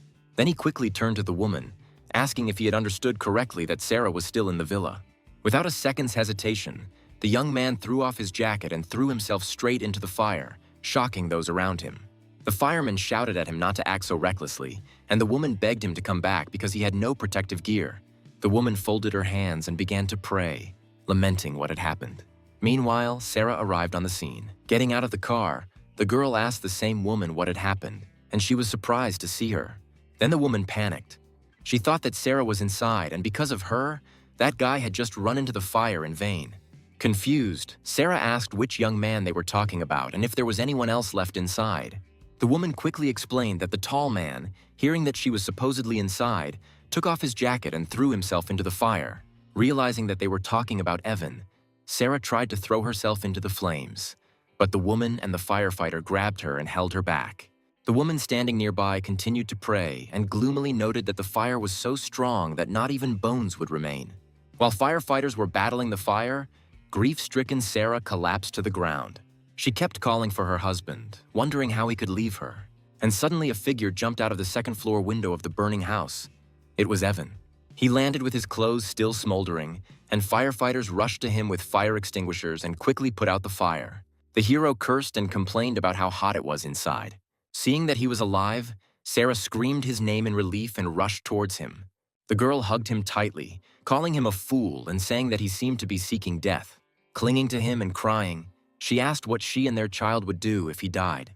Evan hugged her, stroking her hair and trying to calm her down, telling her that he was okay. However, Sarah pulled away, still upset, and lightly hit him in the chest, saying that she didn't understand whether it was worth risking her life. The girl then examined him, trying to find injuries, while a woman standing nearby suggested that he go to the hospital. Afterwards, they watched together as firefighters put out the flames, and Evan wondered how the fire could have started so suddenly. His expression turned cold, and he soon came to the conclusion that Joshua was behind what happened. Deciding that there was no point in delaying, he told Sarah that he would take her home, and she agreed, carefully throwing a shawl over his shoulders. Later that night, Evan asked if her brother Joshua had really invited her to that dinner. Sarah confirmed this and explained that unforeseen circumstances had arisen along the way which had delayed her. She said that she had installed surveillance cameras in the house, and if the recording confirmed his guilt, she would personally send him to prison. Faced with irrefutable evidence, Sarah gritted her teeth and promised to make her brother pay. Evan tried to calm her down, reminding her that she was a mother, and suggested they eat first, promising that they would deal with it tomorrow. However, the girl, still seething with anger, clenched her chopsticks and said that she would not forgive them. The next morning, Evan rode his motorcycle to the White Tiger Martial Arts School for his new job. As he was about to park, a small red sports car suddenly braked sharply right in front of him. A young girl with short brown hair looked out of the window and apologized with a smile, explaining that she was new to driving. However, her smile instantly disappeared, replaced by shock when she recognized him. It was Officer Naomi. Evan greeted her, remarking on what a coincidence it was and saying that it was as if she had run into him again on purpose. Then the girl got out of the car and asked what he was doing there. The hero replied that he worked there. Looking at him suspiciously, she noted that she was a student at this school and came here every week, but she had never seen him. Evan then explained that he had only started working yesterday, and when they walked inside, the two students respectfully greeted him as a master.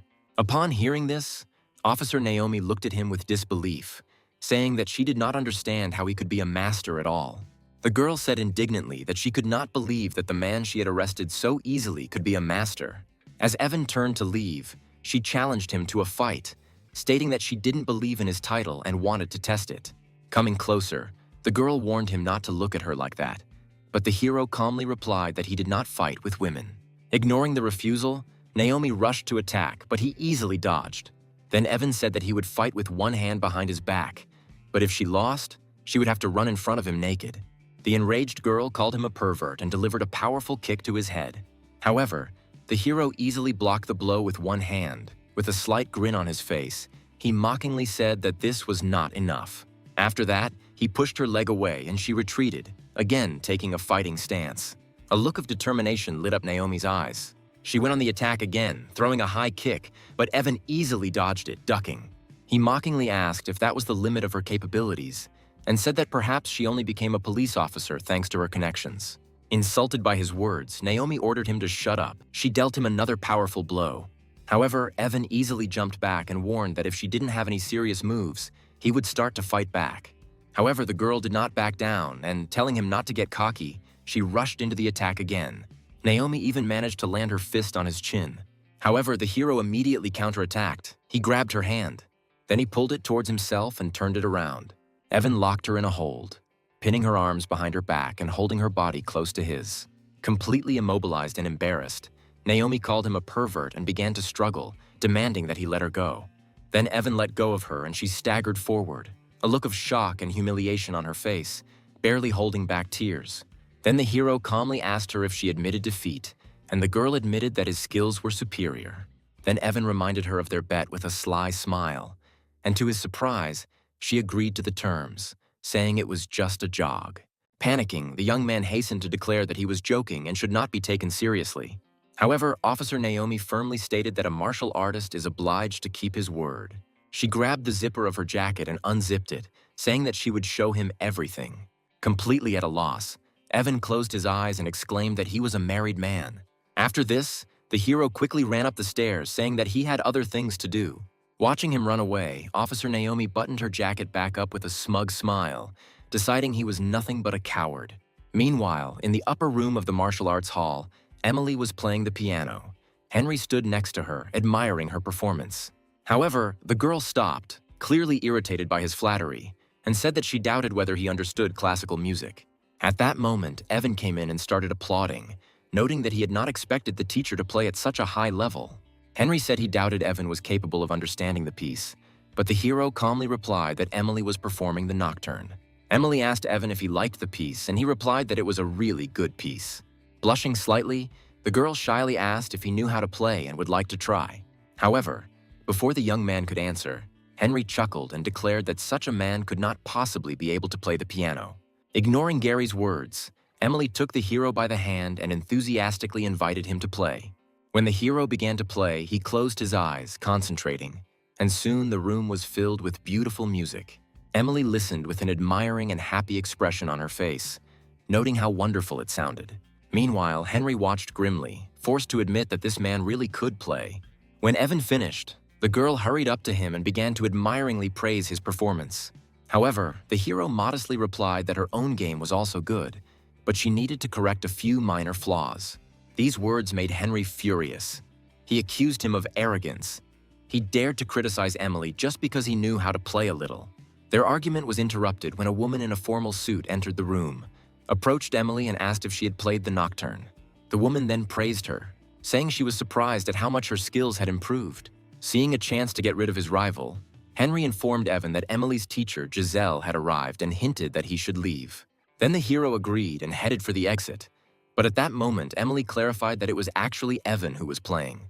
As the young man approached the door, Giselle looked after him thoughtfully. She called out to him and asked if he was Professor Evan, but the hero said that she had confused him with someone else. Emily watched the whole thing with bewilderment, while Henry dismissed the idea, saying that he couldn't be a professor. However, the woman ignored his words and introduced herself as Giselle, explaining that she had once studied with him at the Berklee College of Music. Upon recognizing her, Evan confirmed that he did indeed remember her, but then apologized, saying that he had to go home to cook. After he left, Giselle explained that Evan was a professor emeritus at Berklee and that whenever he lectured, the room was packed. This news left Henry in complete shock. He began to stutter, unable to believe what he had heard. However, the mentor firmly stated that she could not be mistaken, since she would never forget his unique musical style. She then turned to Emily and asked why she needed another teacher when she had such an outstanding person nearby. Meanwhile, Sarah was having lunch when Evan came in with food. She asked him why he had come, reminding him that she had asked him not to bring her lunch. The girl then asked how his new job at the martial arts gym was going, and he replied that everything was going well. Suddenly his phone rang. Seeing that it was his grandfather calling, the main character went to the window to answer. The old man scolded him for taking a job at a martial arts gym when he was supposed to keep a low profile. Then his grandfather threatened to send his older sister to deal with him, and Evan, frightened, rushed to justify himself. However, the old man ignored his words and ordered him to find a stable job that didn't involve fighting, and the hero reluctantly agreed. Then his grandfather gave him a new task. A group of thieves known as Qianren stole a Buddha head from the museum, and Evan's task was to retrieve the artifact. The old man added that Qianren is an extremely dangerous and unpredictable organization. He also reminded Evan that he must continue searching for the girl with the same phoenix bead his sister gave him. After the conversation, the hero thought that he had to find this bead as soon as possible, otherwise he would have serious problems with his grandfather. Noticing his serious expression, Sarah asked if everything was okay, but Evan simply said that he had an appointment that afternoon. She asked him to be careful when he was about to leave, and he agreed, after which he left the office. That same day, Evan rode his motorcycle to an elite residential complex for his new job as a security guard. There he met the manager and introduced himself as a man recommended by his former boss. While the hero was waiting, a guard approached him, recognizing him as the courier from the news related to the Su family case. Evan tried to deny it, but the man was sure of his own. Soon other guards gathered around and began questioning him. One of them continued to insist that he was that very man. He offered the hero a cigarette and began to persuade him to tell the details. Evan then said that he was married to the daughter of the Su family, but her relatives did not approve of him because he was poor and were trying to smear him through the media. However, the guards did not believe him, wondering why he was working as a security guard if he was married to such a rich woman. Then the head security guard told him to stop bragging and said that Sarah had bought an apartment in the complex and was currently renovating it. This information shocked Evan.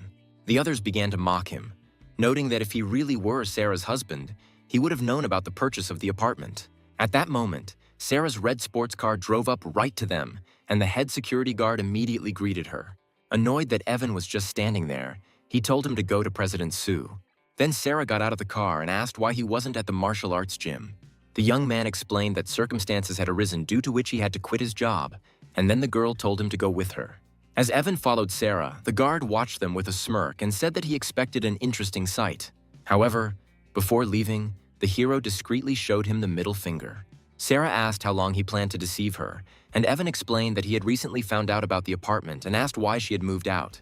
In response, the girl irritably said that some unknown woman had appeared at his house, which made it impossible for her to stay there. Sarah then said he should quit. Evan tried to object, but she offered him the position of personal driver. Besides, he lost his previous job because of her, so Sarah felt responsible and told him to get ready in the morning. In response, the hero only wondered if it was possible that he was now being supported by his own wife. The next day, Evan took Sarah to the Su Group headquarters. He drove up to the entrance and opened the door for her. The girl said that she had arranged a small office for him upstairs. As they walked towards the building, 2 guards saluted President Su. One of them, watching them, thought with a grin that their relationship was clearly not ordinary. Meanwhile, in one of the offices, the manager mentioned layoffs and said that Lily's life would be difficult if she lost her job. The girl admitted that she really needed the job but refused to fulfill his request. The man then mentioned her mother's hospital bills and offered to pay her $30,000 a month if she would stay with him. In response, the girl declared that she would not sell her body, and he, enraged, rushed towards her, accusing her of pretense. The man cornered an employee named Lily as she begged him to let her go. At the same time, Evan, walking down the corridor, heard screams from the next office. He stopped at the door, hearing Lily screaming and the man yelling at her and insulting her. Looking inside, the hero saw President Song's son ripping the girl's blouse. Frightened, she screamed for help, but to silence her, the man hit her. At that moment, Evan calmly walked in, asking if they were busy. Stunned, President Song demanded to know who he was. Then the fat man shouted at him to get out. However, without further ado, the protagonist responded with a powerful kick, sending him flying across the room. Finding himself on the floor, the man hit his head hard. Evan then said that Son dared to commit violence in the workplace. However, the president threatened to call the police and put him in jail. He then turned to Lily and falsely accused her of trying to seduce him, but she denied it. President Song, however, was confident that the police would believe him. However, Evan took out his phone and showed that he had recorded everything that was happening, at which point the man's confidence was replaced by fear. Desperate to destroy the evidence, he rushed to the telephone. However, the hero easily dodged and dealt him another strong slap. Standing over him, the young man said that he should not think that he was not capable of killing him. The man began to beg him to stop, promising not to call the police, and a frightened Lily also asked him to stop. Then Evan picked up the phone and said that he would leave a recording as a guarantee, warning him not to cause any more problems. After this, the hero suggested that Lily leave, and the girl gratefully followed him, leaving the beaten president lying on the floor. The girl then introduced herself and asked what department he worked in. Evan explained that he worked as President Sue's driver. Lily offered to treat him to lunch when he had time, but the hero politely declined, saying that he liked helping people. He then added that if President Song bothered her again, she should contact him, after which he announced that he was leaving. Outside the building, a young man lit a cigarette, muttering quietly that the atmosphere in the company was toxic. He then approached the guard to ask for a lighter, who looked at him with interest and then his eyes widened. He cheerfully asked if he was the man he thought he was and introduced himself as Nolan. Evan also recognized him. He was happy and said that he missed him very much, after which he asked where he had been all this time. Overwhelmed with emotion, Nolan hugged the hero and told him that many years ago his grandmother told him that Evan had a great future ahead of him. However, their meeting was interrupted by another guard, who rudely shouted at Nolan, calling him a fool, and ordered him to go buy cigarettes. Nolan turned to Evan and asked him to wait a bit. He then approached a man named Hank and tried to explain that Evan was his old friend and asked for a little respect. However, Hank mockingly wondered why such a man deserved respect at all, after which he again ordered to buy cigarettes. In an effort to avoid conflict, Nolan offered him 50 yuan, asking him to take it for cigarettes and not make a scene. Then Hank laughed condescendingly, but still took the money, noting that he was at least a sensible fool. However, before Hank could leave, Evan put his hand on his shoulder and demanded his money back. Enraged, Hank demanded to know who he was and ordered him to be released. But the hero did not say anything unnecessary and delivered a powerful blow, sending him to the ground. Standing over his fallen enemy, Evan said that Nolan was his brother, and if he dared to oppress him again, he would personally kill him. Stunned and angry, Hank jumped up and ran away, shouting threats and demanding that Evan not go anywhere. Nolan said that they shouldn't have gotten into a fight because Hank is a dangerous person, but the hero replied that such people only understand strength. The situation soon escalated. Hank returned with other guards, pointed at Evan and demanded that he stop. Seeing his friend being surrounded, Nolan stood in front of Evan, defending him, apologizing to them and offering to take the punishment himself. However, Hank vehemently rejected this offer and instead threatened to beat up Nolan too. However, before the situation could get out of control, Captain Lawrence intervened, surprising Hank, who pushed him aside sharply. He then turned to Evan, handed him a pack of cigarettes and apologized for his subordinate, asking him to forgive the newcomer. A stunned Hank tried to understand what was happening. However, the captain immediately turned his anger on him, hitting him and scolding him for causing problems. Then Evan calmly stated that Nolan was his brother and he did not intend to tolerate being bullied. The captain immediately agreed, adding that now Evan's brother was his brother too. At that moment, Lily came out of the building. She had already changed into normal clothes and was walking with a drink in her hands. The other guards immediately admired her beauty, talking enthusiastically among themselves. Evan reacted to their stares with mockery, but one of the guards explained that she had had a hard life. Her gambling-addicted husband died, leaving her with huge debts, and her mother is seriously ill, leaving Lily to care for the child alone. As she passed by, Lily smiled politely at the guards, which made them even more delighted. However, to their complete surprise, the girl headed straight towards Evan. She handed him a cup of coffee, explaining that she had bought it for him, and advised him to smoke less. A little surprised, the hero accepted the drink and thanked her, after which Lily turned around and left. The remaining guards were amazed and began to talk among themselves in admiration, saying that they considered Evan a real god. The captain asked what the coffee tasted like, and after taking a sip, the young man calmly replied that it was ordinary and a little bitter. The captain didn't believe it and said that a drink from such a girl should be sweet.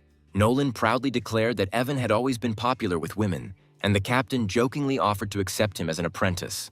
However, their conversation was interrupted when an expensive black car stopped abruptly in front of them. A beautiful woman with long purple hair, Rose, came out of it, but there was annoyance on her face. The guards initially thought it was another girl who had come to see Evan, but they were wrong. She looked sternly at the group and called out loudly for Nolan, saying that she had finally found him. The other guards whispered in amazement, not believing that Nolan knew such a wealthy woman. Rose leaned over to him, covered her nose in disgust, and said that he stank, asking when he had last washed. She said their former class president Charlotte was getting married the next day and she was calling all her classmates. The girl then turned her attention to Evan, noting that he seemed familiar to her, and Nolan introduced him as his good friend. After a moment, Rose remembered that she knew him from school, as he was often reprimanded at the all-school assemblies on Mondays. However, Evan was not embarrassed, and after taking a sip of coffee, noted ironically that he does not dwell on his past achievements. Noticing his expensive suit, Rose asked where he worked, and Evan replied that he worked on small projects. With a straight face, Evan stated his job title, Highly Intelligent Biokinetic Transportation. Impressed, Rose leaned closer and asked what it meant, and the hero explained that he was actually a driver. Captain Lawrence, standing nearby, could hardly contain his laughter. Rose then asked if he would come to the wedding. She noted that it was a good opportunity for him to make an impression. Evan agreed, and the girl said that the wedding would take place tomorrow at the Tai Fung Hotel. She told him not to be late, after which she got into the car and drove away. Nolan then asked if Evan could get him an Audi A6 for the wedding, explaining that he wanted to impress his classmates. Then the hero advised him to think more broadly and promised to arrange a truly luxurious car for him. After this, Evan noted that the break was over and it was time to return. Later, Evan returned to his apartment. Madison was already there. She asked why he came so early, and he asked why she was taking a shower just before he returned. Smiling, she began to flirt, asking if he was upset that she didn't wait so they could shower together. Ignoring her hints, Evan told her to stop being silly and asked if he could borrow her car the next day. However, the girl continued to flirt, settling down on the sofa. She provocatively said that he did not need to wait until tomorrow. Then the hero began to get angry and reminded her that he was married. Demanding that she not do something like that, he threw her clothes and ordered her to get dressed. However, Madison did not back down. She stated that she understood his relationship with Sarah and suggested that he divorce his wife and marry her. Then the girl raised herself up, remaining in her underwear, and looked at him seductively. She walked up to Evan and hugged him, declaring that she intended to win him over and that she would confront Sarah at the right moment. However, the hero abruptly pushed her away and reminded her to stop causing problems, emphasizing that his wife was pregnant. Madison pretended to give up, but then said there was a problem with her car and it wouldn't be ready until the next day. Hearing this, Evan irritably noted that this option was not suitable for him since he needed the car in the morning. In the end, the hero decided to figure it out himself and called Lucas, asking the old man to prepare a Rolls-Royce Phantom for him by the morning. Later, walking down the office hallway with a slipper in his hand, Evan reflected on how boring his life had become since switching to an office job. However, his peaceful walk was interrupted by someone's crying. Around the corner, he saw a boy who was bullying a crying girl. The boy mockingly stated that she had no father and called her fatherless. When Evan saw that the boy was about to hit the girl, he grabbed the child by the wrist and asked why he was fighting.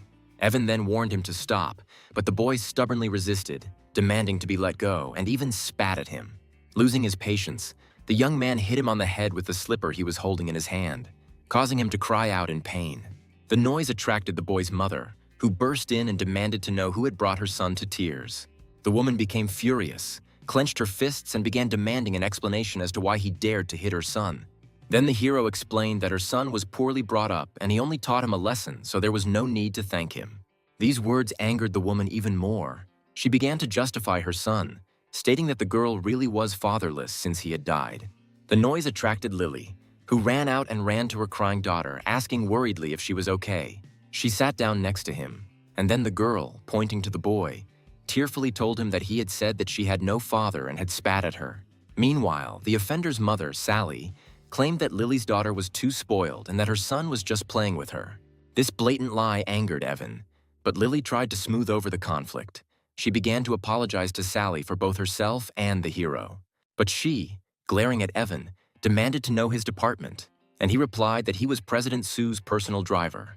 The woman sneered and haughtily declared that she could fire him that same day. After that, she left, and Lily began to persuade Evan to apologize, explaining that this woman was an influential financial manager.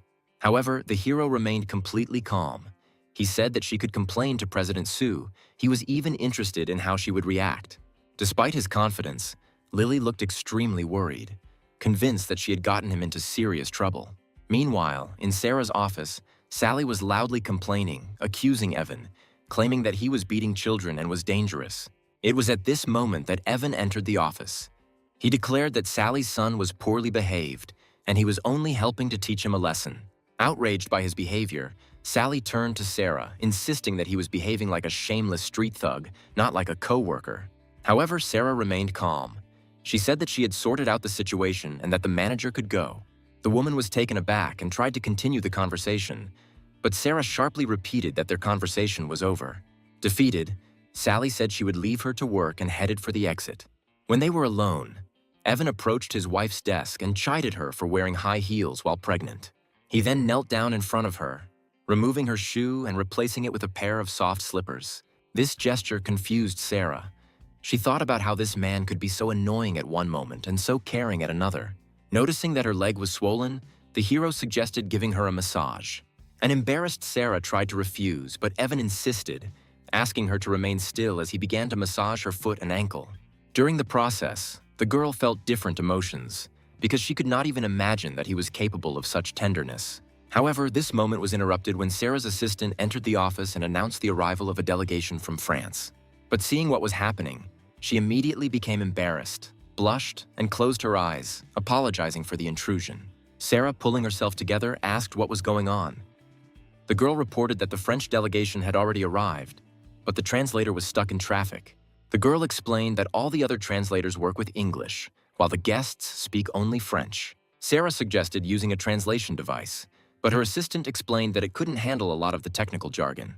While the girl was wondering what to do, Evan stepped forward and suggested that she try it herself. Sarah asked if he spoke French, and the hero noted that he had lived in France for some time and knew a little of the language. Then Sarah, still doubting, asked if he could really handle it, warning him that he had no right to make a mistake. With a slight smile, Evan confidently replied that he could handle it. Having no other choice, Sarah agreed and told Evan to come with her. In the conference room, the girl professionally shook hands with the head of the delegation, greeting Mr. Chatham. The hero standing nearby translated her greeting into impeccable French. When Mr. Chatham answered in French, the young man immediately translated for Sarah, saying that he was very pleased to meet her. The girl looked at her husband with surprise and admiration, thinking that he really was not as simple as he seemed. Negotiations continued, and the assistant reported that Mr. Chatham would like to connect 2 more experts via video link. A moment later, 2 men appeared on the screen, and one of them began speaking in Japanese, introducing himself. This made Sarah nervous, and she turned to her assistant and asked why no one had reported the Japanese specialists. However, Evan translated their speech. He explained that the man's name was Yamamoto Ichiro, and that he headed the company's East Asian division. Seeing the shock on the girls' faces, the hero only explained that he learned the language during his travels abroad. Deciding to test him, Sarah asked him to translate the description of their project, and Evan immediately began speaking fluent Japanese. Admiring him, Sarah looked at him with admiration, wondering if this talented man was really a courier. 2 hours later, the meeting ended. The assistant reported that the Chatham team was very satisfied and they were already escorted to the hotel. When she and the hero were alone, Sarah turned to Evan and sincerely thanked him for his invaluable help. In response, the hero smiled warmly and said that it was a trifle and she should not be so formal with him. Then the young man sat down opposite her and jokingly asked what reward she was going to give him. A little embarrassed, the girl asked him to be more serious, reminding him that they were in an office. Then Evan changed the subject and asked if he could take the next day off since he was going to a classmate's wedding. Surprised by such a modest desire, Sarah asked if this was all he wanted, after which she agreed without hesitation. The hero got up to leave, but asked what she would like for dinner, but the girl replied that they would discuss it later. When he left, Sarah thought he was a real simpleton for not asking for a more personal reward. The next day, at the Sioux group building, Evan met his friend Nolan, who was dressed in a new suit for the wedding. He asked his friend's opinion about the suit, and Evan said that it looked so good that it could rival famous actors. Then the hero, wanting to give him confidence, handed him an expensive watch and offered to put it on. While he was fastening the strap, Nolan asked if it was a real Rolex or a good fake. Evan assured him that the watch was genuine.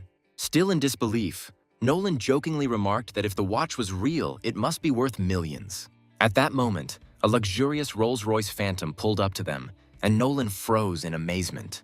Overwhelmed with emotion, he gushed about how incredible Evan was, even jokingly calling him a monster. He then noted that renting such a car for a day would cost half his monthly salary and promised to return the money from his paycheck. However, he told him to stop behaving like that, after which he ordered him to get into the car. On the way, Nolan's nervousness returned and he admitted that he doubted that their classmate Charlotte would even notice him. Soon, Evan and Nolan arrived at the hotel. Getting out of the car, Nolan was shocked to see a wedding photo at the entrance. Their classmate was marrying an older man. Evan thought that he heard that she was marrying a senior employee of the Sue family's company and wondered who it could be. At that moment, a female voice called out to Nolan, asking why they were so late. It was their former classmate, Rose. She complimented Nolan's appearance, which made him embarrassed, and he awkwardly asked her not to reveal his true financial situation. The girl agreed and hurried them inside, explaining that many of their classmates had already gathered upstairs. Soon, all three boys entered the hotel. In the banquet hall, a man greeted an elderly man, calling him Teacher Philip. He recognized his former student Axel, noting that the two who impressed him most were Nolan and Evan. At that moment, Evan, Nolan, and Rose entered the hall, surprising everyone present. Teacher Philip immediately recognized the girl and greeted her warmly. Meanwhile, Evan politely invited Boss Han to sit down, and an embarrassed Nolan thanked him and sat down.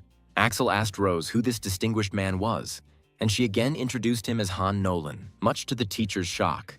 Nolan confirmed that it was him, and the teacher greeted him politely and asked what he was doing now.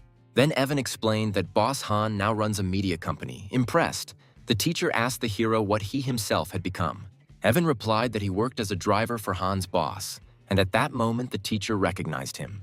However, both he and Axel expressed disappointment, saying that they felt Evan had not been successful since he became Nolan's driver.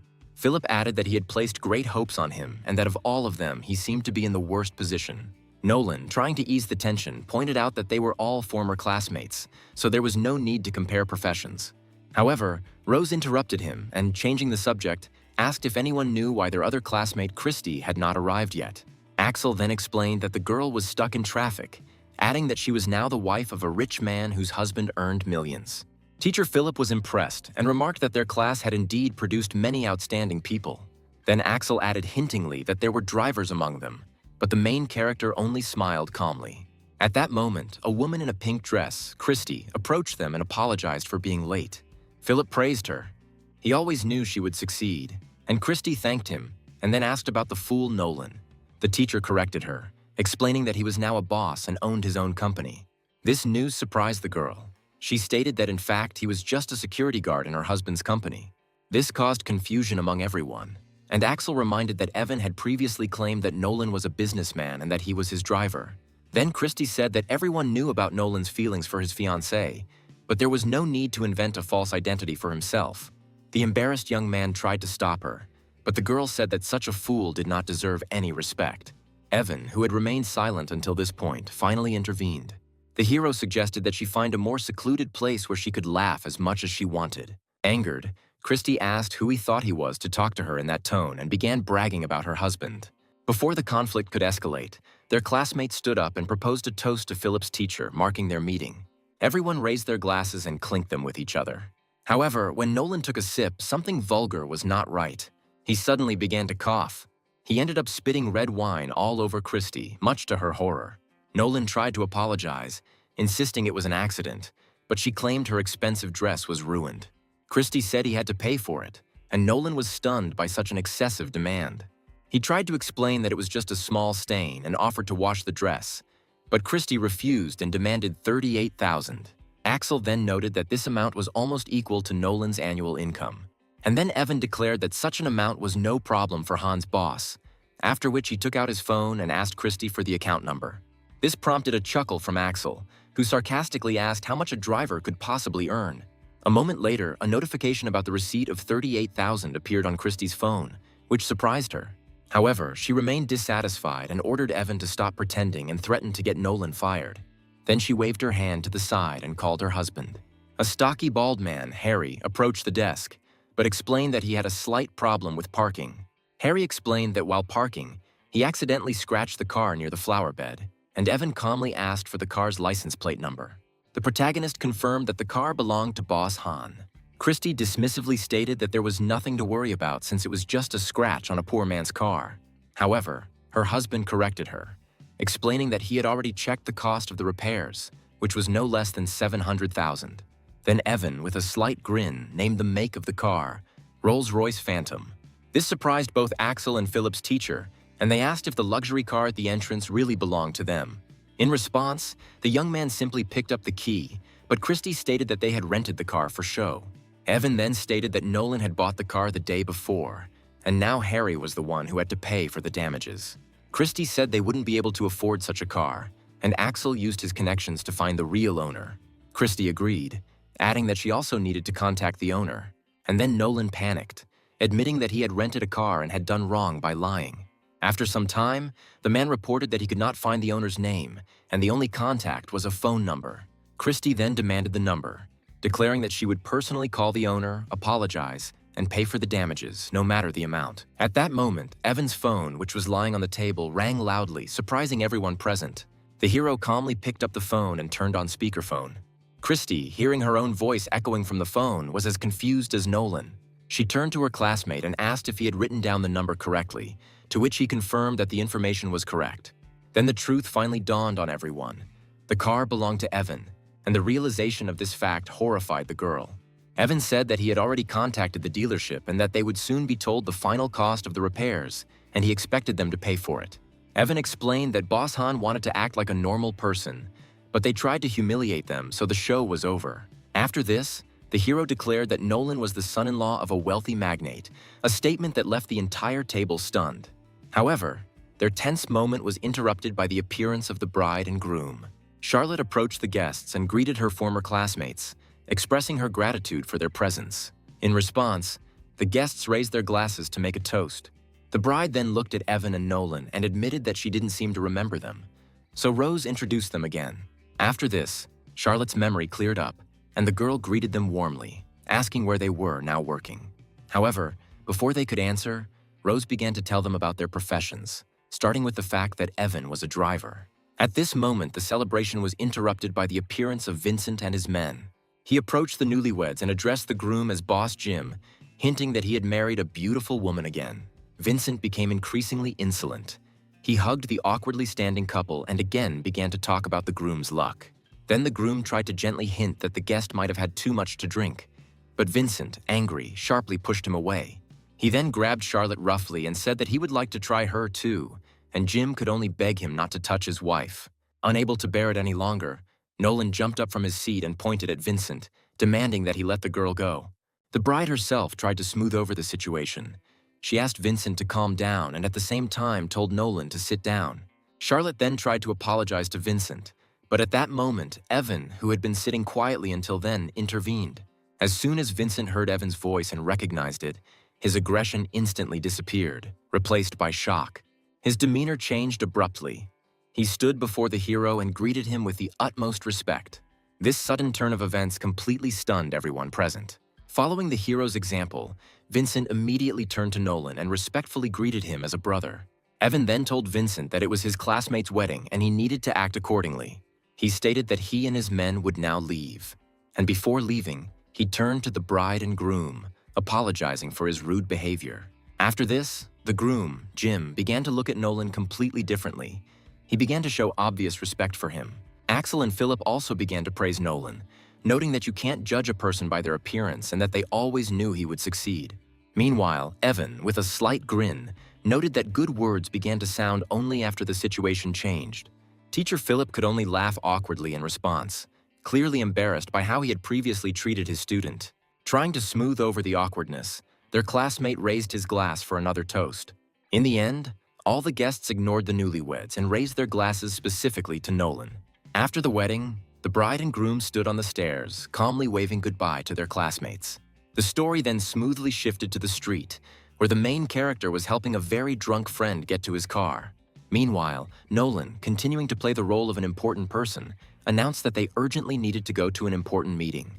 At this point, Christy asked if it was really necessary to collect the money for the car repairs. In response, Evan said with utmost seriousness that they were going to get compensation for every scratch. Meanwhile, drunk Nolan was completely distraught over his failed love. He clearly couldn't control his emotions. At some point, Evan simply slammed the door of the car he had pushed his friend into. Then, while talking on the phone, he explained that he had to take his boss home. But almost immediately after that, another call came in. It became clear from it that plans had changed and the deal was being moved to a nightclub. In response, the young man calmly confirmed the new instructions and said that he was ready to proceed without further questions. The story then moves to the luxurious Shanghai nightclub. Evan intended to study the local leaders and assess the situation. However, the club staff immediately perceived him as an insignificant figure and did not attach any importance to him. Evan had already received a dossier on his target, one of the 12 martial arts masters. Meanwhile, inside the club, there was a real chaos of light, sound, and movement. Looking around, Evan tried to find the right person among the crowd. He then headed to the bar, where he ordered a martini, trying not to attract unnecessary attention. Meanwhile, the place was filled with the energy of the crowd. People were moving, talking, and completely immersed in the atmosphere. Soon, the bartender served him a freshly prepared drink.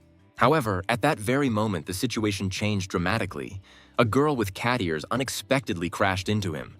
At first, the hero did not attach much importance to this, but then he realized with surprise that this was a familiar face. Officer Naomi was clearly taken aback by what was happening and asked what he was doing there. Almost immediately after that, she called him a pervert and pushed him away sharply. In response, the guy asked her the same question. Evan remained calm, however, claiming that he was a decent person and had simply come to have a drink. At this moment, the protagonist received a signal on his phone. From the message, it became clear that the deal had already begun. Afterwards, he warned Naomi that she had better leave before serious problems started. Then the young man headed towards the VIP room. There were 2 guards standing at the entrance. Then he lit a cigarette and once again made sure that he had come to the right place. One of the guards tried to stop him by telling him to scan the QR code, but Evan refused to do so. The very next moment, the situation changed dramatically and the men immediately rushed at him. The protagonist acted quickly, throwing a cigarette in the face of one of the guards. He easily dodged the first blow. He then delivered a powerful elbow strike to his second opponent. After this, with a final movement, he threw the first guard back. Everything happened in literally seconds. After examining the fallen guards, the young man concluded that he had no other choice but to use force. After that, he calmly walked inside the room, where there was a group of people in suits. They were just busy making a deal. One of the bodyguards immediately pointed a gun at him. However, Evan did not show the slightest worry. He calmly stated that their meeting was canceled. At this point, another person tried to intervene, clearly trying to prevent the conflict from escalating. However, this only angered the boss, who then ordered his men to attack. Immediately after this, 2 attackers rushed forward with clubs, but the hero acted without delay. He tore a decorative panel from the wall and used it to instantly disable the first enemy. It happened so quickly that those present didn't even have time to react. As a result, everyone present, including the boss, froze in shock. Then one of the men in the suit looked closely at him and realized that in front of him was a representative of the 10 Elder Society. However, he didn't know the hero's name, so Evan calmly introduced himself. Upon hearing his name, the interlocutor immediately changed his behavior. He called him the 9th young master and announced the completion of the deal. However, the boss was not going to put up with this. He took out his gun and declared that this was his territory. In response, Evan did not engage in long conversations. He simply rushed towards him with a metal vase in his hands. The blow was accurate. The weapon flew out of the boss's hands. After this, Evan told him to watch his words. Then he sat down calmly, lit a cigarette, and returned to business. He demanded that the head of Buddha be handed over to him. Another person tried to offer an alternative, but the young man immediately said that he only needed this item. Soon, the situation escalated again. The man in the suit asked if Evan had come alone, and the hero confirmed it. And then a gun was pointed in his direction. However, he remained completely unperturbed. He said that they could shoot. At some point, a shot rang out. However, the bullet only hit the wall behind the main character. He himself remained unharmed. The man then warned him of the serious consequences, making it clear to him that this step could lead to dangerous consequences. However, Evan did not change his mind. He simply held out the bag and demanded that the item be handed over. Then the boss ordered his subordinates to carry out the order, but one of them clearly hesitated. Then, to speed up the process, the boss fired a warning shot into his ear. After this, the frightened man hurried to pack the figurine into a bag. Having received what he wanted, Evan listened to the final warning. He was informed that after this there would be no turning back. However, he did not attach any importance to this. He calmly turned around and left the room, leaving the others to deal with the consequences of what had happened. Meanwhile, the remaining people gradually began to realize what had happened. They understood that this man was a serious figure. The beaten boss demanded an explanation. He wanted to know where Evan was. He then grabbed one of the men in the suit, demanding answers, in response to which he was told that his allies had long since left the place. Finally, he recommended that the boss first figure out who the 10 elders were before taking any action. These words shocked the man. He obviously knew their reputation. At that moment, he put the facts together. He realized that in front of him was the same person who had previously defeated Bald Liu. Meanwhile, on his way to the elevator, Evan suddenly ran into a group of people who were dragging a girl he knew, Naomi. She was in an inadequate state, while the men made clear hints about what they were going to do to her. The young man immediately recognized her and noted that she had gotten into trouble during the mission. After that, he decided to intervene. He followed them without attracting unnecessary attention. The elevator delivered him into a brightly lit corridor, the space decorated in rich pinks and reds. Loud music was coming from somewhere. It caught his attention, so he decided to look inside one of the rooms. There he saw a girl chained to a counter, surrounded by shirtless men. The situation looked extremely strange. The hero didn't even think that everything would be so bad. Meanwhile, Naomi continued to complain of fever, clearly unaware of what was happening around her. At this moment, one of those present noticed a stranger and demanded that he leave immediately. Almost immediately after that, he tried to strike. However, Evan easily blocked the attack and then kneed him in the chest. Then the second attacker intervened in the situation. He tried to attack the hero, but Evan quickly reacted. After this, the third man tried to intimidate him. He asked Evan if he knew who he was. However, in response, he also received a blow, after which all threats were eliminated. Then the young man turned his attention back to the girl, who continued to complain of a fever. At some point, she began to try to take off her clothes. She did this completely unaware of what was happening around her. Evan grabbed a bottle of water, deciding that a cold shower would be best in this situation. He then helped Naomi take a few sips of water, trying to bring her back to her senses. After this, the young man lifted her to her feet, while noting with displeasure that all this was causing too much trouble. Then he took the shower head and explained that it was best to douse himself with cold water. Soon, the cold water began to work. The girl felt better, and she gradually began to come to her senses. About 15 minutes later, Evan stood calmly to the side and smoked, while the attackers still lay unconscious. Naomi had already come to her senses. She was wrapped in a towel and looked embarrassed. At first, she quietly thanked him for his help.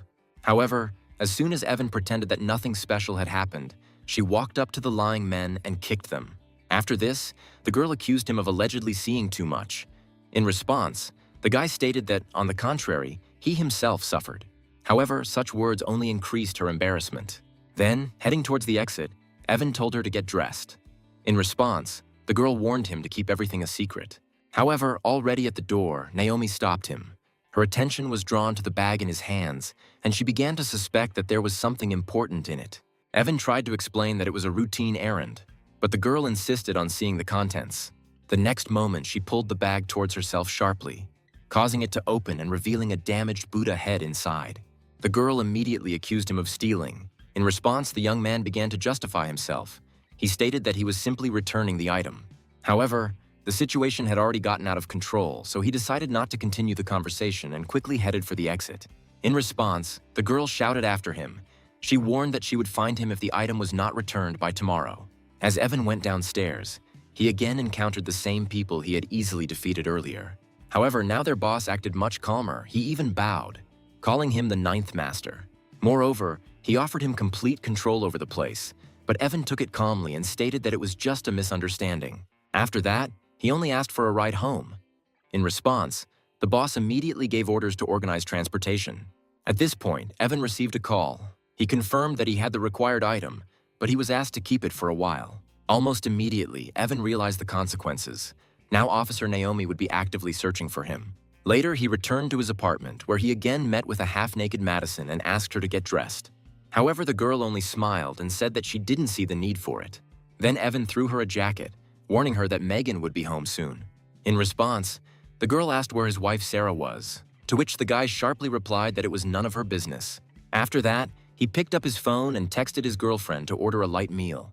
Later that day, Madison followed him outside. She declared that during the day he belonged to her. In response, Evan asked what kind of nonsense she was talking about. She then threatened that he could pay off the debt with his own body. But Evan did not attach any importance to this. Continuing to walk with her, he suddenly noticed a group of people. They squeezed Lily between themselves, not allowing her to pass. And then one of them grabbed her and began making unambiguous demands for the evening. At that moment, the woman suddenly recognized Evan, which immediately attracted the attention of the attackers. Then Evan tried to explain that he simply lived nearby, but this only made the situation worse, and one of the men began to insult him. Then Evan intervened. He demanded that they stop this and not make a scene. In response, the man pulled out a contract and stated that he was simply doing his job to collect the debt. According to him, Lily only paid the principal amount but not the interest. After that, Evan stood in front of her and asked her the total amount of the debt. The man gave a clearly inflated figure, saying that taking into account the debt and interest, she owed him $300,000. Lily tried to protect the hero. She asked not to drag him into this matter. However, this gave the attacker a new idea. He offered to waive the interest in exchange for payment with her body. However, before anyone could react, Madison intervened, delivering a swift kick to his head. As a result, the attacker ended up on the ground. After this, she declared that she was his wife. These words completely caught the hero and Lily off guard. He tried to explain that she was just his acquaintance. Meanwhile, the enemy stood up and ordered his men to seize both women. Two of his subordinates immediately rushed forward. However, the girl acted faster. She struck in a jump, instantly incapacitating one of them. The second one received a strong elbow, while she called them pathetic. Within seconds, all three were on the ground, completely incapacitated. Madison continued to stand over them, clearly not intending to stop. Evan approached Lily, saying that he was going to go to the company, but she expressed concern, not wanting to leave them alone.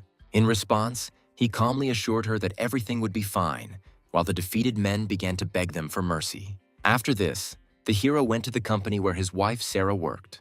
Evan brought the girl lunch, but she immediately expressed dissatisfaction with the fact that he was late.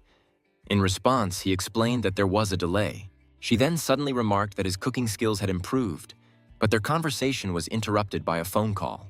On the other end, her father was begging the girl to help save him, as he had lost a large sum of money and was once again in captivity. However, Sarah, clearly tired of such situations, immediately interrupted the conversation. She told the man never to call her again. When Evan asked what happened, she replied that it was her father's usual scheme to get money. However, almost immediately, her phone beeped again and she received a message with a video. It showed her father, beaten, kneeling and begging Sarah to help him, saying that otherwise he would be beaten to death. Then she demanded to know the conditions. In response, she was told the amount, $3 million in cash, which she needed to bring to the club. Evan offered to go with her, but she refused, saying he couldn't handle the situation. Then he offered to at least take her, but the girl insisted on her own. She believed that his participation would only complicate everything. Later, a red sports car pulled up to the club. Sarah came out with a suitcase containing money and immediately demanded to call the boss. Meanwhile, Evan also arrived at the club on his motorcycle. The name seemed familiar to him. Inside, the girl saw her father Sam kneeling in front of his boss and looking beaten. He begged for mercy, but the local boss, Kevin, wearing a bright shirt, calmly ate a watermelon. He stated that he was ready to release the man in exchange for money. However, after carefully examining the girl, he changed the conditions. He stated that her father had harmed his brother. After this, it became clear that his demands now went beyond money. Kevin leaned toward Sarah, remarking on how beautiful she was, and told her that she should figure out what he wanted. Sam, instead of protecting her, actually offered to sacrifice herself for him. But Sarah did not tolerate this and immediately slapped the man standing in front of her. This resulted in Kevin becoming furious, and he grabbed the bottle of wine and ordered his men to hold it back. His subordinates immediately carried out the order. They grabbed the girl and did not allow her to move. At one point, Kevin tried to put a bottle in her mouth, demanding that she drink and stop being so brazen. However, the girl did not lose her composure. She delivered a precise kick, hitting him in his most vulnerable spot. The blow was so strong that the man instantly doubled over in pain and screamed, unable to contain his emotions. In a fit of rage, he smashed a bottle and began threatening that Sarah had almost robbed him of his future. Meanwhile, her father, instead of intervening, again tried to save himself. He offered to give up his daughter just to avoid punishment. Then Kevin grabbed a broken bottle and threatened to disfigure the girl's face for her resistance. However, at that moment the situation changed dramatically. Evan burst into the room. His appearance was unexpected for everyone. Sam immediately tried to shift the blame onto him, calling him an ordinary courier trying to impress his daughter. These words only angered Kevin even more. He ordered his people to immediately get rid of the uninvited guest. His subordinates immediately rushed forward, loudly declaring that they were going to punish him. However, the young man acted calmly. He effortlessly stopped the attack, simply blocking the kick with his foot. He then delivered just one precise punch to the man's face. This was enough to render the second attacker unconscious. After that, Evan found himself next to the girl. He supported her, as she could barely stand on her feet. Meanwhile, Kevin watched the scene in complete shock, claiming that Evan had touched his woman.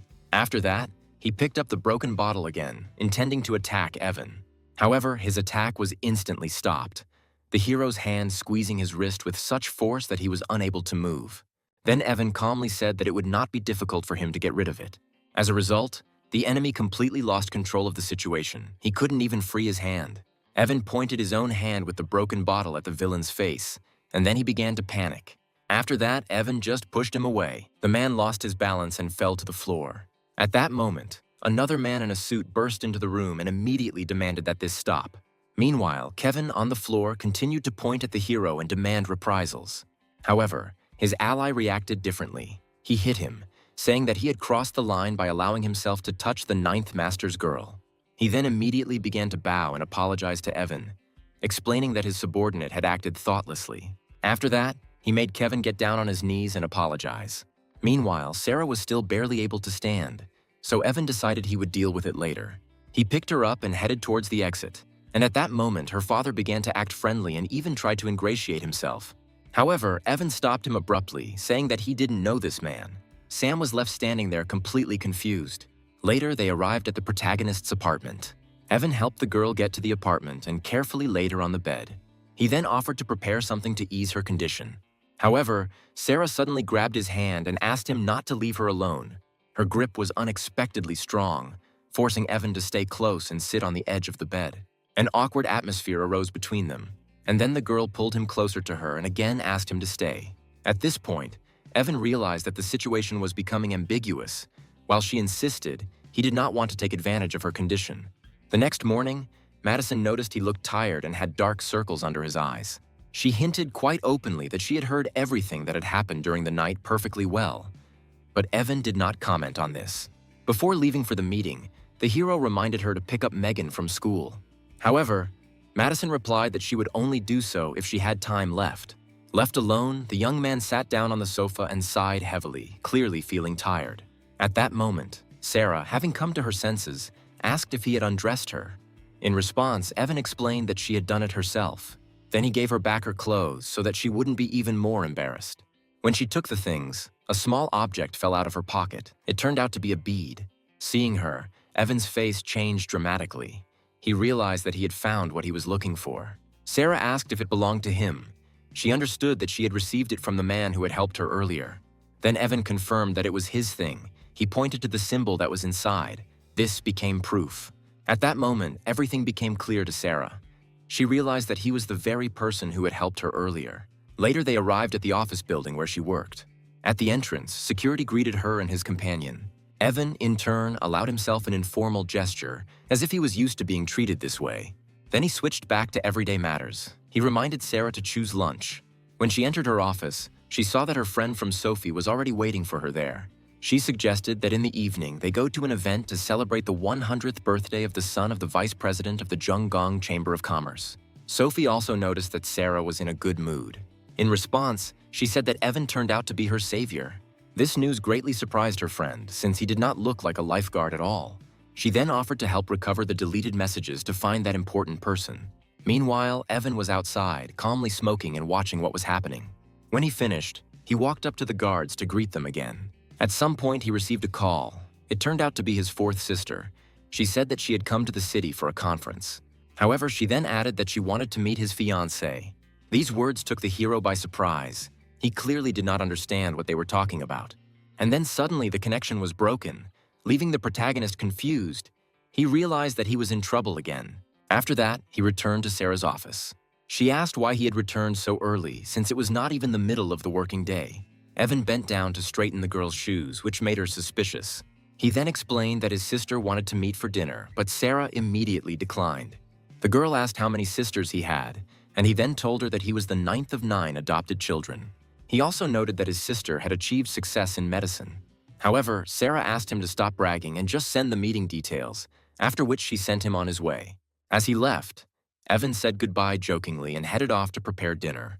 Left alone, the girl thought for a moment and involuntarily smiled. She was clearly interested in the new side of his personality. Meanwhile, in the hallway, Evan received another call. It was Officer Naomi. She was interested in the stolen Buddha head. At first, the hero tried to blame the poor connection, but it didn't help. He then promised to return the item within a week, thus buying himself some time. Before ending the conversation, Naomi asked one more question. She asked why he left the dojo. However, Evan gave her an evasive answer before saying goodbye and hanging up. Meanwhile, down below, Lily's sister was trying to find transport and looked quite worried. Suddenly, Evan noticed her from the car. Then, without further ado, he came out and offered to help her. The girl was surprised but agreed. Once in the car, she explained the situation. Her mother was in critical condition and they needed to get to the hospital immediately.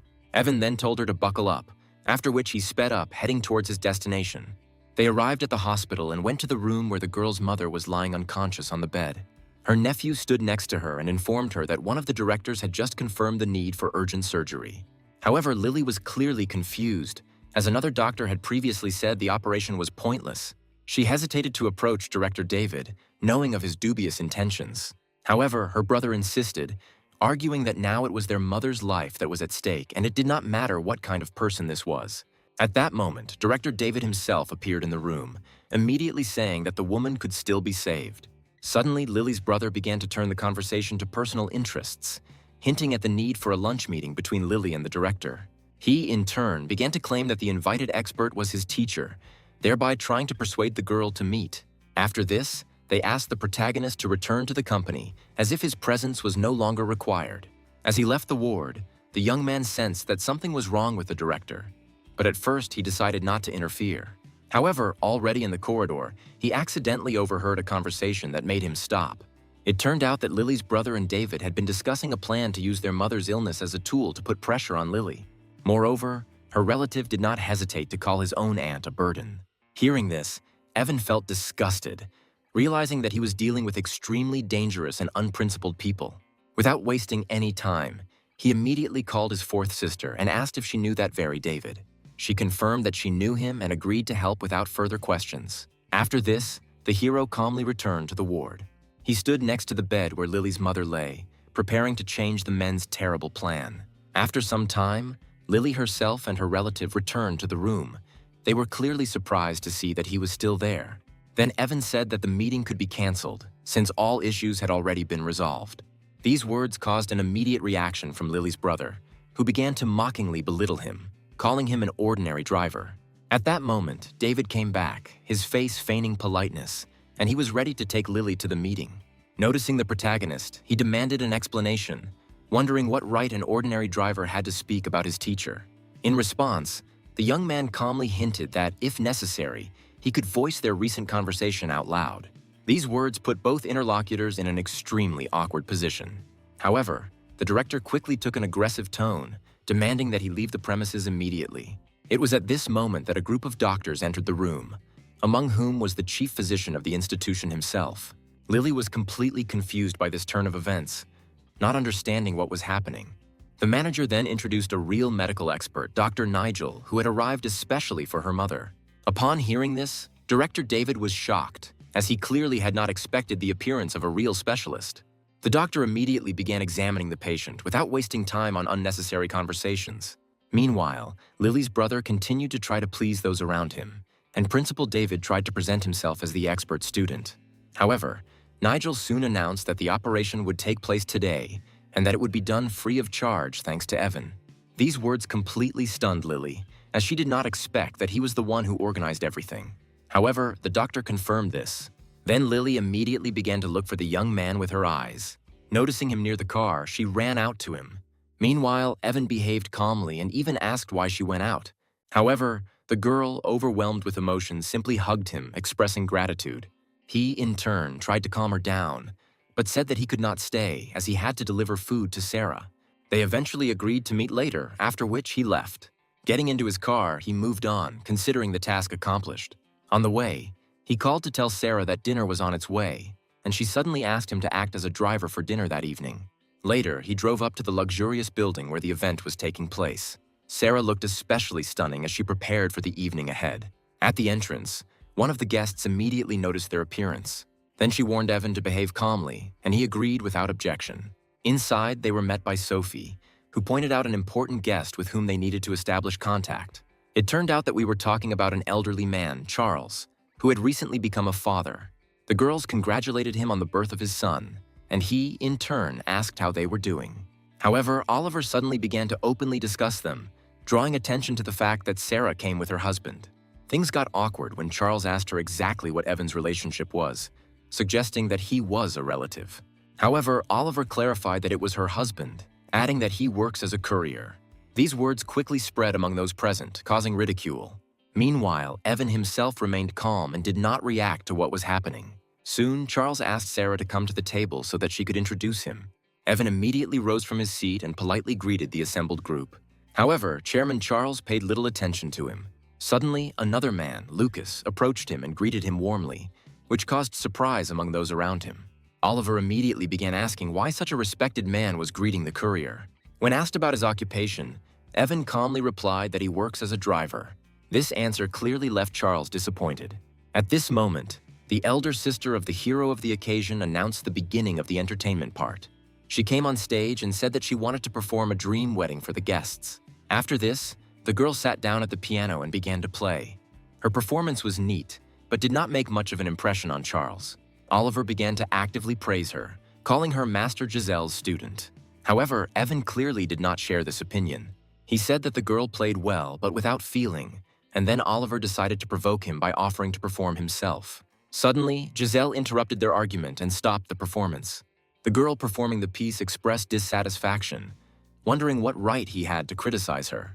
Despite Sarah's warnings, Evan said he wasn't afraid and stated that he was comfortable going out and playing on his own. Then he walked up to the instrument and sat down at it. He said that he dedicated the performance of this piece to his wife, Sarah. At first, everyone around Evan doubted that he would succeed. However, from the very first notes, it became clear that his level was much higher. The atmosphere in the hall changed, and the listeners were completely absorbed in the music. Even the girl whose performance he interrupted was impressed. After his speech was completed, applause rang out throughout the hall. The attempt to embarrass him failed, and Oliver asked the teacher for an honest review of his performance. However, Giselle said she could not judge his level. This completely baffled those who tried to ridicule him. Even Charles was forced to publicly acknowledge his talent. Later, already in the car, Sarah began asking the hero questions. She wanted to understand who he really was and how he was connected to influential people. Evan explained that he had once tutored the son of the man in question, a statement that immediately raised a lot of questions in Sarah's mind. Meanwhile, Sophie couldn't help but remark that he looked very confident and even attractive at the piano. However, the young man himself only calmly accepted this remark, without attaching any particular importance to it. However, his mood changed dramatically when he noticed in the rearview mirror a car that was clearly following them. Almost immediately, he stepped on the gas, causing both girls to panic and start complaining, saying he was at risk of losing his driver's license. However, in response, Evan calmly noted that he didn't have any anyway, which caused even more shock. The situation quickly got out of control when two motorcycles appeared on the road. Suddenly, they started to press their car from different sides. One of the pursuers suddenly pulled out a weapon and opened fire on the protagonist's car. At this point, Sarah, showing composure, ordered her friend to duck. At the same time, Evan was fully focused on management.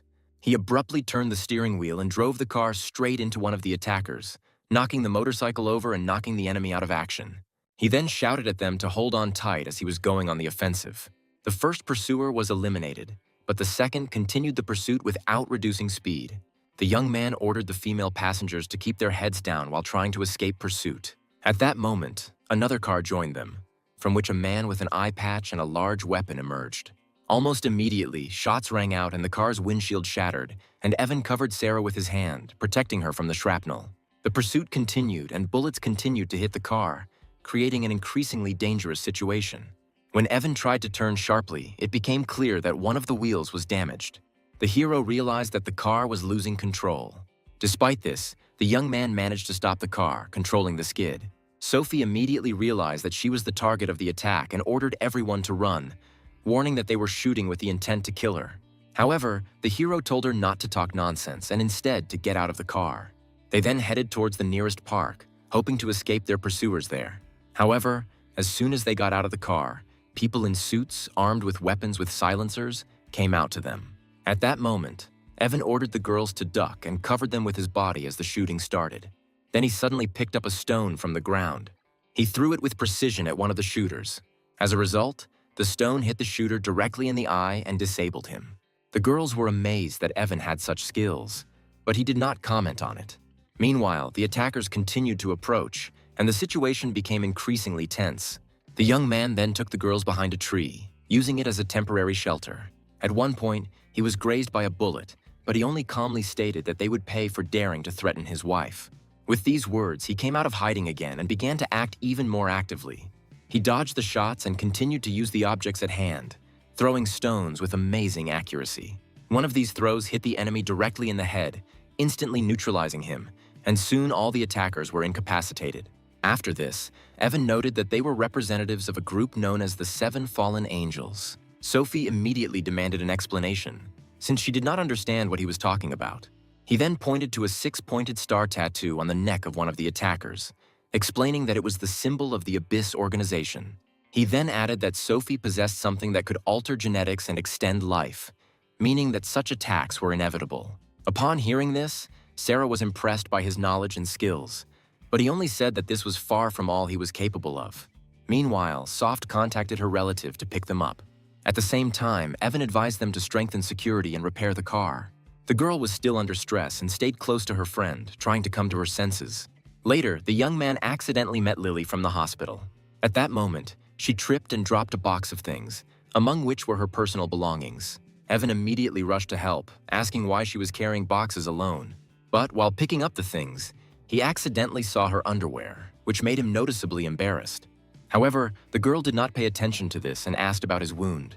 And yet, she soon noticed what it was Evan was holding in his hands. Then he calmly replied that everything was fine and said that her mother's operation was successful, after which he tried to leave. However, Lily reminded him of the previously promised dinner, but Evan carefully postponed this meeting, trying to remain calm. As he left, the young man reflected on what had happened, noting to himself how unpredictable such situations could be. He later returned home to find Madison lounging on the couch, looking rather revealing. The hero immediately asked her to get dressed, since there was a child at home. After that, he got down to business, talking about life-extending drugs, which surprised her, as she didn't expect him to know about it. Evan then explained the situation with the Abyss organization and the recent attack. In response, Madison warned that the organization was extremely dangerous and did not tolerate interference. She then began to hint at possible solutions to the problem. Getting too close to him, however, Evan said he preferred to keep his distance. Despite this, she continued to try to persuade him to cooperate, claiming that he could resolve the issue with just one word.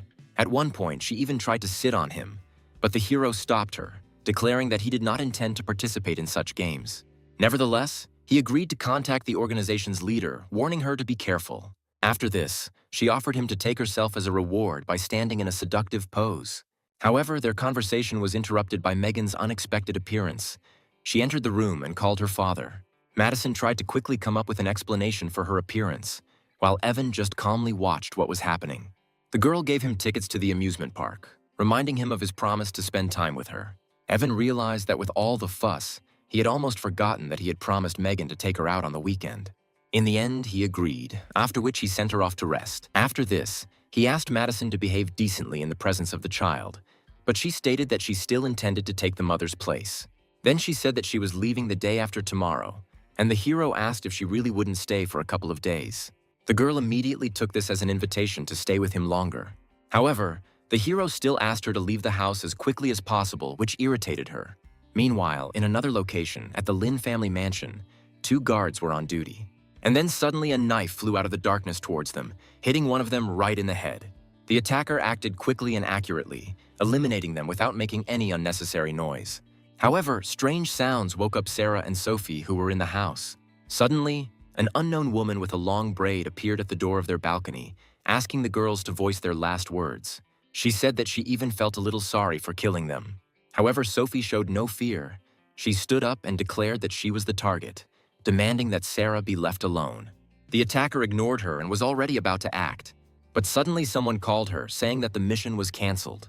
The man told her that it was a direct order from his personal superior. Eventually, the girl turned back, reporting that the mission had been canceled by order of senior management. She warned them that they were lucky, and then left the place, disappearing as quickly as she had appeared. A few seconds later, security guards burst into the house, but it was too late. Then Sophie's uncle appeared and began to find out if everything was okay. The girls hastened to assure him that they were fine, but the killer had managed to escape. After examining the bodies of the guards, he noted the high level of her skills, since she killed them with literally one blow. Sophie then confirmed that the attacker belonged to the Abyss organization and had a higher rank, judging by her tattoos. This news stunned the elderly man. He immediately realized that the situation was much more serious than it seemed. Meanwhile, Sarah explained that the attacker had received a call from a man called Han Huang, and it was he who had canceled the mission. Upon hearing this name, her uncle frowned, as he had never heard of it before, and firmly stated that he intended to find out who was behind this nickname. In turn, Sophie only thanked him for his help. Meanwhile, Lily, standing near the hospital, tried unsuccessfully to hail a taxi. At that moment, Evan suddenly stopped next to her on a motorcycle and offered her a ride. The girl agreed without hesitation, after which she sat behind him and he calmly told her to hold on tight. During the trip, she cautiously inquired about Megan's mother. In response, the young man explained that her parents were no longer alive. Lily was visibly upset by this news, feeling sympathy for the poor girl. Meanwhile, at the company where Sarah worked, employees reported that she took the day off due to feeling unwell. When Evan showed up there, he was clearly unhappy that she hadn't warned him. In the end, he decided to sort out the situation himself and got back on his motorcycle. His first thought, however, was to check on Megan, so he headed home to meet her after school. Entering the house, he began calling Sarah, asking how she was feeling. However, he immediately noticed that the bedroom door was ajar, which seemed strange to him. He peered inside cautiously and immediately realized that the situation was far from normal. There was a red-haired girl in the room, and she looked as if she was preparing for a completely different meeting with him. She immediately began to behave provocatively and tried to persuade him to get intimate, hinting at something more personal. However, Evan showed no interest, pretending not to understand her intentions. However, the girl continued to act. She approached him and asked him to turn around, promising a surprise. Placing her hands on his back, she confidently declared that she would show him how to have a good time.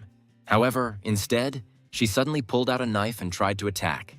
She was counting on a quick victory, but everything went differently. The young man easily dodged the blow and immediately intercepted her hand. He then effortlessly stopped the next attack, completely depriving the girl of the ability to act. Evan then demanded an explanation, trying to find out who she was. In response, the girl continued to play the role, stating that she was his wife. However, the hero noted that his real wife behaves differently. Then he completely immobilized his opponent. Realizing that there was no point in hiding any longer, the girl tried to escape by jumping over furniture. However, she had a backup plan. She took out a gun and pointed it straight at him. But even this did not change the situation. He remained completely calm, and the shot missed him. Then, already on the bed, the girl demanded that they give her the Buddha's head, threatening to kill her. However, Evan again evaded and stated that the item was not in his possession. Despite this, she did not believe his words and continued shooting, claiming that she had received accurate information. Then he suddenly pulled out his black card. The hero threw it with such accuracy that it knocked the weapon out of her hands. After this, he pinned her to the bed and again demanded an explanation. But the girl continued to adhere to her previous line of behavior. Then his attention was drawn to her clothes. He noticed a small pendant and asked if she was the daughter of the master from Kaifeng Valley. The hero's confusion gave her the opportunity to escape. She pushed him away and headed for the window, but before leaving, she noted with surprise that he knew about her origin. At that moment, Evan began to suspect that the woman in front of him might be his longtime fiancée, who, at the same time, looked very similar to Sarah. Before disappearing, the girl warned him about the Buddha's head, after which she jumped out the window. Once she was outside, Evan shouted that she still had to give him an answer about the bead. As a result, he was left alone in the apartment, trying to understand what exactly had happened. Almost immediately, he called Lucas and asked if Sarah had a twin sister. Then he learned that she was adopted, and the only clue to her past was an item that her adoptive father had once sold. This made the hero think about her possible connection with that very girl. Later, he began to carefully ask Sarah about her childhood. The girl didn't understand why he was interested in such questions. However, at that moment, her adoptive father appeared at the door and immediately began demanding a large sum of money, playing on her pity. But Sarah no longer responded to such behavior and made it clear that she did not intend to help him again. Despite this, the man continued to insist, but the girl interrupted the conversation and took him away, leaving her father alone. Left without attention, he began to behave extremely irritably, complaining about his daughter's ingratitude. Then he noticed the jacket left by the hero and decided to check the pockets. Sam was very angry because even an ordinary courier now had more money than he did. There he found money and that very bead, and Sam began to wonder how an ordinary person could possess such a thing. He soon realized its significance and decided to use it to his advantage. When Sarah returned, he had already prepared a new story. He stated that she was not his biological daughter. As evidence, Sam cited a past incident involving a blood transfusion. However, the girl did not want to listen to him. Then he took out a bead and said that it would help find her real parents, but he demanded money for it. Sam demanded that she give him $500,000 at once, and then he would do everything. Sarah was only willing to give him $100,000, and after much debate, they settled on $300,000. In the end, the girl agreed to transfer this amount to him. Having received the money, Sam left the bead and hurried out of the office, citing urgent matters.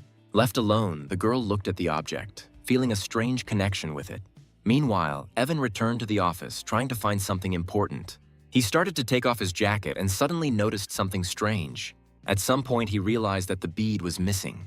The hero immediately suspected the recent stranger of disappearance. At that moment, Sarah entered the office and confirmed that her father had indeed been to see her. Trying not to show her excitement, she offered to go with her to the hospital, and the hero immediately agreed. He immediately asked what had happened to her, but Sarah said it was just a routine checkup. During the trip, the girl asked to keep the visit a secret, and Evan confidently promised that he would not tell anyone. However, they were suddenly cut off by another car. Evan immediately cursed at the driver as he tried to steady the car after it jolted them. It was at that moment that the girl noticed the bead hanging around his neck. Then Sarah demanded an explanation from him as to where he got her. Evan tried to explain it through his friends, but she didn't believe him. Then he began to tell a convoluted story about family agreements and personal obligations. He even hinted that Sarah was jealous of him, but the girl immediately refuted his assumption. Later, already in the office, the girl was waiting for the test results. She looked at the bead and began to think more and more that all this might not be a coincidence, but part of a more complex story. Her thoughts were suddenly interrupted when her assistant announced a visitor. It turned out that Madison had come to see Sarah. She entered with such confidence, as if she were the mistress of this place.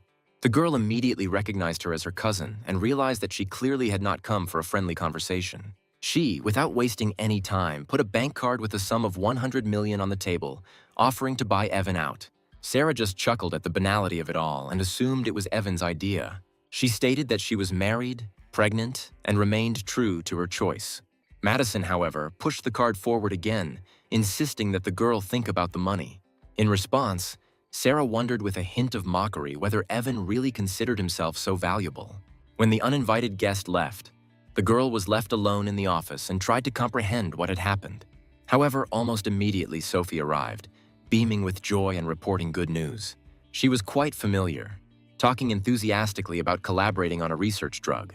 She said that her partner was a medical genius, Ellie, and Sophie insisted that they needed to meet this famous doctor. Sarah latched onto the familiar name Ellie, trying to remember where she had heard it.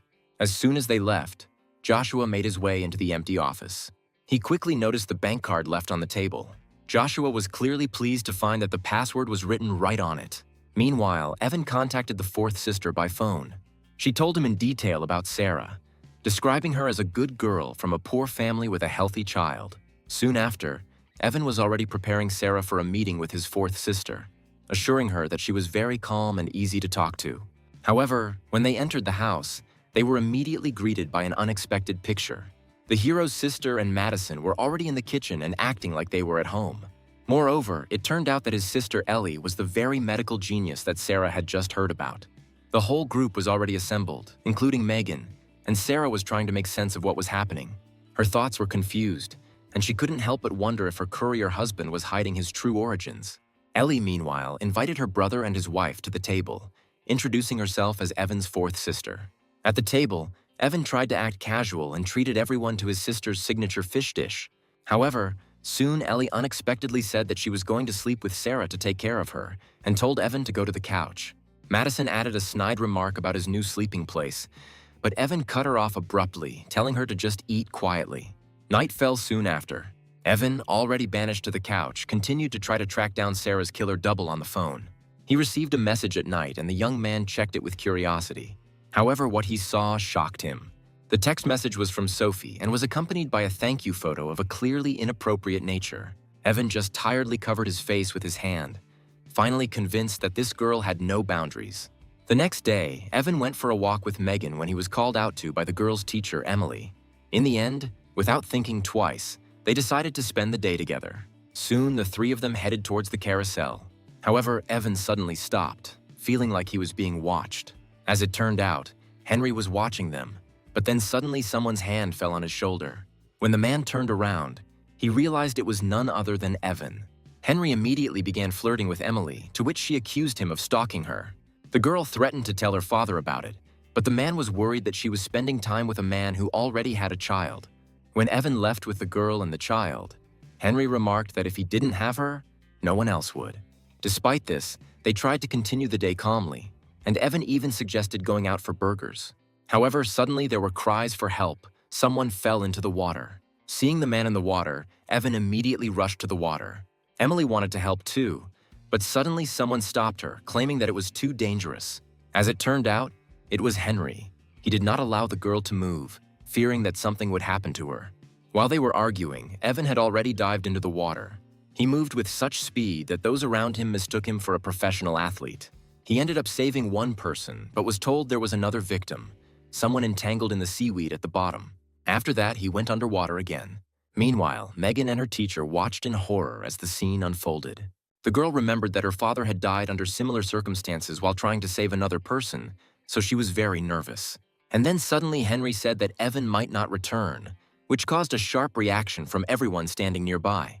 Emily was shocked by his behavior and slapped him, calling him selfish, and was about to jump into the water herself. Henry was still trying to stop her, not understanding why she cared about the driver's death. At that moment, there was movement in the water, and everyone immediately paid attention to it. Evan soon emerged with the second rescued man, looking exhausted but still swimming to shore. The arriving paramedics immediately rushed to the scene. Megan immediately rushed to him, hugging him and calling the hero father. However, the second rescued person remained unconscious, which baffled doctors. Then Evan, ignoring his condition, said that he would check it himself. Evan began checking his condition, which surprised those around him, and eventually came to an unexpected conclusion. He had a cycle failure. This statement immediately brought the man to consciousness, and it turned out that it was a girl. She explained that she survived only because the hero breathed air into her mouth while she was underwater. Emily was surprised by this news, but Evan himself took it calmly, as if nothing unusual had happened. The rescued girl introduced herself as Melanie. She thanked Evan and insisted that she had to treat him to dinner. However, a jealous Megan cleverly turned it into a group meeting by saying that she too wouldn't mind eating right now. When they left, Henry was still watching them from the side, unhappy that Evan was still alive. Since Melanie's phone was wet, she asked to borrow Evan's device to make a call. At this moment, the girl received unpleasant news. She was told that the deal was in jeopardy because someone was trying to buy her research for only $150,000. Melanie ended up having to cancel the dinner on short notice due to a business issue. Then the girl asked him to call her a taxi, but Evan himself offered to give her a ride to the right place. Soon, they were already racing through the city to the place of negotiations. On the way, Melanie explained to the hero that her project was deliberately underpriced. In a relatively short time, they had already arrived at the right place. Upon arrival at the office building, she was informed that a potential buyer was already waiting. Melanie walked in and introduced herself as the head of the development team. Then the man immediately offered to buy out the entire project for the same amount, $150,000. However, the girl categorically refused, explaining that they needed an investor. However, one of her colleagues had already succumbed to the temptation of money and suggested that the girl reconsider her decision. The fat man noticed their weak link and immediately lured him over to his side, offering him a job. Another employee followed him out, leaving Melanie in a state of shock at the betrayal. The businessman himself merely shrugged his shoulders indifferently, saying that he saw nothing wrong with it. However, at that moment, Evan intervened, holding a project proposal in his hands. The young man sharply criticized the older man for trying to deceive the student, effectively exposing his intentions. The man, trying to save face, began to threaten, but Evan only treated it with mockery, not taking his words seriously. As the negotiators left the room, Melanie thanked Evan for his help, but her remaining partner was in a panic. She noted that it was now impossible for them to compete with the stolen software. In response, Evan, remaining completely calm, asked only for the account number for the transfer of funds. Just a moment later, a notification about the transfer of 5 million arrived on the girl's phone, and everyone present literally froze in shock. Evan then reintroduced himself by shaking hands with his new partner, Melanie. After this, he immediately got down to business and ordered that discussion of the project begin. Melanie began to explain in detail the features of their software. However, she soon admitted that they urgently needed legal and financial support, and they had no connections.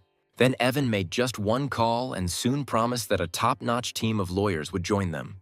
Having settled this issue, he advised focusing exclusively on the technical part, taking financial matters upon himself. Later, when Evan was driving Megan and Emily home, the girl was still under the impression of the events of the past day.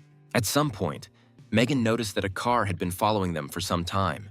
It soon became obvious to the hero that this was a real chase. Then Evan dropped the girl off at the house, telling her to go straight inside. As soon as she was safe, the young man turned his attention to the pursuer. The man in the cap hid in the bushes extremely ineptly. Evan came up behind him and grabbed him, and he immediately began to make excuses, claiming that his boss just wanted to talk. But Evan, without showing much interest, ordered that he be taken to this man. Soon they approached a car where an elderly man and woman were waiting for them. The man introduced himself as Daryl, a master criminal, but this statement did not make any impression on Evan. He explained that he had seen a recent water rescue and wanted to hire a hero for underwater work, offering 6 million. His companion doubted the need for such a sum, but Daryl insisted, specifying that he would pay only after the task was completed. Evan was skeptical of this condition and demanded an advance payment of 2 million. Before agreeing, he paused and stated that he needed to make a call. At that moment, he received a message in which his old man urged him to agree. Then, returning to the conversation, Evan agreed to the deal. The woman then handed him a prepaid card, along with a threat of consequences if he cheated. After this, Daryl clarified that the mission was to retrieve bodies from a place called Long Huitan. Hearing this, Evan became wary because of the ominous name. However, Daryl only reminded that the money had already been received, which meant that the contract was considered concluded. After this, his new employers left, leaving the hero alone with his thoughts. Almost immediately, he contacted his old man to get more information. He told him that the message he sent was true. Evan needed to go to that place. He said that the target of the mission was not the bodies, but a golden statue with an object inside. The old man explained the backstory in detail. It was about a monument to a monk, inside which a valuable artifact was hidden. Evan tried to clarify why this was so important, but received an evasive answer asking not to ask unnecessary questions. Eventually, Evan agreed to follow the instructions. Meanwhile, in the apartment, Sarah was looking through important documents. When Evan returned earlier than usual, the girl was clearly surprised. He noticed that she was holding the evaluation report in her hands. However, Sarah immediately took it back, declaring that it was her business alone. She then changed the subject and asked about the bead he was wearing, and eventually came to the question of his real identity. In response, Evan gave a rather frivolous explanation about being an ancient heir, which did not make any impression on the girl. But the young man just shrugged and offered to cook food for her. The next morning, Sarah drove up to a large office building where she was met by security guards. However, Madison was already waiting for her in the office, reminding her that she had accepted the money and was now obliged to fulfill the conditions. She detailed her position, stating that her relationship with Evan had been unbreakable for 12 years. She also said that Evan still had 6 bullets in his body because of her, and that she was willing to sacrifice her life for him. After that, she tried to persuade Sarah to make the right decision, but the girl refused to sign any documents. Madison gave her a deadline of 8.5 hours to change her mind. As she was leaving the office, she ran into another woman, Sophie. Then the girl, entering her friend's office, asked who this influential guest was. At that moment, Sarah had a memory. She had already seen this woman next to Evan's sister, which aroused her suspicions. Sophie confirmed that the Zhang family had enormous influence and could easily buy out their business. This caused Sarah to quickly look through the documents on her desk. Soon she discovered something and in a panic called her assistant. The girl asked if any suspicious people had appeared in her office. The assistant then mentioned a certain Joshua, which immediately caused her alarm. At that moment, Sarah's phone rang. She picked up the phone and demanded that Joshua return her bank card, but he pretended not to understand what she was talking about. Sarah then threatened him, citing evidence of his past crimes. After this, she calmly turned to her friend and asked her to cancel their plans. Sarah tried to act as if nothing had happened, although inside she was under great tension. After that, She said goodbye to her friend, remaining alone in the office for a while. After some time, Joshua came to her and returned the card, claiming that he had spent very little. However, Sarah, not believing him, slapped him and demanded that he name the exact amount. It turned out that he had spent more than 10 million, and then the girl, in a rage, ordered him to leave immediately. When Joshua stormed out of the office, she realized that Madison had given her the 100 million just to get her to give up Evan. Meanwhile, the story moves to the company's headquarters. There, Evan chatted calmly with the guards, telling stories about pirates. At that moment, he heard Sarah's voice calling him. He greeted her formally as the CEO, causing her to momentarily think he was about to leave. Instead, however, Evan suddenly announced that he would like to cook her fish stew for dinner. Watching him leave, Sarah pulled out her phone and a plan began to form in her head. She called someone and tried to urgently sell her new house and car. They tried to dissuade her. Sarah said that she urgently needed money and that she was ready to even take a loss. At that moment, a call from Madison interrupted all of Sarah's thoughts. The woman again offered to buy Evan for any amount. However, Sarah calmly stated that she would return the 10 million, and that would be the end of their financial relationship. She added that her interlocutor could take her card back at any time, completely ignoring her offer. As for Evan, Sarah emphasized that his future depended only on himself, and she did not intend to interfere with this choice. Meanwhile, outside, Evan continued to calmly communicate with the guards, completely unaware of what was happening. At that moment, a luxury car pulled up to them, and those around them decided that it was intended for him. Madison got out of the car and called Evan to talk. She said she was planning to leave that night, and Evan, a little surprised, asked why she was in such a hurry. Suddenly, the girl spread her arms and with obvious excitement demanded that the hero hug her. Evan didn't resist and responded to her with unexpected gentleness. He suddenly noticed that the girl was crying, but Madison said that it was nonsense, that she just had a speck of dust in her eye. Then the young man tried to calm her down, hinting that they would have time to talk later. However, in response, he received a sharp blow from the knee between the legs.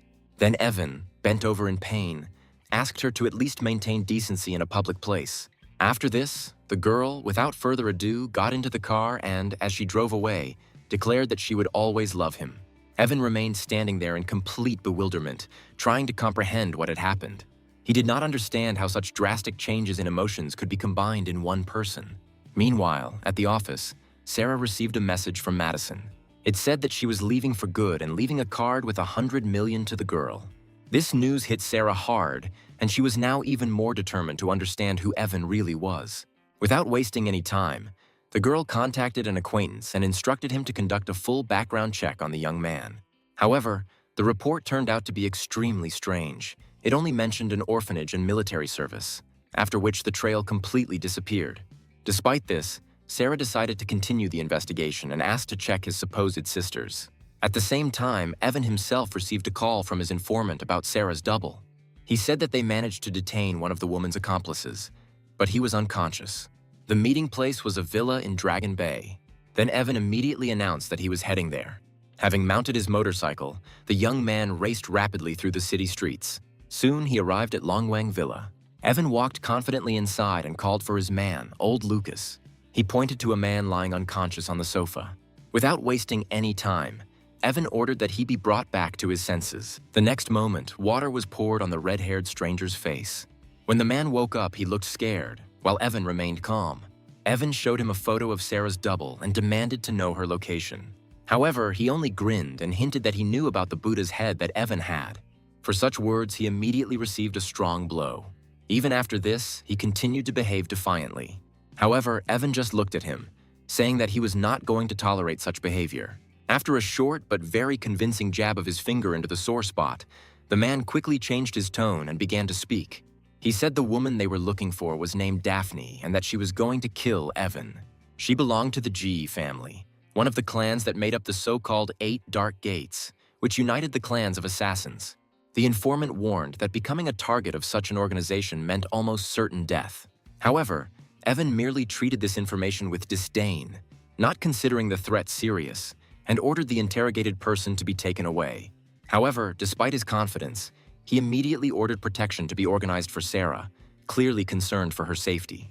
Even though he wasn't afraid of these people, his pregnant wife could be in danger. At that moment, Sophie appeared on the stairs, surprised by his presence. She was amazed that her grandfather addressed Evan as young master. Lucas explained that it was Evan who won the Ching family's important project. Realizing this, the girl was shocked and suddenly remembered some photographs which she immediately regretted. The old man didn't understand what they were talking about, while Evan began to criticize the photographs, which completely threw the girl off balance. She ran upstairs in panic, shouting that now she would not be able to wash away this shame. After she left, the old man instructed Evan to follow the informant and find information about this girl Daphne. While Evan was processing what he had heard, his phone rang. As it turned out, it was Melanie. The girl panicked and reported that their competitor had already released similar software. However, Evan calmly replied that he was heading to the company immediately. Meanwhile, Sophie returned and began asking her grandfather where Evan had gone, which left Lucas puzzled. She was in a depressed state, still unaware of Evan's true situation. Lucas warned her not to reveal his identity to anyone for Sarah's safety. Meanwhile, in Melanie's office, the situation was rapidly deteriorating. She met Evan and told him that competitors had already spent $2 million on advertising. Evan then asked why the $5 million he had allocated had not been used, but Melanie said she had been hesitant to act. Once he was sure the software was ready, Evan gave the order to invest the entire $5 million into promotion. The girl was shocked by the amount, but Evan said that it was only a minor expense. Meanwhile, the competitors were in good spirits. They had achieved 300,000 downloads thanks to the $2 million they had invested. Their director felt confident and was even about to celebrate the victory with his secretary. He was already planning to send a mocking gift in honor of his victory. However, he was soon informed that Melanie's team had also begun active promotion. This caused panic among the employees, as it was unclear where they got the funds from. A technical specialist confirmed that the competitors invested $5 million in advertising. The irritated director decided not to give in and ordered that the same amount be allocated in order to maintain the advantage. In response, Evan's team soon took first place in the metrics, although Evan himself remained unperturbed. At that moment, Melanie received a notification on her phone about a new transfer of another $5 million. Surprised, she asked why the hero did this, to which Evan calmly replied that their enemy would not stop so easily. As expected, competition intensified, and the team proposed investing additional funds to maintain its position. Evan agreed and ordered that the pressure be kept up, not giving the opponents a chance to recover. The competitors' companies were thrown into chaos when they saw the new investments. Their director was furious. Having already spent a significant amount, he was not going to give in. In desperation, he contacted Old Man Juan and proposed a new plan. He decided that if he couldn't win financially, he had to resort to a cyber attack.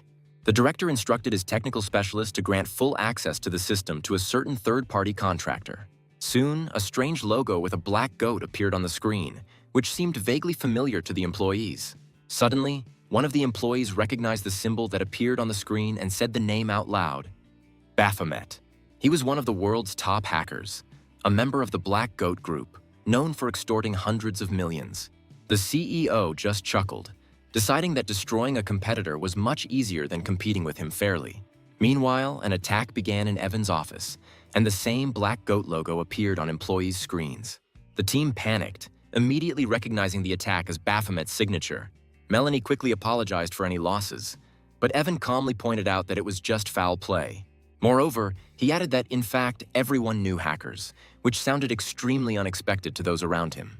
Evan then began making calls, switching between languages, including German, Korean, and Russian. The staff just watched in silence, amazed at how fluently he spoke several languages. At this time, the director of the competing company was already celebrating victory, confident that he had finally destroyed his rivals. However, suddenly his technician's computer started acting strangely. The goat logo suddenly changed to an image of a dancing model in a bikini, which looked like a blatant mockery. Panic broke out in the office as it became clear that they themselves were under attack. The specialist reported that the 2nd, 4th, 6th, and even first-ranked hackers in the world were all acting against them. Meanwhile, back at the office, Evan's team was already celebrating their success, and the hero himself explained that he had simply contacted old acquaintances. However, he was not going to stop there and stated that the next step would be to attract celebrities for promotion. After this, the young man got on his motorcycle and went to the bar. Once inside, Evan approached the bartender, a woman named Molly. She asked him in surprise what brought him here, while Evan himself noted that the establishment looked too empty. The woman offered him money if he needed help, but he explained that he had come with a different request. He needed her old connections in the entertainment industry to find famous people to collaborate with, and Molly agreed to help. Then Evan asked if she really was going to sell the bar, and the woman explained that her friend didn't have enough money to buy it. When he clarified the amount and heard that 9 million was required, he immediately declared that he would pay it himself. Such an easy solution to the financial issue stunned the girl. However, suddenly several bandits burst into the bar demanding money from Molly. Their leader noticed Evan and, upon closer inspection, recognized him as the courier, which only increased his disdainful attitude. Molly tried to intervene, telling them not to touch her friends, but the man responded by slapping her and rudely pushing the woman away, after which he demanded 5 million from her. She responded by claiming the bar had already been sold, which enraged the attacker. He grabbed her by the throat and demanded to name the buyer. At that moment, the main character hit him on the head with a bottle. Evan asked why he was attacking women. In a rage, the blonde shouted, ordering his subordinates to deal with the pathetic courier. 2 of his men immediately rushed to attack, but Evan easily repelled their attack. He sent one flying with a kick. Out of the corner of his eye, the hero noticed another person approaching him from the side. However, he also neutralized him by kicking him straight in the chest. Everything happened very quickly, and soon the entire group of villains found themselves on the floor. Molly, worried about what was happening, asked him to stop, warning him that the attackers belonged to the Brotherhood. But Evan was indifferent to this, as if the name had no meaning to him. The woman was afraid of the consequences and asked him to leave. However, Evan instead took out his phone and decided to make a call. The bandit leader looked at the situation with mockery, but at that moment his phone suddenly rang. But a second later, his expression changed dramatically. He realized that the call was meant specifically for him. Having answered, the man began to listen to the instructions and noticeably turned pale, looking more and more frightened with every second of the conversation. This short conversation had an immediate effect on him, and when he finished, he knelt down in front of Evan without hesitation, apologizing. However, the main character remained indifferent to what was happening and said that he should have apologized not to him, but to his sister Molly. Then the bandit immediately turned to the woman and repeated the same words, but now sounding much less confident. Molly was clearly confused, and Evan, not wanting to continue this scene, simply gestured for the entire group to leave and not appear again. After they left, Molly sincerely thanked the hero for his help, feeling both relief and surprise.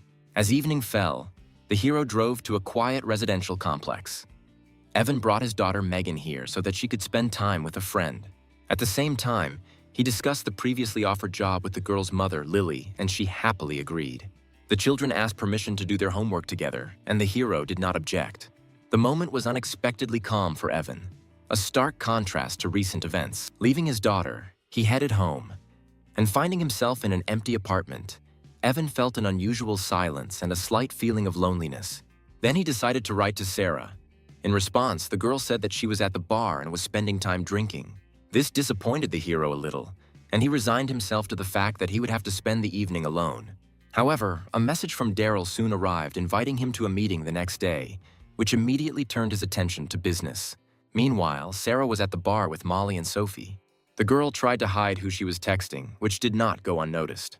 Sarah advised her not to abuse alcohol, but Molly quickly changed the subject, saying that the bar had already been sold. Then she said that she wanted to meet Sarah's courier husband to form her own opinion of him.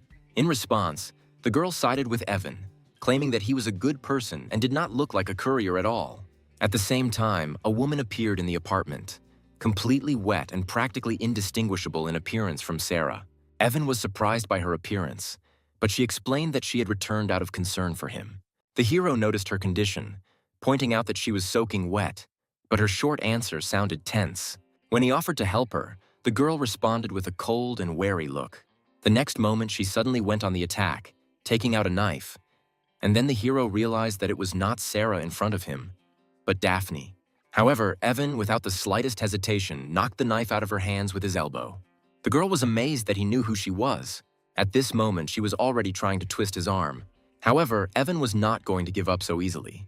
With a powerful movement, the hero knocked her down and pinned her to the floor, demanding to know the purpose of her mission. Then Daphne screamed, demanding the return of the beads and the Buddha's head. Evan just watched her calmly, not paying attention to the threats. Despite desperate attempts to break free, the girl could not free herself. Then she suddenly spat a sharp needle at him. She flew past Evan's head, narrowly missing him. Daphne continued to shout threats, but the hero still held her wrist, completely in control of the situation. Moreover, he easily parried her next kick, at which point Evan finally realized that in front of him was an exact copy of Sarah. The situation took an unexpected turn when the girl asked if he wanted to become her relative. Daphne said that since he was her son-in-law, he had to obey her and give her the Buddha's head. Evan grabbed her leg effortlessly and stated that he had no idea what she was talking about. Then, unexpectedly for the hero, she sharply increased the pressure and managed to break free from his grip. At that moment, she suddenly heard her phone ringing. Her interlocutor said something to her, and then Daphne was forced to obey and agree. As a result, the mercenary gave Evan a harsh ultimatum, giving her a limited time to hand over the required items. After that, she quickly left the apartment. Almost immediately after her disappearance, Sarah stepped out of the elevator and headed towards the apartment, unsuspecting. Approaching the door with the key in her hand, the girl was about to go inside, not imagining what had happened just a few minutes ago. At this time, Evan heard the sound of the lock opening and decided that his opponent had returned. As soon as the door opened, Sarah looked down at the floor and was surprised to see water spilled everywhere. Evan reacted instantly and grabbed the girl who entered, addressing her as his wife's sister and demanding an explanation. However, a moment later he checked her pulse and was surprised to realize that he had made a serious mistake. It was the real Sarah in front of him. Realizing this, the hero immediately changed his tone and asked why she had returned. The girl replied that she had forgotten an important document. She then noticed the condition of the apartment and asked why the floor was covered in water. Coming closer, Sarah looked at Evan carefully and suspiciously tried to catch any foreign smells on his clothes. When she asked if there was another woman there, the hero hastily declared that a man who looked exactly like her had just left. These words sounded so strange that the girl perceived them as an extremely unconvincing excuse. Sarah turned away and headed for the exit, not wanting to continue the conversation, but the hero continued to insist that she was wrong. In the end, the girl left, slamming the door, leaving him alone to deal with the consequences and look for a way to explain this incredible truth. The next morning, Evan received a message that transport for the meeting was already waiting for him. At the entrance, he was met by a woman named Lucy, who informed him that he had been expected for a long time. Having got into the car, the hero immediately asked a question about Daryl. However, the girl avoided a direct answer, explaining that he should address him as the sixth master. She then took out a blindfold, explaining that it was necessary for safety. About an hour later, the car arrived at a building that looked like a factory. Lucy had to wake Evan up to remove the bandage. Once outside, the hero stretched after the ride, after which he was met by Daryl's men. He introduced him to Mr. Hamasaki, emphasizing his outstanding swimming skills. The Japanese, unaware that he was being understood, quietly expressed the idea of the need to eliminate Evan after completing the mission. However, Daryl translated his words as a sign of trust and high expectations. However, Evan immediately exposed their deception, claiming that he understood perfectly what was said, but the conversation quickly returned to business. The group headed to the beach to carry out an underwater operation. Their guide was an elderly fisherman named Stanley, who was also involved in recovering bodies from the water. And then suddenly Lucy said that they had received a message that another young master was also heading to this place. Daryl immediately ordered one of his men to stay and detain the competitor. Meanwhile, Stanley reported that the current was changing and there was little time left, so it was necessary to start now. Without using any equipment, the elderly guide dove into the river without hesitation, as if it were the most ordinary thing for him. Lucy and Evan followed him into the water, wearing full diving gear. Once underwater, the old man led them deeper, directing them to a hidden grotto.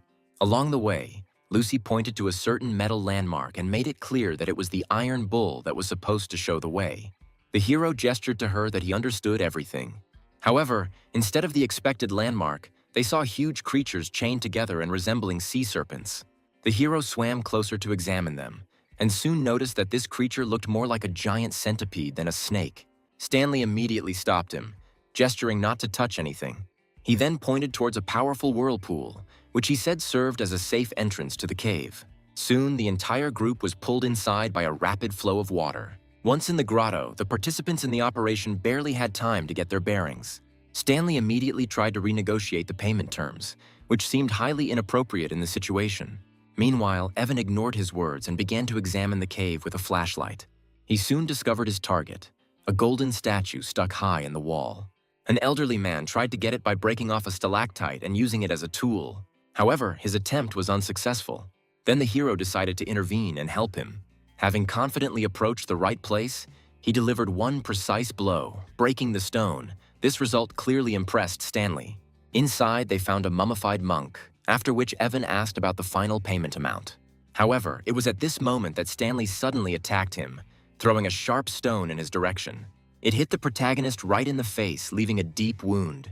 Without wasting any time, the old man grabbed the mummy and hurried away, promising only to perform a ritual in his honor. Evan, left in the cave, bleeding, was overcome with rage and at the same time with the realization that he had been betrayed. However, he didn't have time to think.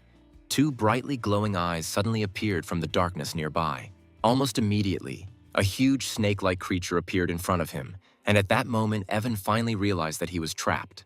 The creature rushed forward, clearly intending to attack him.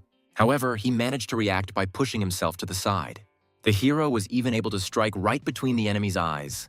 In response, the creature released a cloud of poisonous gas, forcing the man to cling to its head to avoid its effects. Then, seizing the moment, Evan pushed off sharply and flew to the side, narrowly avoiding contact with the toxic fumes. Evan then wasted no time in taking out his blades from his suit, preparing to continue the fight. A series of rapid blows swept across the snake-like creature's body, leaving visible wounds on its thick skin. However, despite the damage received, the enemy was clearly not defeated. Nevertheless, there was no point in prolonging the battle. So Evan made the decision to retreat and focus on completing the mission. Then he dove into the water again, leaving the enraged creature behind. Meanwhile, bubbles began to rise on the surface. Stanley soon emerged from the water, which brought noticeable relief to Daryl. However, the old man immediately demanded additional payment, claiming that the diver had allegedly been trapped and that the treasure had been safely hidden. These words made the men angry, and the Japanese man, unable to restrain himself, hit him with the handle of his pistol, demanding an explanation. Despite the threat, the old man continued to insist on his own and even offered to sell the information to the highest bidder. This finally got Daryl's men angry, and one of them hit Stanley. Then the others joined in the beating, but even under pressure, he refused to tell the truth. At that moment, Evan emerged from the water with a powerful splash. Seeing what was happening, he immediately understood what was happening and decided that the traitor was receiving the punishment he deserved. The hero emerged from the water with the find and declared that the statue was a fake. Moreover, he knew that the real object was already in his possession. Without further ado, Evan decided they had to deal with the consequences themselves and swam off in the other direction. Later on the beach, Evan was changing clothes when his phone rang again. His old man asked if he had managed to obtain the necessary items, and the hero confirmed the successful completion of the task. However, the old man gave him a new order, to gain the trust of those around him and find out who was really behind the whole operation. The hero agreed without further ado, accepting the new task. Meanwhile, on the shore, Hamasaki continued to extract information from the guide using force. The old man, despite what was happening, again stated that he was ready to sell the information to the highest bidder. Then Daryl, finally losing his patience, ordered Lucy to go look for Evan. At this point, Stanley, with obvious glee, declared that the young man had probably already been swallowed by the sea monster. However, almost immediately Lucy noticed a figure in the water signaling.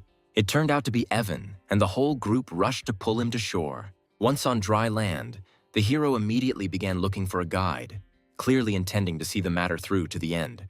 The old man was shocked to see him alive, and Evan responded by saying that he had no intention of leaving the betrayal unanswered. He rushed towards him, but Daryl's men stopped him as they still needed the information. Stanley then tried to use the situation to his advantage by declaring that he would only speak with Daryl himself. Not wanting to continue this conversation, Evan was about to strike, but a sudden shot stopped him. The bullet narrowly missed his shoulder, and the shooter turned out to be Hamasaki. However, this did not bring the expected result. The hero managed to avoid the bullet without receiving any harm. Moreover, he immediately launched a counterattack. In a second, Evan disarmed his opponent, removing the magazine from the weapon. Now the situation had completely changed. The gun was pointed at Hamasaki himself. Evan explained to Daryl that his partner had just attempted to eliminate him, thereby calling into question their partnership. To increase the pressure, he showed him a magazine of cartridges, threatening to stab the Japanese with it if they planned anything. Daryl, realizing the seriousness of the situation, hastened to smooth over the conflict, calling what had happened a misunderstanding and offering compensation.